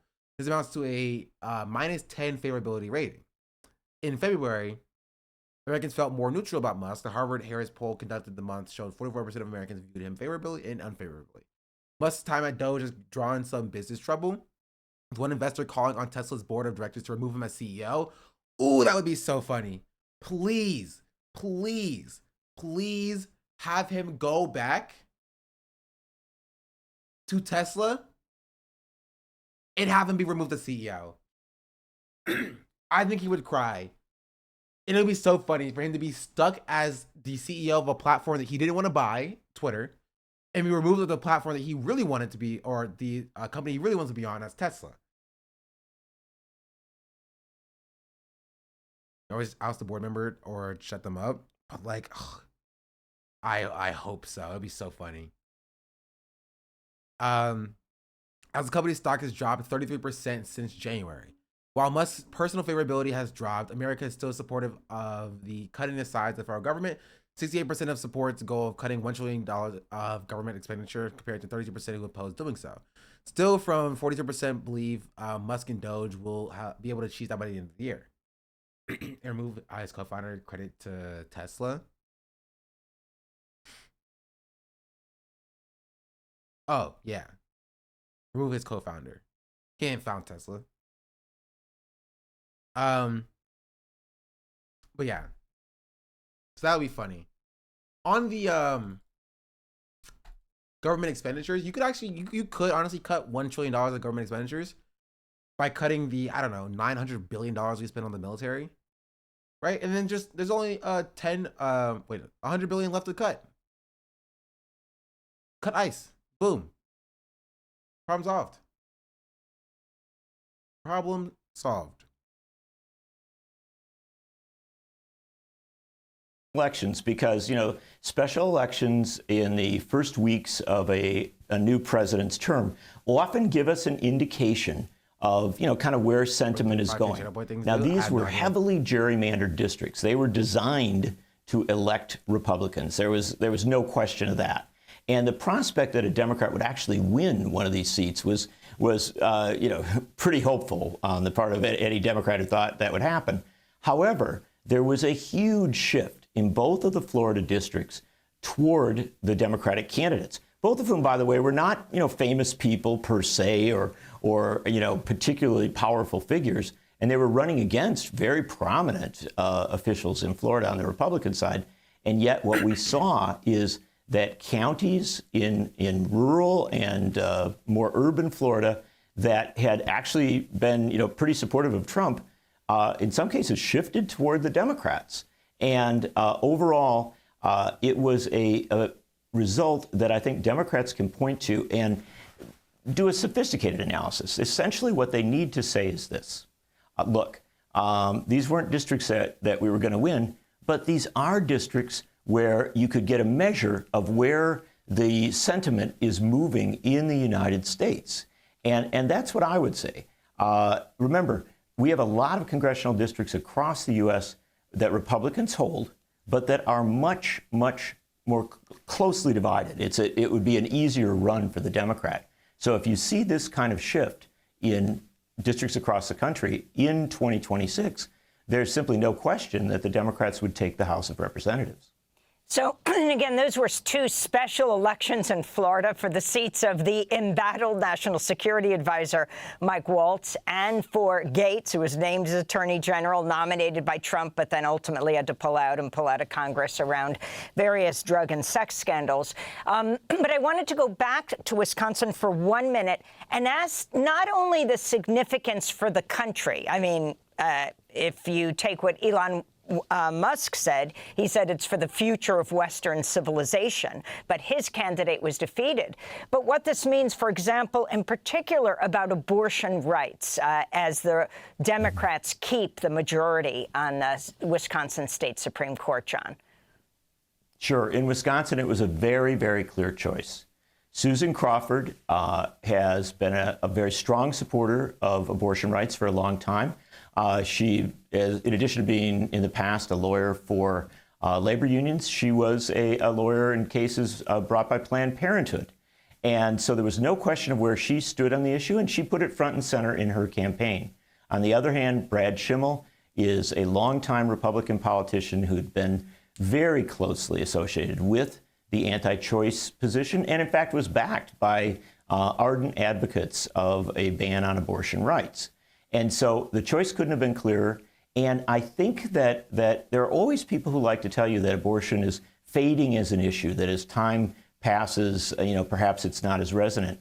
But when I was talking to voters yesterday, I was struck by the very strong turnout of young voters.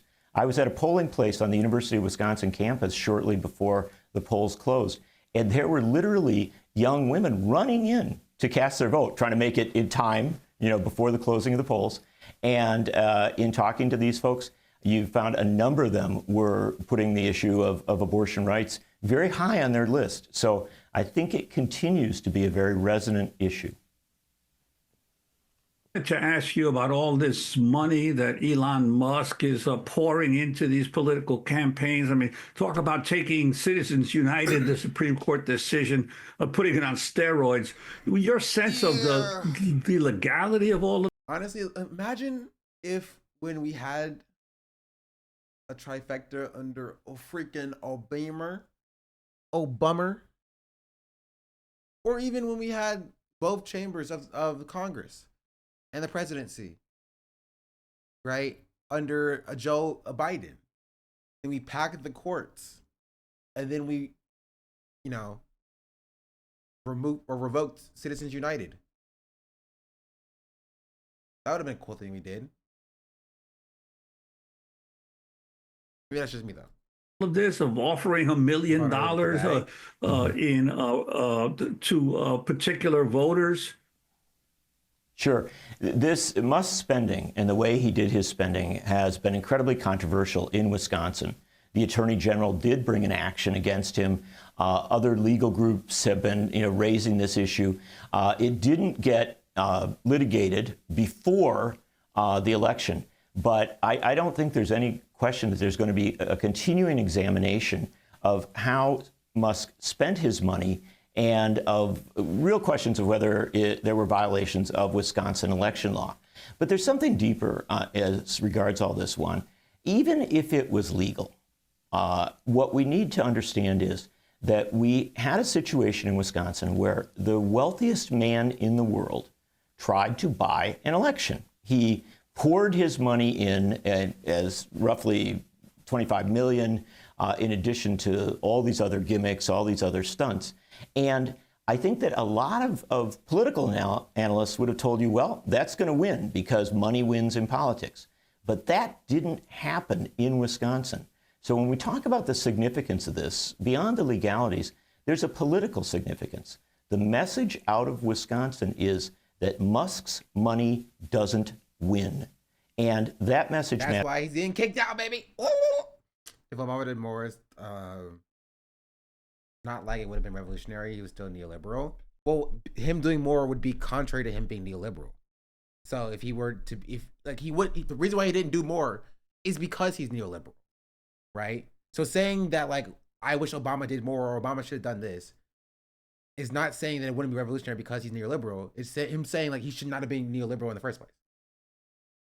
Matters for Democrats, obviously, going into the 2025 fall elections as well as the 2026 midterm elections. It also not gonna. I don't want anybody to win or run. Can we put a pause on the American project for like 10 years? No president, no elections, just vibes. Just straight vibes. What those $1 million checks cleared already? I don't even know how you would you have to take them to a bank? Like, how will the bank process that? Like, I don't know. Also, like, what if he takes the check away? Is the picture of it still enough? Who knows? Prop check's the real one is normal. Yeah, but like, that assumes you got the real one. My boss want a prop check for something I did. What? That's stupid. matters for Republicans in Congress because there's no question Elon Musk has tried to intimidate them by threatening to use his money to punish any Republican that stands up to Donald Trump's agenda.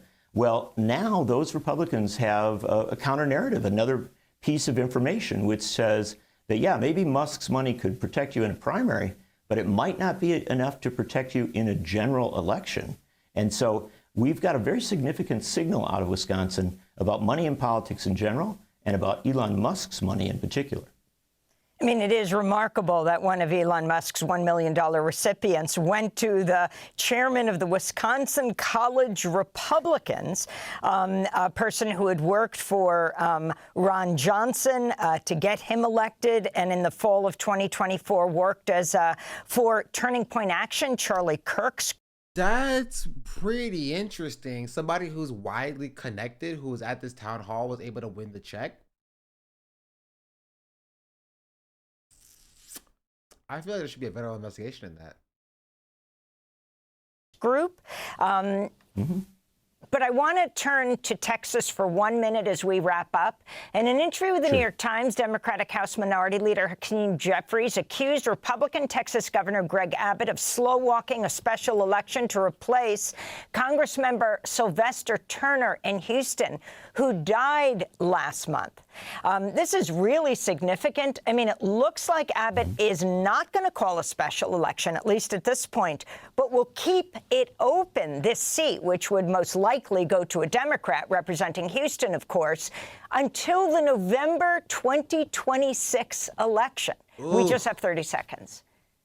Sure, I've written about these issues. Do you sue him? What? How do you combat that?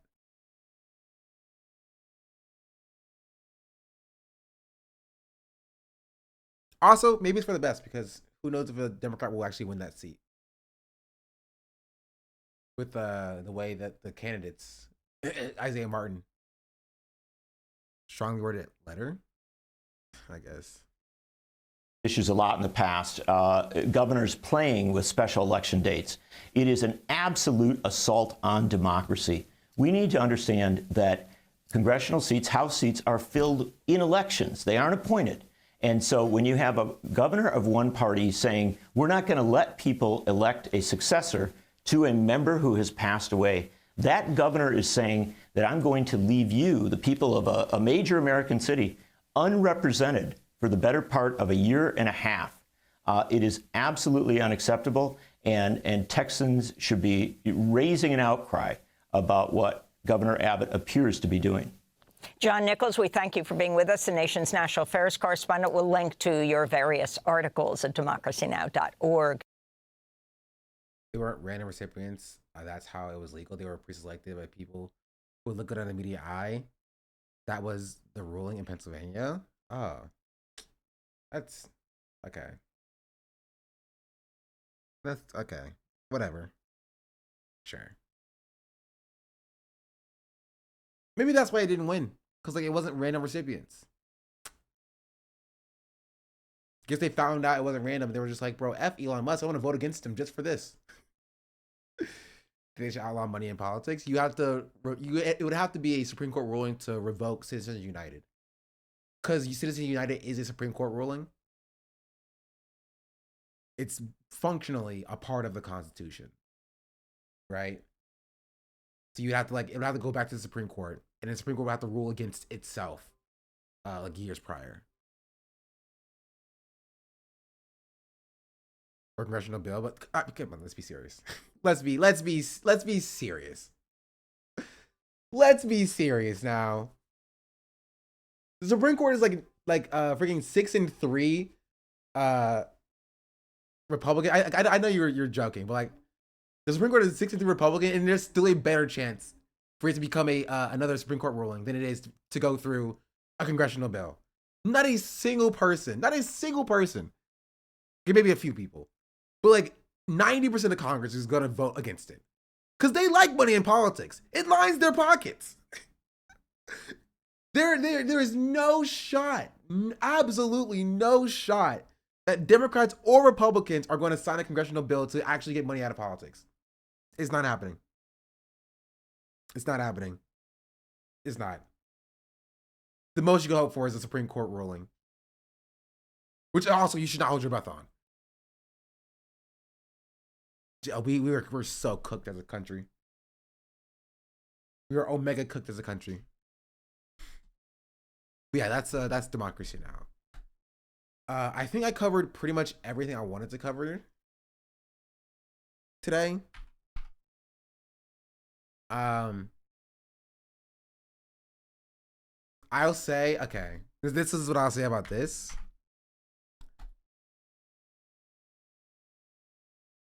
The latest H3 episode is going to come out today after I'm not live because I have meetings and stuff.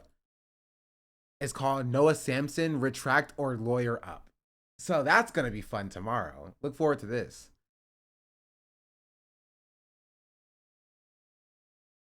That's going to be interesting. I will say, in the coming weeks, there's going to be a lot of fun content with Ethan Klein. Even is baiting viewers with lawsuits. That'll never happen. I mean, true, but at least it's going to be funny to see. He says.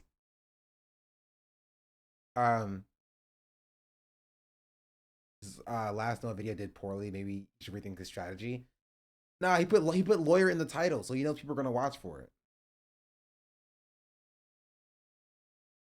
You know? He's going to say April Fools. Yeah. See his heinous new tattoo? Yes, I've seen the tattoo. Gotta get to the A3 membership. How does that even work? Were you just watching normally?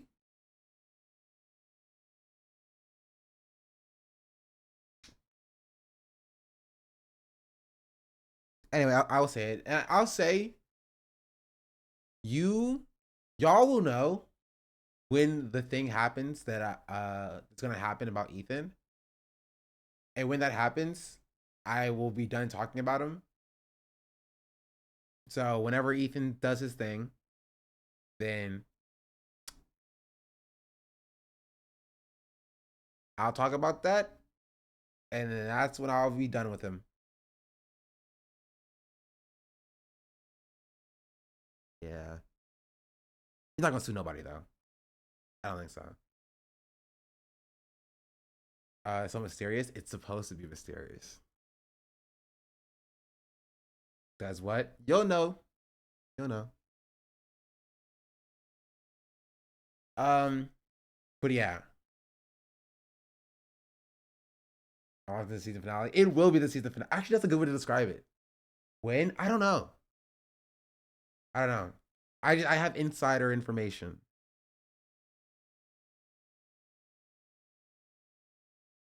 But yeah. Any final thoughts, chat?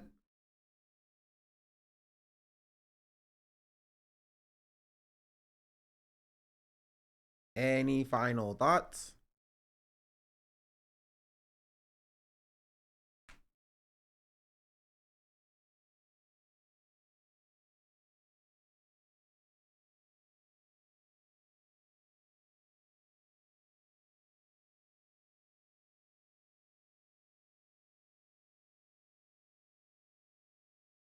No? Okay. Well, oh, sorry, YouTube chat. I didn't watch you. You're not here anyway. All right, goodbye, YouTube chat. Oh, okay, YouTube chat's gone. Musk's son to Musk's daughter? It was your favorite song? Nah. Honestly, maybe that's why my viewer was lower today. They know that they this is punishment for what I put chat up to. They just never came back. But yeah. Favorite movie? Predestination 2015. I actually don't even know if it came out in 2015. I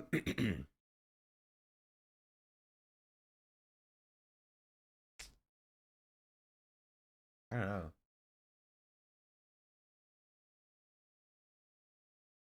Yeah, I don't know. Oh, I like Starship Troopers. I don't know if it's my favorite, but that's probably the movie that I've enjoyed the most in recent time. Favorite color? What are you, my freaking mother? You trying to get into my passwords? My security questions? What are you gonna ask the street I grew up on? My mother's maiden name?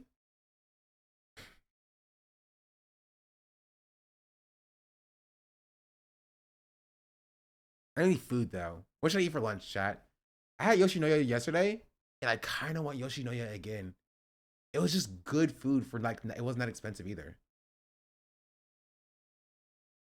What was your first animal named? Great question. Is Adolescence still homework? No, I've already watched Adolescence. I watched all of it.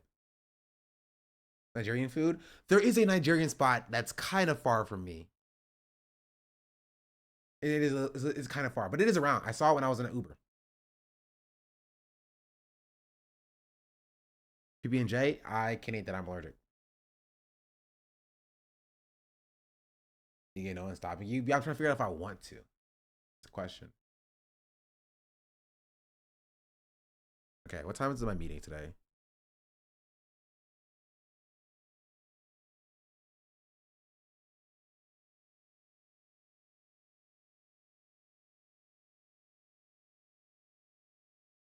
Oh, it's not until like 2 o'clock.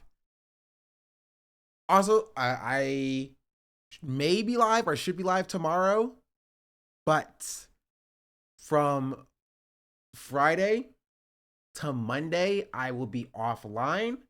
I will be at a wedding. So I could potentially stream Friday morning. No, I can't. I will be on a plane. Yeah. Yeah, no, I'm not. There's no streams happening. Yours? Yeah, I'm getting married. No, my cousin's getting married.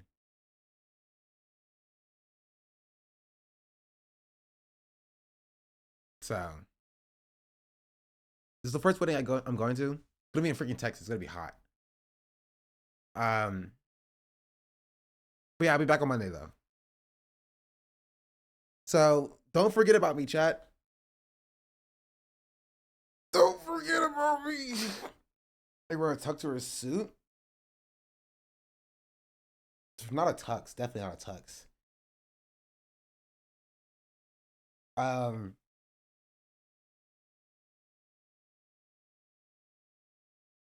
don't know. It's like a long time from now. Us 2 days. Take pictures. I'm not wearing Streamer's face. It's in freaking Texas, chat, and it's in the woods. So I'm probably not gonna be wearing anything too crazy. Don't ask me why. Tank top? I'm not wearing a tank top. But yeah. We'll see. I can see my family again. That's nice. But yeah, that's it. I don't think there's anything else.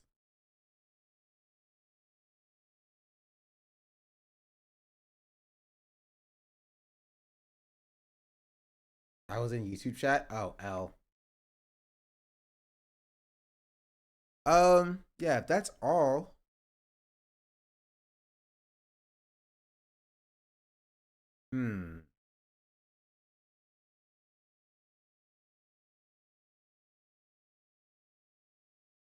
Here. Maya's title says drama-free front time. But like, I only do drama stuff. So we'll send the drama rate to Maya. Even if we did no drama today.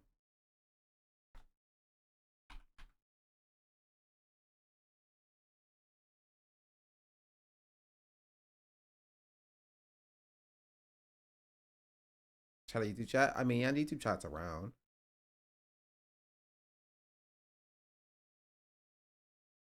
At the wedding. I may be back tomorrow. I may be too tired tomorrow. So that's why I'm saying I might not be back.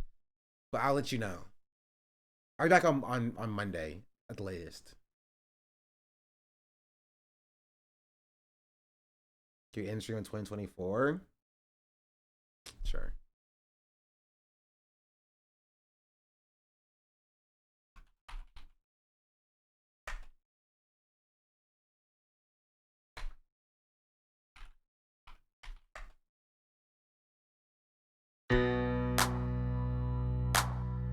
All right. Adios, chat. 2024. Let me know if you can still hear about How this. does the bastion of the West democratically search out how to stay united as we churn out vitriol and bots and memes and try to work out how we can rebuild the trust and boost the turnout? Apathy, finger-pointing idle institutions, threats of retribution and a threatened constitution. Not so fast, see, our founding fathers brought the wisdom, listing ways to coexist with our election system. It hasn't failed us yet, and no, it feels contentious. It's the only free and fair arena for consensus. It's not perfection, but let's soften our objection. We simply gotta focus in on this election.